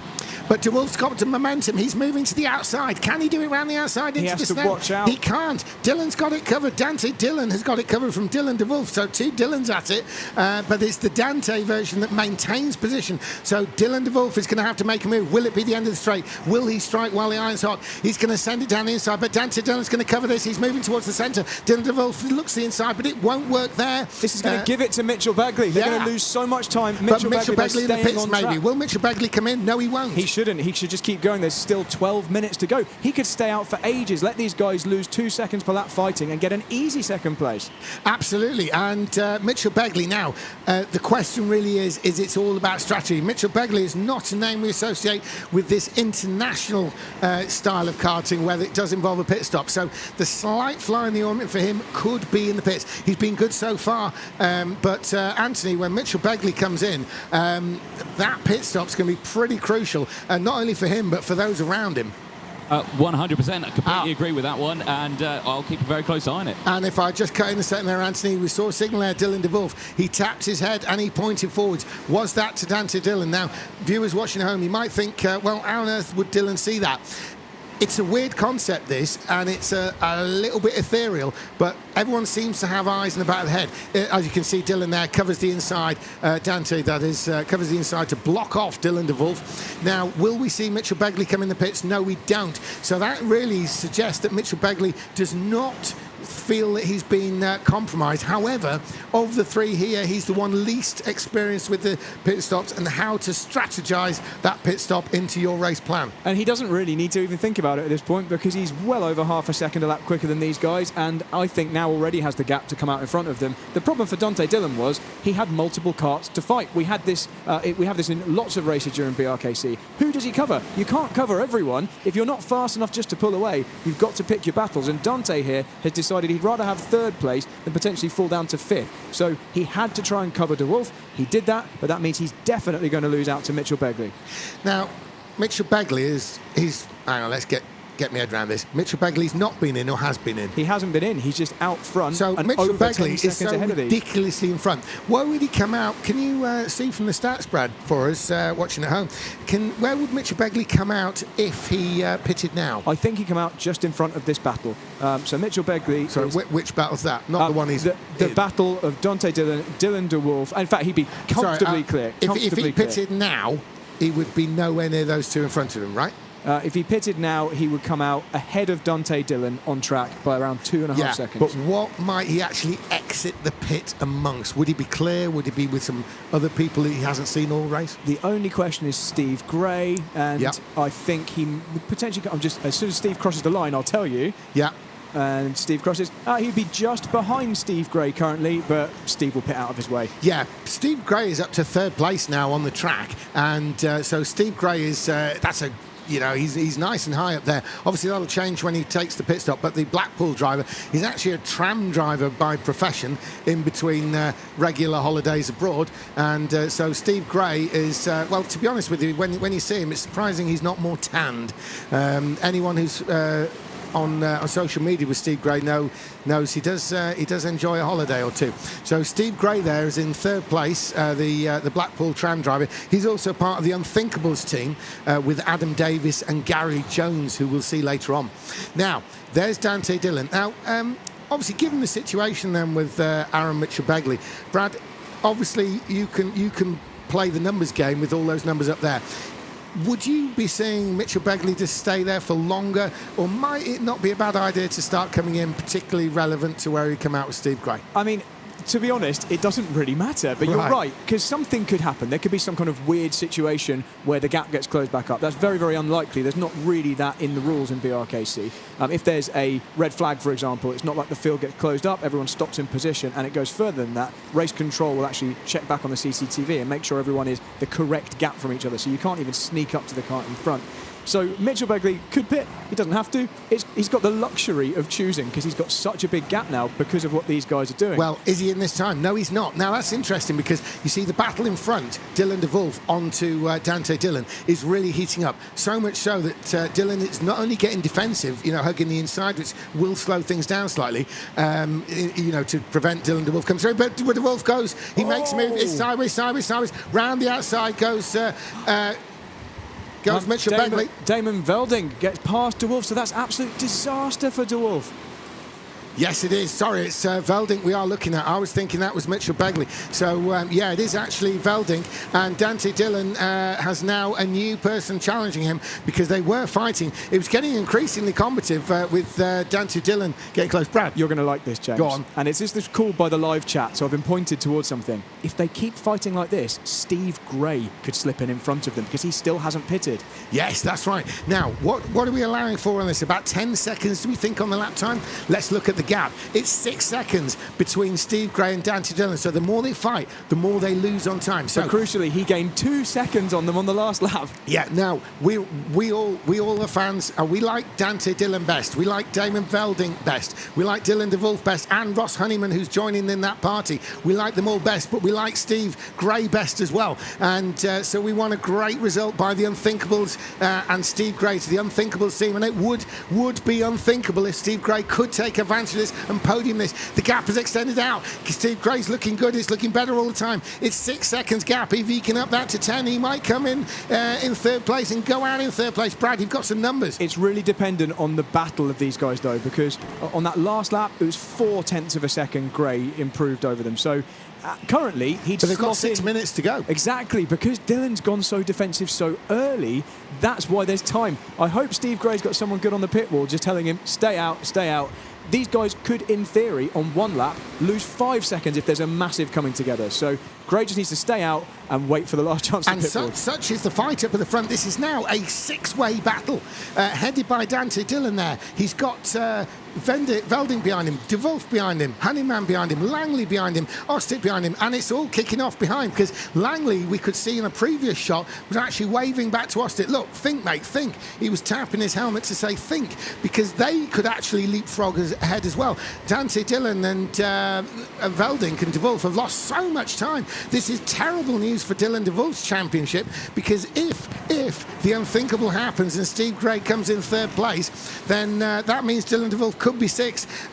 He's gone into this race with 3 straight wins. This will be a disaster for his points tally. Dylan DeWolf, this is we're talking about, but Dante Dillon maintains that 4th place. The not yet pit stop Steve Gray, who's opened that, he's eking that gap out. He's about 6 and a bit seconds. If he can get it up to 10, it could be game on for the unthinkable to happen and Steve Gray actually result in 3rd place. Brad, how possible is this? It's possible, but it really, really depends on Dante's defence, because even on a mild defence lap, Dante is generally slightly quicker than Steve Gray. This is dependent on Veldink being close enough behind Dante that he's forcing the defence. They had a bit of a reprieve on those last couple of laps. Dante was able to drive normal laps, and Steve Gray lost a little bit of time to them. So we need big chunks to come from defence a little bit like that. Yeah. Now, so for the viewers at home enjoying this, Dante Dillon leading this group. There he is in the number 8 with the red helmet. Now, he is one of the best in the business. He knows exactly what to do here. He's able to defend, he's able to attack, but even he will lose time when he defends. Like that, this is costing time. This is great news for Steve Gray. So with an increasing combative nature of Veldink, who's had a contact warning for that, you see all Dante Dillon get straight on the arm waving, and if there's more of that, this is all to Steve Gray's benefit, because Veldink is trying to get through. Dante Dillon is trying to defend, and it's costing time. Steve Gray is on his own, improving. It's still it's down to 5 seconds now, 5.5. But it would be incredible. Steve Gray in the pits, is that? Yes, no. It's the number 13, our race leader. It is Thibaut Gabor, and the double stacking. Aaron Mitchell Bagley both in here. Green lights for both of them. They're back out well clear of the chasing pack. But the biggest question is Steve Gray. What can he do? I don't think it's going to be enough, though. Analysis, Brad Philpott. Half a lap in front. Remember, Mitchell Bagley was part of this battle that's crossing the start line now.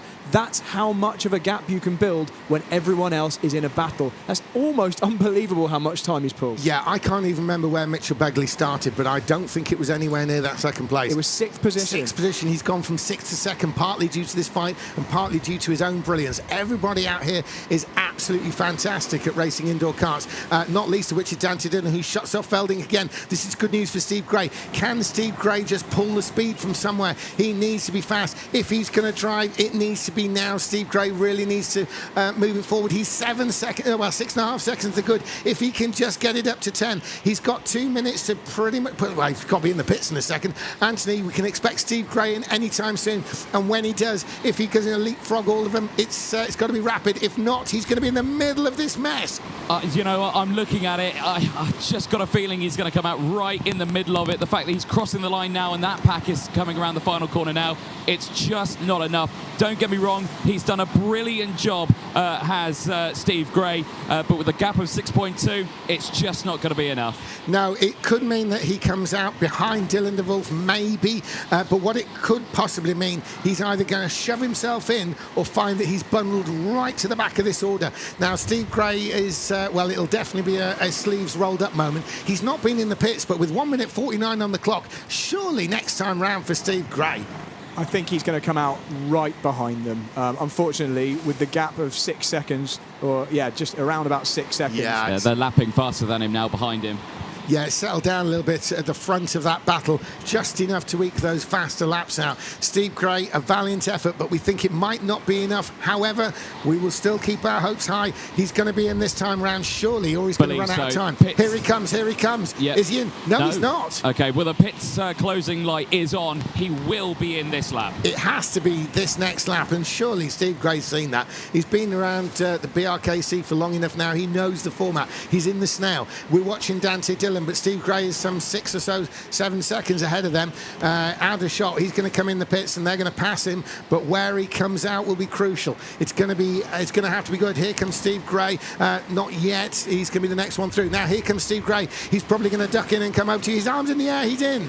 He is in indeed, and I can already tell you he's going right to the back of this pack, and he knows it. They're coming around past the pit lane now. He gets the 2 green lights right to the back. That is so unfortunate.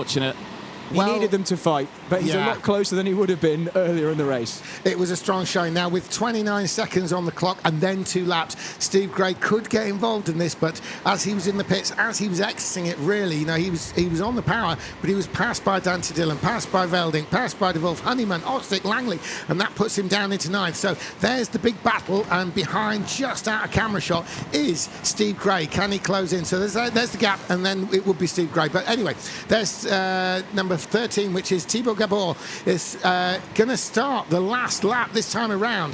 So there's Thibaut Gabor, the Hungarian. We've come back to him now because we haven't had to mention much, but here he is, the race leader on his last lap. Thibaut Gabor, he will come around. He's in the Snell section. He has got an emphatic 7-second victory there over the flying Aaron Mitchell-Begley as Thibaut Gabor comes around. He's around the long left-hander which leads to the backstretch. There's the backstretch, and there in front of him is Kieran Kennis, but there's no problem there because Thibaut Gabor will cross the line. He will win the race. It's as simple as that. Here he is, 1 corner to go, and then a kink to the finish line. It's Thibaut Gabor. He takes the win.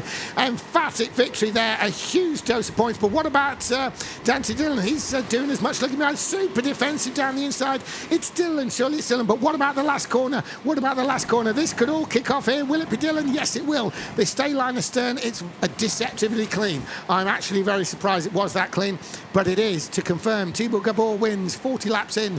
Mitchell-Begley 2nd, Dante Dillon, Damon Velding, Dylan de Wolf 5th. He will be very disappointed that from a points point of view. Ross Honeyman right up there to 6th. A strong showing by him. John Ostick, Arthur Langley, Steve Gray rounded out 9th, and Kieran Kennis brings him in 10th place. So Anthony, down to you. An incredible race there, but what a battle with Dante Dillon fighting nearly everybody in the race. Yeah, 100%. Definitely got a few people I'd like to talk to in this one, and we'll, of course, I think we'll start with Aaron Mitchell-Begley on that one, because what a race that was. Sorry, Dante, right in your way. Aaron, I just want to jump in with you very quickly on that one. That is a fantastic result for you. P2, 4 places gained, and miles away from the chasing pack.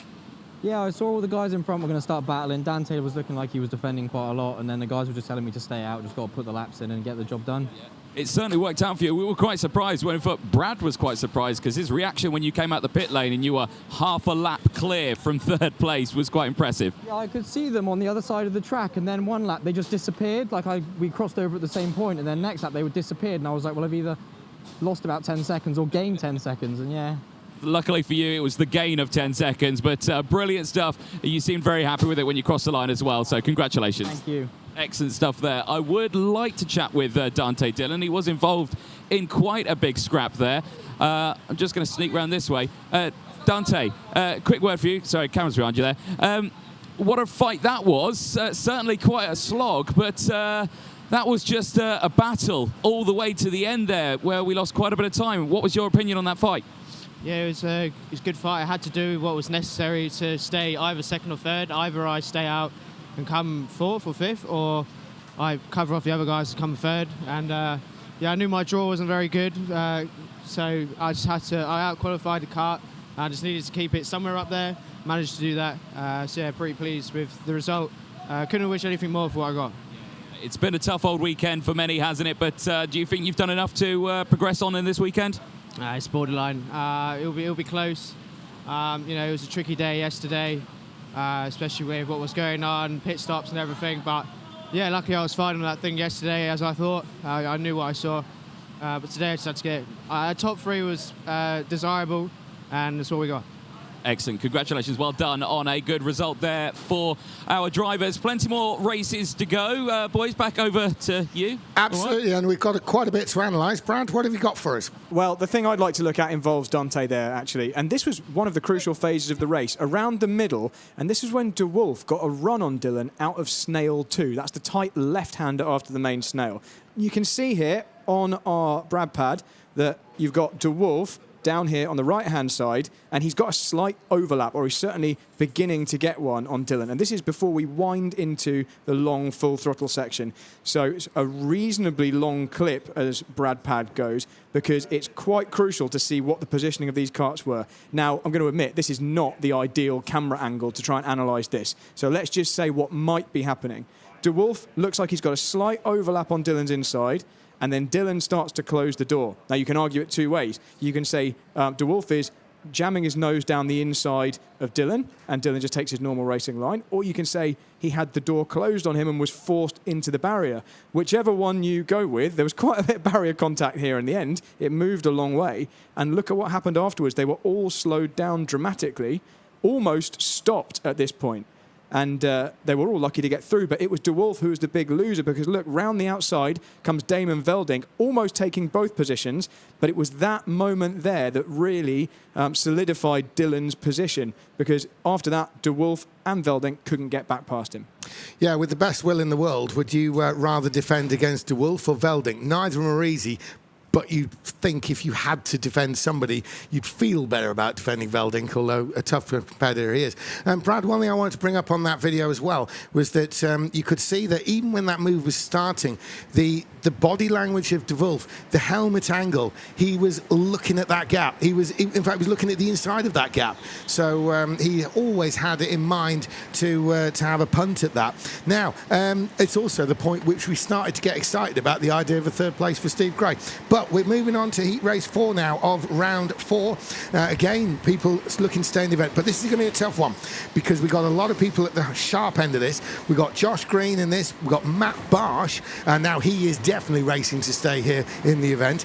We've got Richie Clark, Eleanor de Vos, one of the top runners, Mateusz Matus, one of the top runners, Kobe Koslet, Ruben Boughton's always one of the top runners, former 6-time champion here, Hayden Harris, Charlie Ratford, a strong competitor this weekend, and the American Anton Schoppler. Now, Brad, if again, I know I keep referring to this, but on the points going in, I want to pay attention to Anton Schoppler there.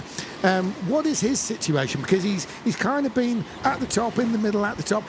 He's in the semi-finals with a good result, surely. How crucial is this race to him? Okay, so Schoppler, before we started round 4, was in 14th position, so 5 comfortably points away. In the semi. Comfortably in the semis, with a very good chance of a final if he gets a good result. Schoppler's been a great performer in this edition of BRKC, so let's see where he is as these times shake out.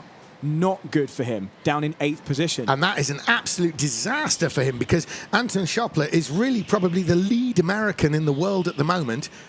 Brad, you've got something? But I'd say, really, when you look at the grid we've got here, we don't talk about death heats nowadays, because so many of them every tend heat to is be. a death heat. But if you could point to one in this round of heats that is, I'd say it's this one here. So It's a death heat for 2 reasons. It's a death heat for the entry, and it's a death heat for what it means to the people who are in it. Because there are people like Matt Barsh who's racing to stay in competition, but there's people like De Vos who've won every race.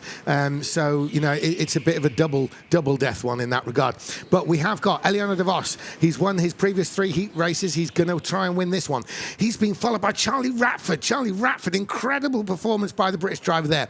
Mateusz Matus, he's won already. Matt Barsh, he's fighting to stay in the competition. He's the one talking to Mateusz Matus there, looking back, the 2 Polish drivers there. And then it's Ruben Boulton, 6 times winner of this event and double world champion. Richie Clark, Hayden Harris, Anton Schoppler, the American, Kobe Koslet and Josh Green. They're going to get this one underway. This is going to be a very, very tight race indeed. As Eliano De Vos, he wants no messing about here. We know he can win. The question is, are the others going to throw it at him? They're going to have to get past Charlie Ratford if they're going to do it, because Ratford's going to try and take Vos to the line on this one. De Vos getting defensive already. There's a big slide out wide by Ruben Boutons, but he's got it together. No one's passed him. As they exit the Snell section, there's De Vos in the lead. Eliano De Vos, the Belgian, he's racing down the backstretch. Now you can see that super long backstretch there. This is the fastest part. He's on the brakes. He's turning in. He's got Ratford with him. And behind that is Mateusz Matus, Matt Barsh. And Matt Barsh has got Ruben Boutons, 6 times champion of this event, on his bumper. Then there's a slight gap to Richie Clark. Richie Clark must be thinking, wow, I'm following Ruben Boutons here. Can he stay with him? That's the question. There is Eliano De Vos. Ruben Boutons, for so long the benchmark as the best in the world when it comes to the rental kart scene, particularly the indoor. He's a double world champion, 6 times winner of the BRKC, but he's down in 5th. At the front, though, Eliano De Vos, Ratford, and a gap. Mateusz Matus and Matt Barsh have been fighting a little bit, and that's opened up a gap. Brad, this is very significant from the numbers at this stage. Yeah, Ratford has been rapid this entire championship, and bad luck stopped him from winning a couple of races, but he's now taken the fastest lap. Yeah, indeed, Schoppler in the pits. Pretty decent pit stop. I think he's going to be happy with it. It's an early one as well, but he's back out. Schoppler had to do that. He was getting absolutely bashed around at the back. He made up a place on the first lap, dropped back on the second lap. He needed to get out Brad, of that I've got to cut in. Ratford's got the lead. Charlie Ratford takes the lead. He's past Eliano De Vos. It must have been in the Snell section. We were considering the Schoppler situation, but Charlie Ratford takes the lead from triple race winner Eliano De Vos, and Charlie Ratford is there. He's in the Snell. He's defending against Vos, but Vos cannot do anything. De Vos is having to stay behind the flying Charlie Ratford. Now he's been good, but we haven't seen this from him. He's not only ahead of De Vos, he's ahead of Mateusz Matus, he's ahead of Matt Barsh, he's ahead of Ruben Boutons. Absolute world-class top liners behind him, and he's leading the lot of them. It's Charlie Ratford there in the pits. Anthony, no, I thought I heard the tyre squeal. But I did just witness Matt Barsh absolutely send one on Mateusz Matus, but he's given that place back. But now we've got someone in the pit lane. The number 13 has come in. This is Kobe Koslet. Yellow on gate 1. No. I'm sorry if you heard that, but I just had a massive F-bomb come out of that helmet. I'm not surprised. And yeah, that was a massive yellow as well. Now, there's interesting. Charlie Ratford has the faith of Eliano De Vos, because Ratford, he waved a signal to say, run with me, Eliano. I will try and be fast. And Eliano agreed. You could see Eliano's wave back was, yes, you go. In the pits, Right, Ruben yes, Boutons. we've got Ruben Boutons in for his pit stop. This is important. Again, all these big names pitting so early is unheard of, but he's going to come out ahead of Schoppler. Yeah, and Ruben Boutons definitely the danger man. Ruben Boutons there, a big danger there for these 2 leaders. Now, Ruben Boutons released on his own, one of the best in the business at doing the leapfrog on the pit stops. He is one of the Blue Star members. He leads the Blue Star team. This is one of the best teams in the world, and he's one of the best drivers in the world. Now, Ratford and De Vos, they've got each other, but they must be fast now, because a released Ruben Boutons is definitely dangerous. Brad, obviously you're the stats man here. If you can keep an eye on Ruben Boutons' times, because I do think that's quite a significant stop. So Ruben has a 3.7 second-ish gap to pull back on these guys if he wants to jump them. His realistic fight is with Matt Barsh. And can he pull Schoppler with him? Because Schoppler's the one back from Boughton's. Well, Schoppler's certainly doing good lap times. He's roughly matching the leaders on that last lap, 2/10 slower than the leaders actually. But it's going to be about what Boughton's can pull out now. He hasn't done the first full flying lap since the pit stop, so I'll keep you updated. And this race is definitely living up to expectation. We expected it to be a tight fight, but what we did not expect was Charlie Ratford to take the lead. We did not expect, really, with the best will in the world, Ratford to be in the middle of the contention with the likes of De Vos, with the likes of Barsh, with the likes of Matus, with the likes of Boughton's. But Charlie Ratford really coming of age in this competition this year. We don't normally see him in the international scene except for the BRKC. Maybe it's time for him to start thinking about some of these foreign competitions, because he is holding his own with experts such as Elian De Vos. He's actually got the faith of De Vos. De Vos isn't even challenging. De Vos is content to run with him. When Charlie Ratford said, "Run with me," Elian De Vos waved back as if to say, "Absolutely, mate, I will do that." So getting the full faith of the likes of Elian De Vos is a massive, massive vote of confidence for Charlie Ratford. And probably the biggest vote of confidence for Charlie Ratford is the fact that he can run lap times with these guys. Now, Elian De Vos has the fastest lap of the race, but on that last lap, it was Charlie Ratford ever so slightly quicker. We're down on 15 minutes now. Now, the pit stoppers have been Ruben Boughton's, Anton Schoppler, both pitting early in view of the fact they think they're being held up. Now, if we consider 10 seconds as being around a good lap time, a good stop time here, that would mean that Ruben Boughton's and Anton Schoppler still have some work to do. And crucially, Brad, you're on the stats there with the lap times. They are not setting the lap times that is going to be the leapfrog effect on Ratford and De Vos that they're looking for. Ratford and De Vos are doing it for themselves. Yeah, Ratford and De Vos are the quickest out there. Barsh is actually down to similar lap times now, albeit 3.7 seconds back. So he's not really going to feature in the front two battle, provided they don't get into a big fight. So really, the races we've got here are: can De Vos pass Ratford for the win? Can Boughton's and Schoppler pass Barsh for third place? Those are the two fights. And the 17-year-old Charlie Ratford, he is very much the younger driver. He is throwing it down to the vastly more experienced Eliana De Vos, Ruben Boughton's and the rest. He's got the measure. He's shown he can operate at this very, very high level. This is the highest level in truth that he'll be needing to operate at all year, and he is making it work. He's heading down the back stretch. He's getting turned in. As you can see there, he's not even having to look at being defensive, mostly because of the intelligence of Eliana De Vos, who's following him. You know, De Vos is a man of his word. If he figures he's going to attack you, by heck, he's going to attack you. But if he's already made the agreement to run with you, De Vos, you see, he will know the standard of the competition around him. He knows Matt Barsh, he knows Mateusz Matus, he knows Ruben Boughton, he now knows Anton Schoppler, another relative newcomer. But he doesn't know Charlie Ratford, but he's already seen what Ratford can do. As you can see, De Vos is not trying to make a race of it at this stage. He's trying to use Ratford to pull away. He would like to end up in a battle purely with Ratford near the end of the race. He does not want to fight Ratford in the way that we saw the Dante Dillon fight earlier on with everyone around him, with Dylan De Wolf and the rest. Alain De Vos wants to avoid that. In the pits with you, Anthony. Yes, indeed. This is Josh Brown in for his one, and it's all gone well, and he's making his way back out on track. Yeah, and unfortunately for Green, he's lost a place down in last. He lost that place to Kobe Koslett there, so Kobe Koslett moves up a spot. I'm not sure if Koslett's been in. I'm sure he has, but I think the bottom four, Boughton, Schoppler, Koslett and Green, are the ones who've been in, which leaves Hayden Harris on the target list for the likes of Josh Green. Hayden Harris currently in 6th, Richard Clark 5th, and then you've got the strong foreign contingent of De Vos, Barsh, Matus, but leading them all, still continuing to lead them all, is the incredible Charlie Ratford. He's really, really holding his own here, so much so that De Vos is willing to make a deal and willing to stick with it. Now, Brad, a little bit of lap time analysis now. We've got De Vos as being quickest, but it's only quickest because he's sort of inching forward, inching back, inching forward relative to Ratford. He and Ratford are still quickest out there, the pair of them, even though we're listing De Vos constantly as the fastest. Yeah, so Ratford and De Vos are clear now. They've pulled a bigger gap on Barsh, so they are in their own private battle for the time being, and they're both sensible enough to know that by not fighting each other right now, they're going to remain just in a fight for either first or second, and then not a lower reach position. And Boughton versus Barsh is really where the action is, and they're trading blows, albeit on opposite sides of the track. So I'm staring at the screen, and every lap the other one goes faster. So it's a constant gap at the moment. That's right. Those watching at home, we're enjoying the Ratford run there, and we've got a contact warning from Matt Barsh, so things are clearly getting a little bit lively. Although his true fight, is across the other side of the circuit with Ruben Boutons, who has been in the pit. That is Matt Barsh, who has not been in the pit. Okay, so there is Charlie Ratford on screen. He's really holding that position there. He's actually the fastest on the track. So the fastest lap of the race is now in the hands of Charlie Ratford in the lead there. The incredible Charlie Ratford.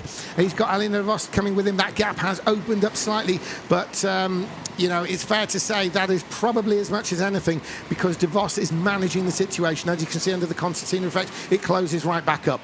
But Ratford there, will he go quicker on this lap? We're going to double check as the time goes. Yes, no, he doesn't go quicker, but it's still quick. In fact, de Vos ever so slightly quicker on that lap alone, although the fastest lap of the race remains with Ratford there in the lead. Ratford, of course, the British driver with the mostly white front and white back. Eliana de Vos wearing the kart skin suit. He is following there in the entirely blue with the black and white helmet. So 10 minutes left to go. We're going to look down at the pits, Anthony. I'm struggling to work out who has reason to come in anytime soon. Well, looking at it, we've obviously had the 4 pit stops for the time being. Looking at sort of times and sectors that we're seeing here, yeah, I'm struggling to think who would be the next one to actually benefit from a pit stop. The idea is kind of no one at the moment. We just need to wait and see a little bit longer, but time is running out. We're less than halfway, more than halfway. Absolutely. At this level, it's not as simple as, oh, well, I'll just bung in my pit stop when I feel like it. It has to be taken for a reason. The pit stop has to be taken for a reason. Whether you're doing well as you are and you're going to long run it and only break that flow later on in the race, or if you're needing to pit out of something and feel you'll be quicker, released into your own air. Now that was exactly the thinking that Ruben Boutons had and the American Anton Schoppler had early in the race. They pitted early. We're going to go back to you, Brad. Give us an update on the lap time situation by the early stoppers, Boutons and Schoppler, please. Yeah, so the update really is there isn't an update. They're doing basically the same times. Barsh and Boutons and Schoppler are effectively matching each other. I think Barsh currently is just doing enough to retain his 3rd position after the pit stop shakeout. But it's so tenuous, all it'll take is a couple of laps of Boutons going quicker and Barsh going slightly slower, and that'll swap around. Absolutely. Now, what is interesting is we're back on the regular layout. So we've had the last 2 rounds where a driver coming out of the pits alongside another one is actually slightly disadvantaged on speed for being on the inside. However, the driver to the outside often has the choice of back off or the wall on the exit. It's so tight it was. However, with the Snell section, it's a much faster run. So drivers running side by side. The driver who's got momentum, who is not coming out of the pits, who's passing the pits, can actually do it round the outside into the Snell section and thereby force the stopping driver on the inside to hug the inside through the Snell and therefore be that fraction slower. So we'll see what happens there, but it looks like Barsh has done enough to come out ever so slightly clear of Boutons and assuming the racing line before the Snell section itself, which will be to his massive advantage. Talking of massive advantage now, Ratford is being actually drawn in by Eliana de Vos. The deal Eliana de Vos made with Ratford to run away after about 5 laps in this race. How long will that last? There's no question it's not going to last the entire distance. They're coming up behind somebody now. Brad, you've got something. And apart from that battle which is developing right at the front, Boutons now has Schoppler to deal with. So he can't just set off after Barsh. He's got Schoppler right in his mirrors, and Schoppler's going to be shaping up for a move. In fact, Schoppler's more than shaping up for a move. He's looking racy. Schoppler could do something here on the double world champion. De Vos, Ratford, they've gone past the back marker, but the gap has opened out. Can De Vos bring it in view of the fact that we're getting near the end of the race, and only Eliana de Vos knows when that deal ends. And that's about to just be a fight for 4th place, because they're going to let Barsh off the hook here. He is completely on his own. Nobody in front, nobody behind, and he can just pump in the laps, and he has just done his fastest lap of the race. Those of you at home are watching the Ratford-de Vos battle. The battle that Brad was referring to there is actually Ruben Boutons and Anton Schoppler further back, and their contest with Matt Barsh. Matt Barsh is yet to pit, so it's a lap time battle. Can Boutons and Schoppler gain, having been in the pits, and then leapfrog past Barsh on the pit exit? And the answer is no, because they're now fighting together, and they have sufficiently gone far back back that actually Matt Barsh could make a comparatively conservative stop and still come out in front. Looking at the gaps and positions, Brad, that would seem to favour Barsh right now. Yeah, Boutons and Schoppler have begun losing a couple of tenths per lap. So where they were matching Barsh up ahead and had a chance to jump him, Ruben having to drive defensive lines everywhere with Schoppler breathing down his neck has completely removed that. So I think Barsh is now safe. So you've got a fight for fourth place, which isn't what you normally hear us talk about with Ruben Boutons. You've got a fight for the lead, which we're watching Which closely. isn't what you normally hear with Charlie Ratford. None of it's decided yet. At BRKC level, he can win at other levels, obviously, but we're talking against some of the best in the world here.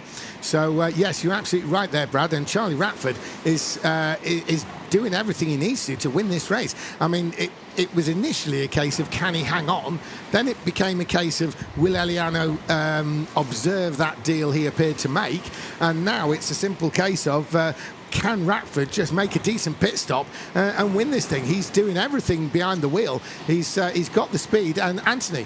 Yeah, just want to come in on this one because we are 5.5 minutes left of this race. We have still got 6 pit stops to do. And looking at the gaps here, again, if the front two, if Charlie Ratford and Eliana de Vos were to pit now, they would come out ahead or around Matus, but that's going to be a close one. No one's pitting at the moment because no one feels like they're going to get a good spot on track once they do.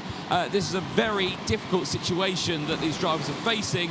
We're just waiting for the first to come in. And if nobody feels like they're going to get a good spot, that means everyone's thinking everyone else. Yeah, they could all possibly come in at the same time. Yeah, absolutely. So now we're going to go back over to you, Brad, because you've got the numbers. Does there anything seem logical numerically at this stage? Yeah, so Anthony's exactly right. If either of the leaders were to pit now, they'd come out effectively next to Matis, which is not a fight they want to be involved in. Obviously, they are clear of him in terms of position and distance, but they don't want him interfering in their fight. So a couple more laps, they might have him. They are about 2 or 3 tenths of a second a lap quicker.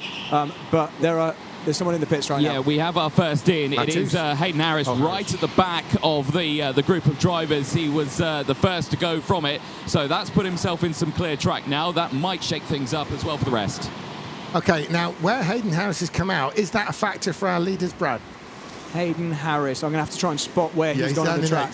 I need more eyes, James. Yeah. The one thing that I'm really paying attention to is whether or not Boutons and Schoppler fight anymore and bring Matis into the equation, because he's not really been someone we've been speaking about here. But the gap he's got ahead of that battle could bring him into contention. In the pits. Richie Clark in the pits. He's all good. He's back out on track right next to Hayden Harris. With the effect... Oh, into the pits, there's Eliana de Vos, second place. De Vos from second place. This is a vital one here, because is he going to come out around the Matis Matus area? He's coming around into the final sector. The double stacking. Barsh is in. Eliana de Vos is back out. Matt Barsh in for his stops here. Gate 1 is good. Gate 2 is also good. He never actually stopped at gate 2. Still got a green light. He's come out ahead of Boutins. And Mateusz Matus was comfortably behind Eliana de Vos. So de Vos is clear of Matus. Now that is interesting because by definition, here comes Charlie Ratford. This is the important one. This is key. Let's find out. Eliana de Vos is coming around into that final sector. Green light on gate 1. Ratford stops are brilliant. The team are saying he's clear. He is clear. He is. He was rolling, but it went green. So he is out of the woods and he's come out ahead. This is exactly what he needs now. If he can just hold on for 3 more minutes and a couple of laps. 3 more minutes and a couple of laps between Charlie Ratford and a historic victory against Eliana de Vos and Matus and Barsh and Boutons and Schoppler as into the pits. Yeah, this is our extra stop here for Kobe. Yeah, Constant there. He's got that done and straight back out on track. Brad on the stats. What we haven't seen yet, though, the final outcome of this battle is the one person who hasn't stopped yet, Matis at the front there. So he's currently running in 3rd place, but with the battle going on between Boutons and Schoppler, they're losing a massive amount of time, or they've certainly done the last lap, so still not 100% decided yet. So Mateusz Matus is slightly out of position, is what we're saying. He's in 3rd place. You've not had him in the pits, have you, Anthony? Mateusz Matus, you don't think? Not yet. No, sorry, as I turn my microphone on. Yes, no, he's not. And on cue, we've got Kobe back in. Now, Matus got caught up behind the invalidated stop. This is outrageous for Matus Matus. He's going to lose loads of time. Yes, he does. He's fallen behind the Boutons Schoppler battle. Now this is really getting savage behind, because as we watch the race leader, Charlie Ratford, We've got Schopler, Boutons, Matus now in what's going to be a three-way strap because, and Barsh. Barsh is only just slightly ahead of Boutons and Schopler with Matus in tow as well. So there's Charlie Radford, but they're coming up down the inside of Josh Green there, I think it was, or maybe Hayden Harris. But the Radford waved through on the inside, and Radford continues to lead. But behind there's a growing battle. Barsh, Boutons, Schopler, Matus, Brad.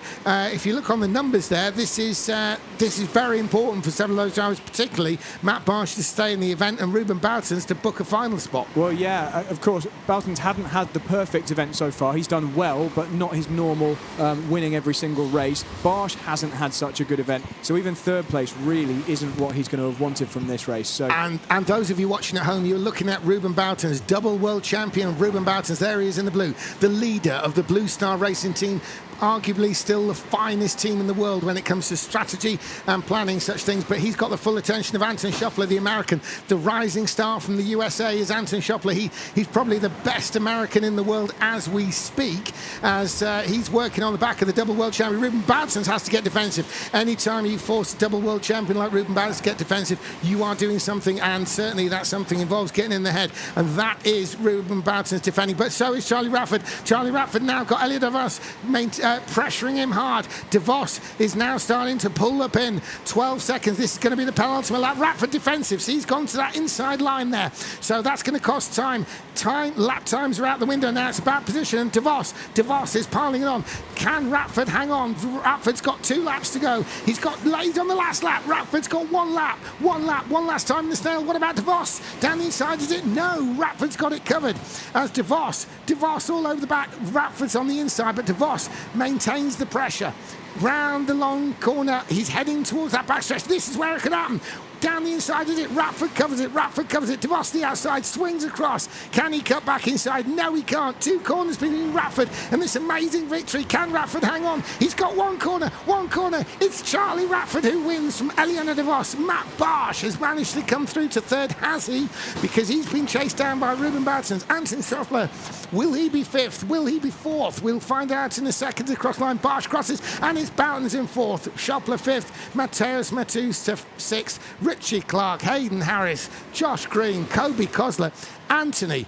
That was an incredible race. Charlie Radford's going to be the interview of the meeting, surely. I suspect he probably will. The team was certainly happy with it when he went past, and they are happy with it right now as he comes back into the pit lane. Do you know, I nearly called it Parc Ferme then, but essentially it is. But let's go over and chat to our man Charlie Radford there. Charlie, great stuff for you there. That's exactly what you wanted, and the team seem pretty happy with it. Are you as well? Yeah, I'm really happy. I really needed a win. It's my first win this weekend, so I really wanted it.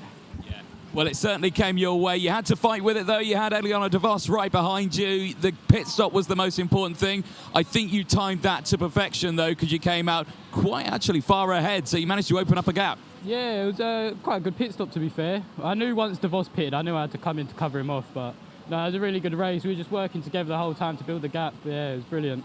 On the end of the alternate layout, you were outside the top 20 in the points. Do you reckon that win there has done enough to help push you into the semi-finals? Yeah, definitely, I think. Hopefully it will be enough to put me in the final as well. But see how the semi-final goes.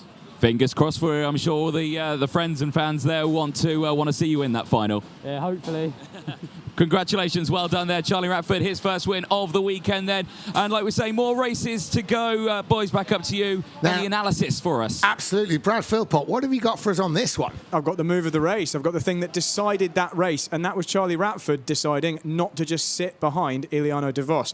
This needs no comment from me. Just watch the footage. We managed to miss it live, James, because we were watching Schopler in the pits. You can see on the bottom right. But straight down the inside, you'll never see an easier move into the snail against a top name like DeVos. Radford straight through, and then obviously there was a lot more work for him to do after that, but that is the move that sealed the deal.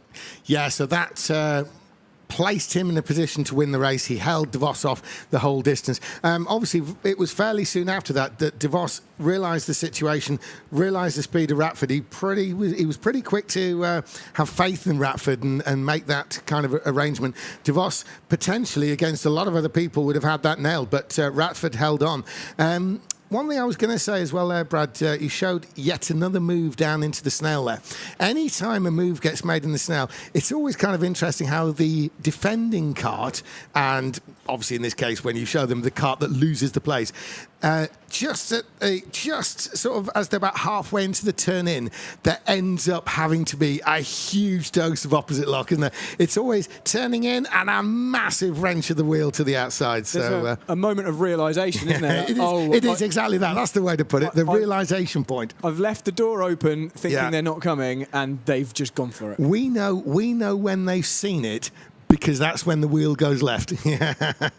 Right then, so let's have a look to the next race. Now, we've had an amazing 4 races in the final round of heat races. Again, some people trying to cement their place in the final, some people trying desperately to stay in the event.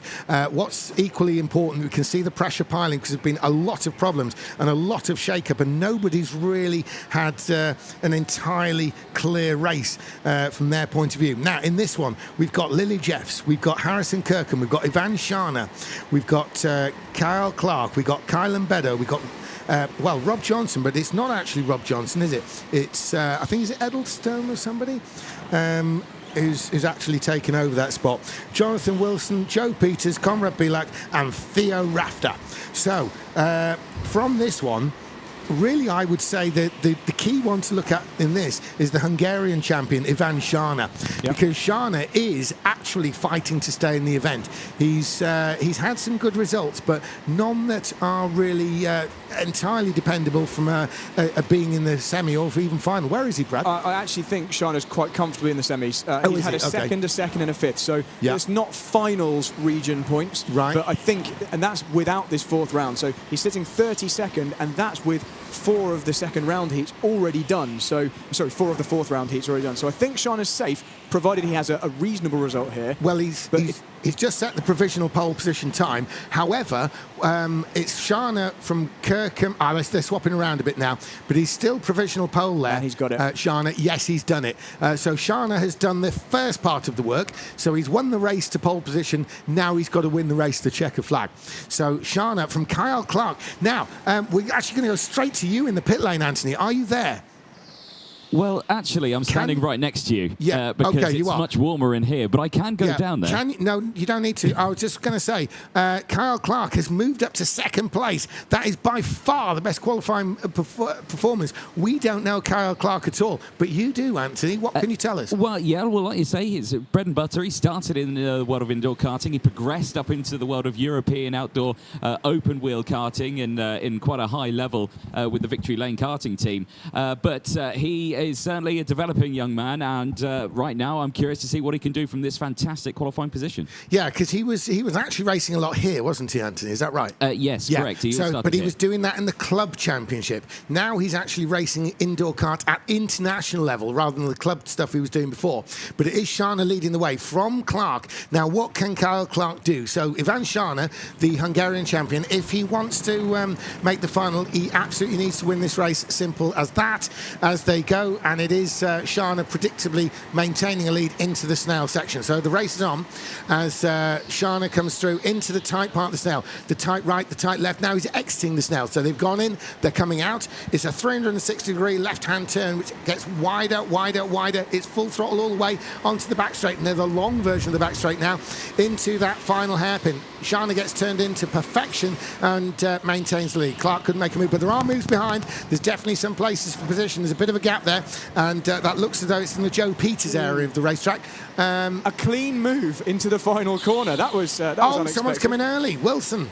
Is that too early? It is too early. We haven't had a lap completed yet, so that pit stop doesn't count effectively. Oh, Jonathan Wilson coming a little bit too early there. As we'll see what the organisers make of that. It's amazing how many drivers, and I include myself in this, forget how to count to 1. It's I didn't want to bring that up actually, Brad, because I know you're not really in the position to laugh at Jonathan, are you here? I'm not sure if I ever have done that, think but you it's have. definitely plausible. I do think you have, to be honest. You've either done it too early or too late. I know it's happened before because I remember talking about it. Anyway, back to Shana, who is currently in this race, and he is not only currently in it, he's currently leading it. There he is. He's a multiple champion in Hungary there, Ivan Shana. He knows that this is a good opportunity for him. Everybody in this is of a standard of competing at an international event. So despite that high standard, this is probably Shana's race to win in his view. If ever there was a race he was going to be able to pull a lot of points, hopefully winners' points from this, it is the fourth round race, which is the one he's in now. So there is Ivan Shana, Hungarian champion. Kyle Clark returning to indoor championship racing, but from club level to international level, this is by far the highest we've seen. Of course, for Kyle Clark, the idea of a pit stop during the race is definitely something he's doing for the first time. So Clark, well, if this ends up going wrong for Clark, it's probably going to be in the pit strategy, although he's no doubt got some people at the side there advising him. It all depends as well on how much they know, because it's not exactly Blue Star or BSR that he's a part of. So along goes Jana there with Clark, and who's that behind? That's Harrison Kirkham. Harrison Kirkham is making a bit of a lead trio now, a bit of a gap to Conrad Bilak. Now, Conrad Bilak we've seen in various parts at the front, in the middle, at the back.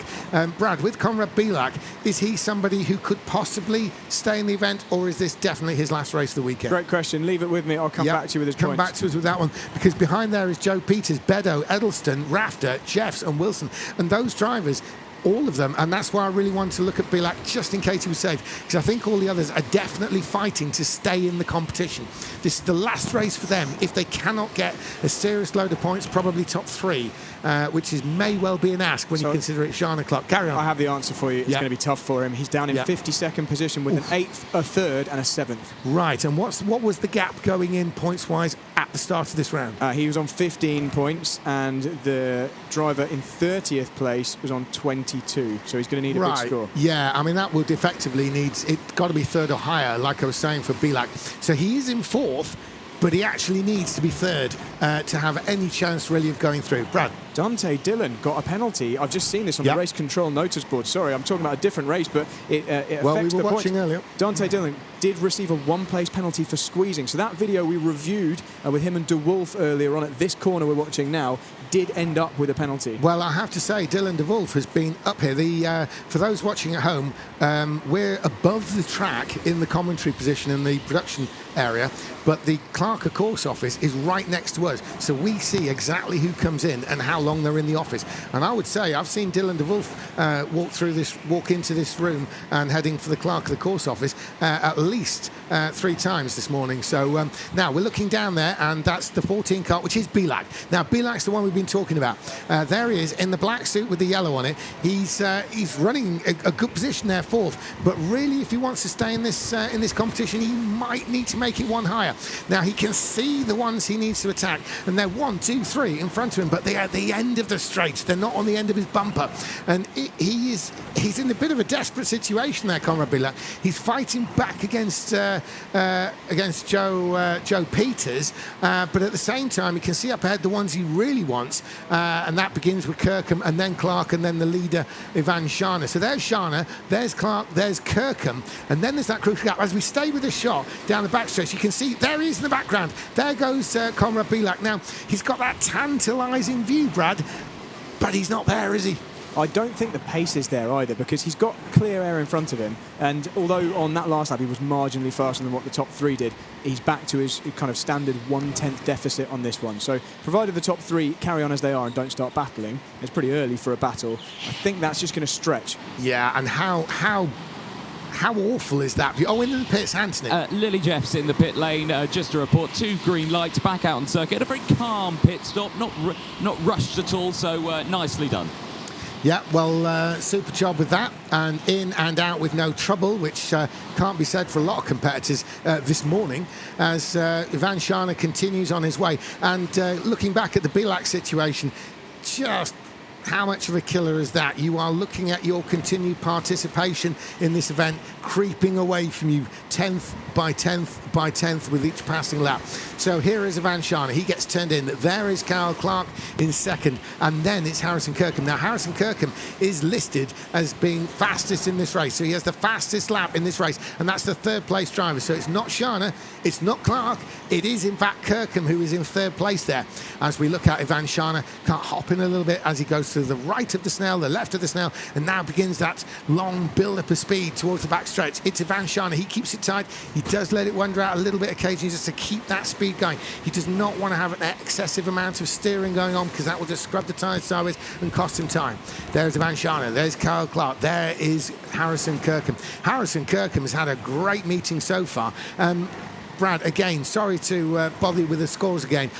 What's the Kirkham situation on points going into this round? Absolutely fine. Harrison started on 15th position with 25 points, so really, really strong. Yeah, that is very strong. Only 1 point behind drivers who are actually in the final as it stood at the beginning of this round of heats. So a good score from Harrison here will keep him nudging towards the final. Yeah, if he gets a good semi. And a perfect score would have been 30 points, and if he's coming in with 25, that is a great tally. So yes, he's 15th, but he's only 5 points behind the leaders, and it's like a point of place. So at the moment, he's where he needs to be.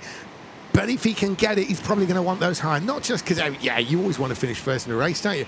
But from Harrison's point of view, any place he makes up from this third he's in now will just make his life that fraction easier, especially when he's not able to do anything about people who are not even the same race as him but are scoring in the same competition. It's inevitable that when we tot up all the standings after all of the heats and the semi-finals, there will be drivers on equal points. And although there's then a tiebreaker, if you're one single point higher than those, that's always going to jump you multiple positions. So every point counts. Now, coming back to that tiebreaker is the average of your best laps on the standard and revised layout, isn't it? That's correct. So Kirkham is doing what he can in that department as well, because he's still listed on that last lap. He put in the fastest lap of this race, so he's obviously driving as fast as he can, the measurement being those in the same race as him. Oh, and in the pits, Joe Peters. Yes, indeed. Let's see with his stop. Well, hands getting thrown up in the air. Oh, and it's yellow lights all around for Peters. That is a disaster.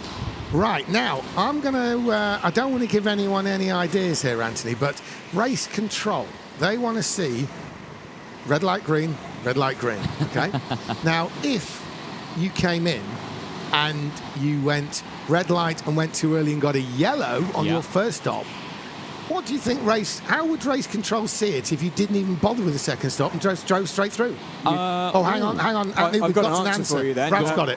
Then you would actually pick up a penalty because effectively you are deliberately speeding in the pit lane. And the reason I say that is the gates and being there stationary for that period is what enforces our speed limit. If you were to just drive straight through the second one and not attempt to slow down, and it's pretty clear to race control, that's going to be 2 yellow lights, 2 extra pit stops. So what they Brad speaking from experience, I think, on that one.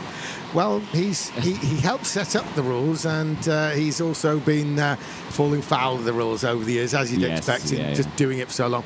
But the bottom line of that for those watching at home means that if you did try such a stunt, you would have to make a pit stop as a penalty for, quite frankly, taking the mickey, and you would then have to serve your actual pit stop again. So you would be punished by effectively having to come in twice more. Now, there's a wave there. It's Ivan Shana. That's at, is it Lily Jeffs? Yes. Ivan Shana waves at Lily Jeffs. She waves Shana through, and Carl Clark goes through, and Harrison Kirkham goes through. So the wave there from Ivan Shana cleared the way for the two behind him as well. It still continues with Shana, Clark and Kirkham. Now, we're down to 10 minutes now, so we're halfway through this race. Anthony, in the pits, we've seen basically Peters, Wilson, Jeffs. Am I right in saying of the order there, if you can see the order, if you've got a list, would Rafter be the next one up in 7th who was not pitted? Yeah, that is correct. Theo Rafter is the next one. He's the last place per people of the people who haven't pitted. Yes, yeah. Okay, so Rafter, we know, is 3 seconds behind Toby Edelson, who in turn is 2 seconds behind Bedo, who in turn is about 3 seconds behind Bilak, who in turn is about 3 seconds behind Kirkham and the lead battle.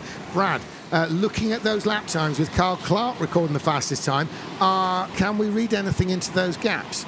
If we're talking about Rafter... Pit stops and stuff, yeah. Rafter would fall down to 9th position if he was to pit now, although Joe Peters, I believe, still has his second, his penalty stop to do.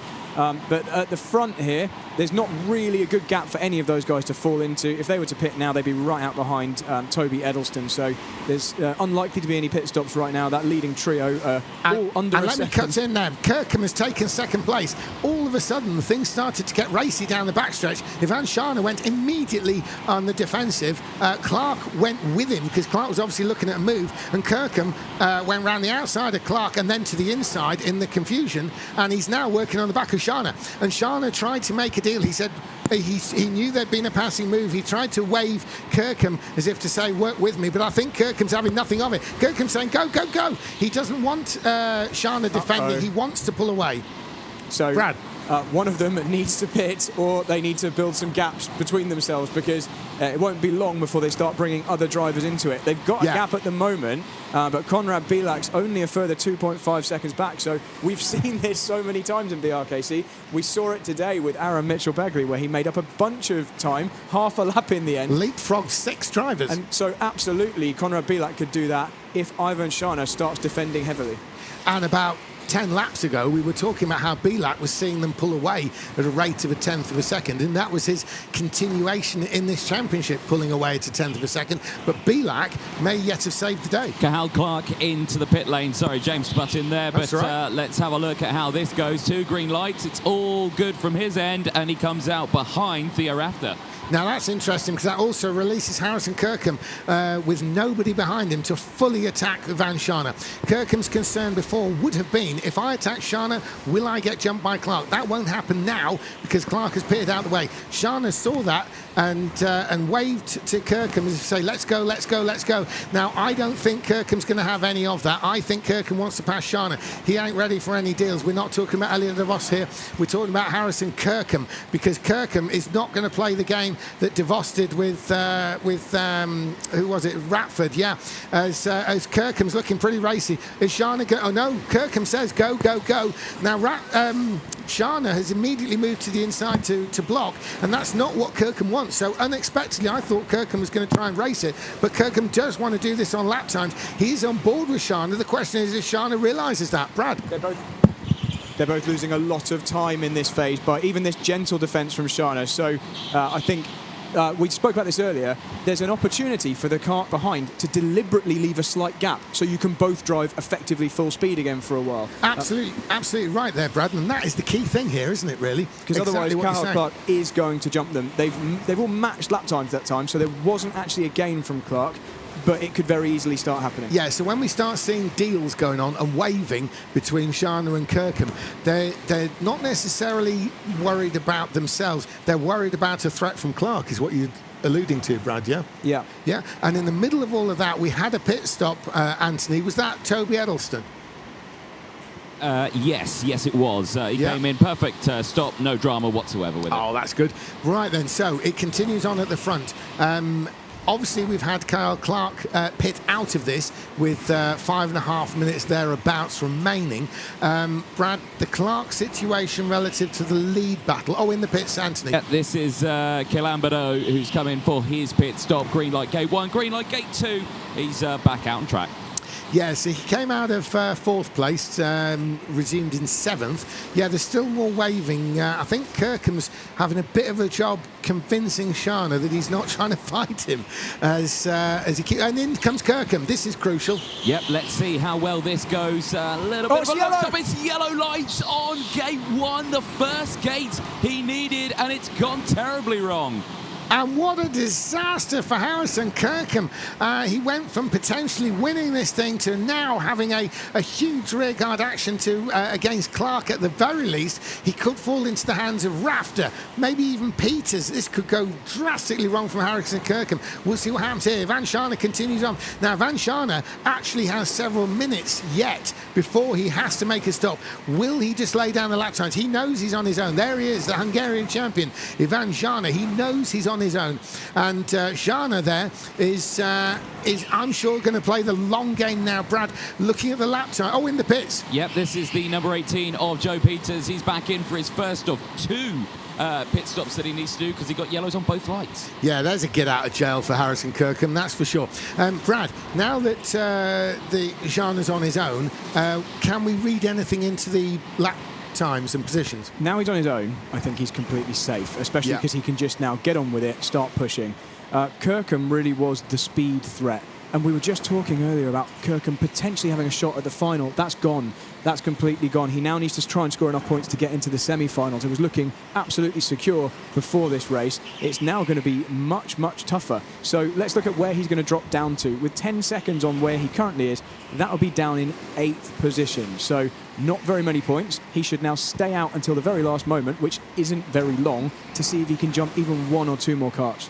So we can see at this level, Brad, Kirkham has gone from being a clear-cut right up there to nowhere. Anthony, there's been a couple in the pits. Can you talk us through both of those stops? Yeah, Thea Rafter just leaving the pit lane now. Absolutely fine for Thea Rafter. And then also we had Joe Peters back in for his second and last pit stop that he needed to complete. Yeah, I was going to go back to that because obviously while Brad was explaining, and into the pits, you go for Bilak. This is Konrad Bilak, so this is quite an important one here. The driver from second place. Now, there goes through Kirkham, but of course he needs to do another pit stop, and Bilak, well, he doesn't. That was a good stop. Well, that's very good news for him. Now, at this level, at this high standard, we can see how a driver, just for the sake of one yellow light in one race in the pit stop, can go from almost a shoe-in final, perhaps, to struggling to stay in the competition. And look at the pace Kirkham's got. He'll be absolutely gutted. He's the fastest on track still. He's trying to pull that gap to maybe get into a 7th or a 6th position after the pit stop shakeout. Kirkham's in for his penalty one. Oh, it's very slow on gate 1 as well. He was kind of pumping the throttle and the brake there at the same time. So subsequently he was slowing himself down. Oh, and worst of all, 3 karts have gone through. Kirkham's got a lot of work now. He was passed by Colin Beddoe. He was passed by Toby Elson. He was passed by Jonathan Wilson. He's come out right behind them, but with 2 minutes remaining, from his point of view, he's got to pick them off one by one. And so he's going to have to take them on man to man, each one separate pass, because it's not going to occur in one go. There, nobody's that bad that you'll do the lot in one move. It's going to be a lot of work for Harrison Kirkham. He will rue that bundled pit stop.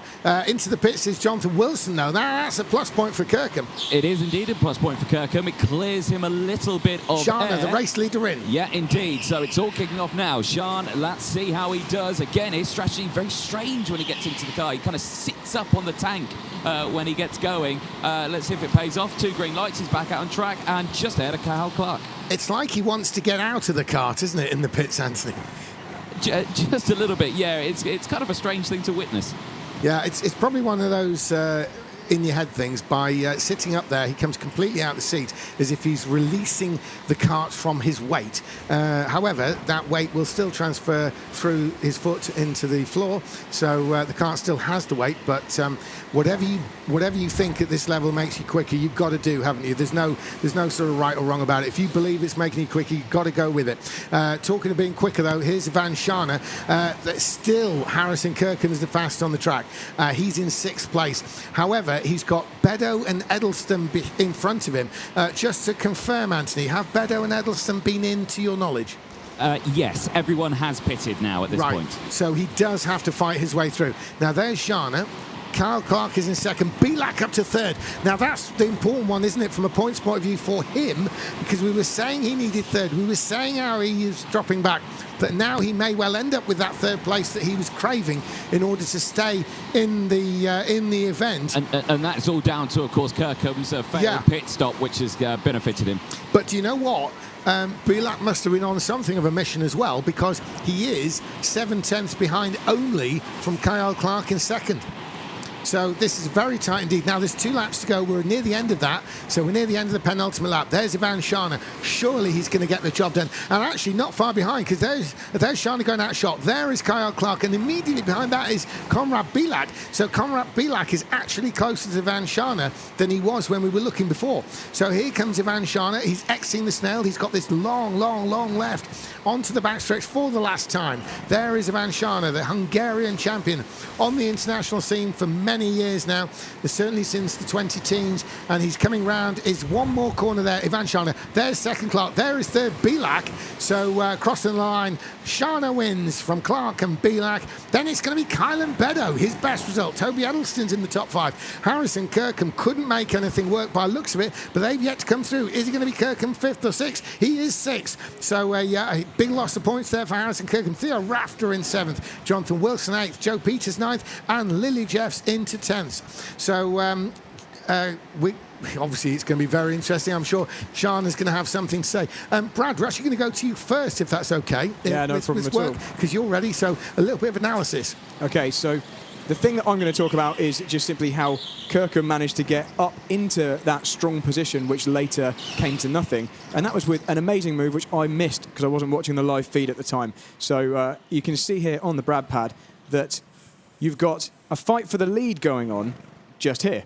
But it's Harrison Kirkham behind who's got his eyes set on this gap, which currently doesn't really exist. So as we roll the footage forward, Kart 13 goes wide. Harrison Kirkham spots the gap and dives for a beautiful move down the inside, slots in with absolutely zero contact, and then sets off about attacking Ivan Shana. And unfortunately, that failed pit stop absolutely wrecked his chances. Superb, and that really potentially was one of the moves of the race there, Brad. Anthony, we're going to go down to you in the pit lane. Thank you very much. Yeah, we'll have a chat with our race winner. Well, yeah, you want to have a chat now?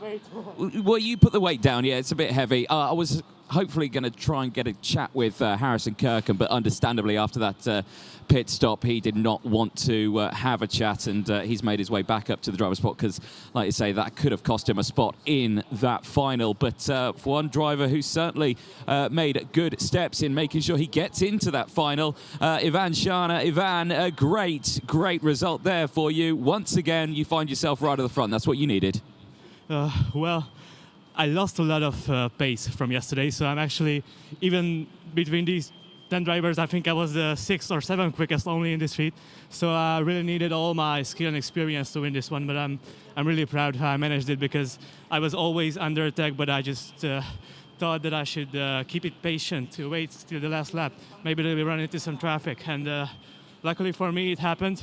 They lost like 2 seconds in the traffic, so even though I was not the quickest one, I still managed to win it, so I'm really satisfied and really proud of this one. Yeah. Semi-finals are coming up, and finals, of course. It's all falling down to that very important stage now where everything becomes super important, including those pit stops. Are you ready for it?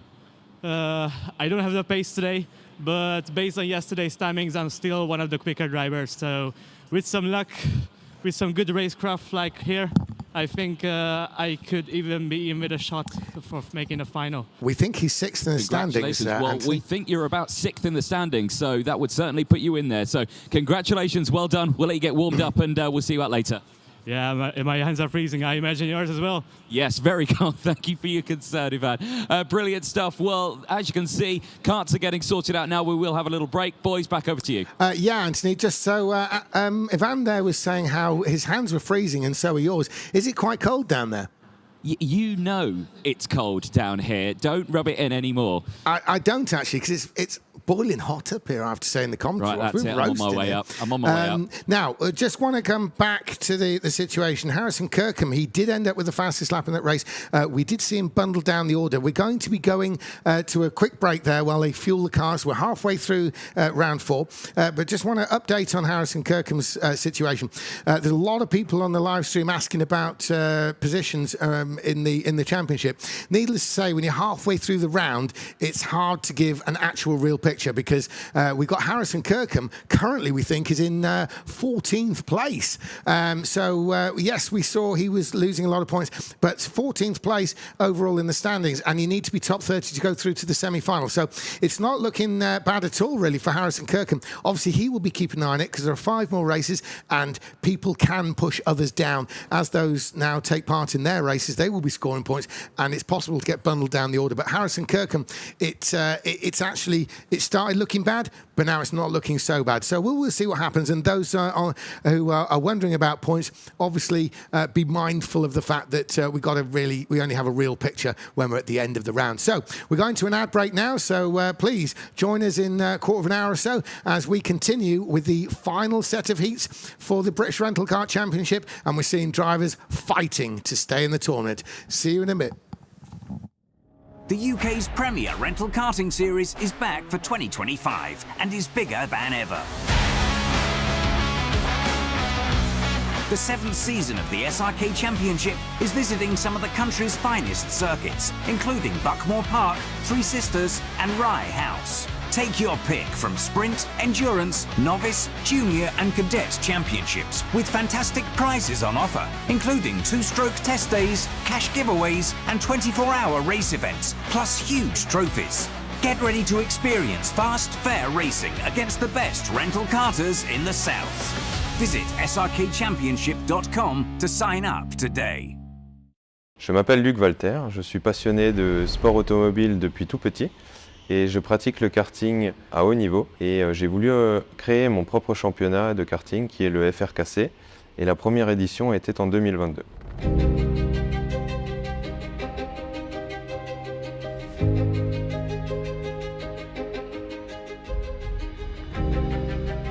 Le FRKC c'est très simple, c'est un championnat de karting de location où nous sommes basés au Metz Kart Indoor. C'est un championnat qui se déroule sur un jour où les 100 pilotes auront l'opportunité de rouler durant 5 manches distinctes, puis les 48 meilleurs seront qualifiés pour les demi-finales et ensuite les 16 meilleurs pour la finale.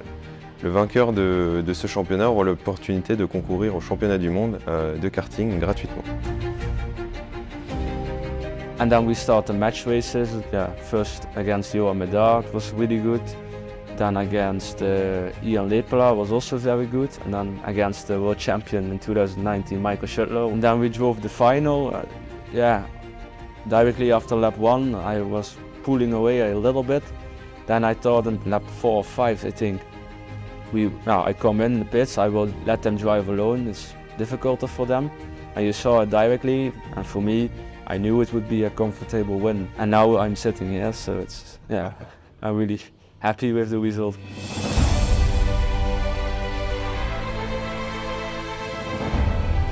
La chose dont je suis le plus fier au niveau du FRKC, c'est que les meilleurs pilotes du monde, certains champions du monde, placent ce championnat directement comme un des meilleurs championnats d'Europe. Et justement, ces championnats d'Europe qui ont plus de 10 ans d'expérience, ça me touche beaucoup. Pour moi, la plus importante chose quand on vient participer au FRKC est effectivement ce plaisir de pilotage qu'on peut entretenir avec ces très bons pilotes et surtout s'amuser et faire du karting à très haut niveau, mais pour un très faible coût. The track is really nice. It has a lot of grip, and that's also really difficult for some people because it steers directly, so you have to keep in mind to steer later than you normally think. I also like the championship. It's perfect organization, and big thanks to Luc for everything.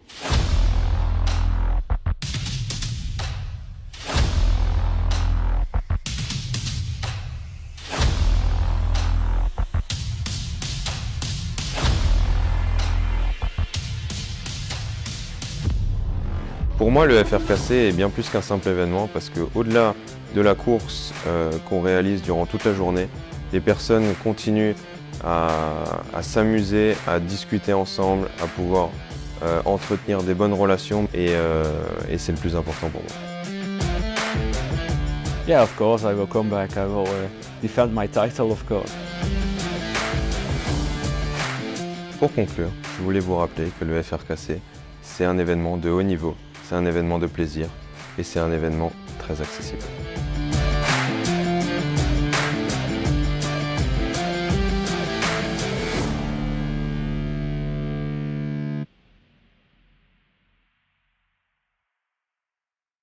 I visited Belgium to test out this karting suit in a 24-hour endurance race. The manufacturer says it's one of the fastest karting suits in the world, so I sat down with the founder of Kartskins to find out all about it.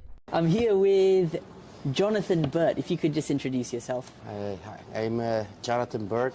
I'm 41 years old. I'm been driving karts since I was 12, so I try to find a way to make myself go faster. Yeah. So that's how I ended up Googling aerodynamic fabrics, aerodynamic suits, because I saw in other sports like cycling, alpine skiing, they all use these skin suits for aerodynamic reasons to go faster. Yeah. So I said, yeah, maybe if I make a suit in these fabrics, I will go faster in a kart as well. Okay, so I'm holding the very first prototype here that was co-developed with BioRacer, and it was the very first karting skin suit ever made. Wow. It's the one we used for the wind tunnel tests and also for the tests on track with Matthias Groten. And so you can see it's actually a cycling suit. They put extra long sleeves on it because in cycling you are only allowed to have sleeves like this. So even a cyclist would be faster in the suit, but they are not allowed to by the UCI. So that's the very first suit. It's very basic. You didn't put no designs. No design. So when I put it on the first time and when I came to the karting, everyone was actually laughing. So, but you got to start somewhere. Humble beginnings. We got to start somewhere, and you will see that it only got better and better. Absolutely. All right. So what have we got over here now? So this is my suit I used to drive with before I had the skin suit. This one I used for the wind tunnel tests. It's a hot HRX suit. Yeah, typical karting suit. I also used an Alpine Star suit to compare it in tests. Okay. But you can immediately see a karting suit has a lot of wrinkles in it. If you just touch the fabric, this fabric has zero friction.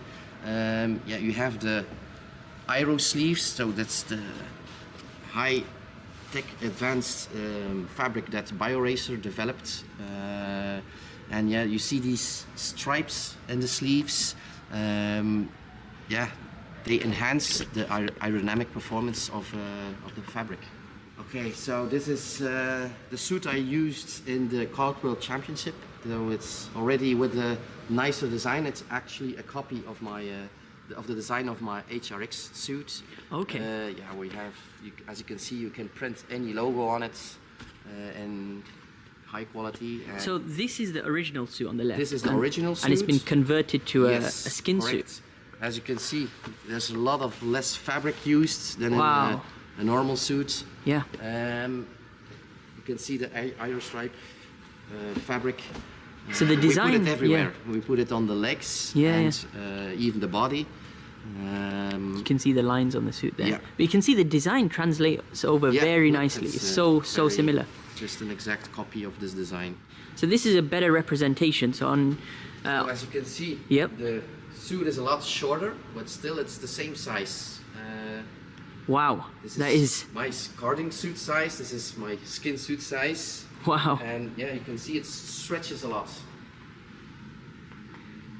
The main similarities is the design. How from the original on the right-hand side, and even on the back. Wow, look at that. That is pretty accurate. Yeah. I guess going back to the essence of the idea, we have a big rental car community in the world, and when you tell them...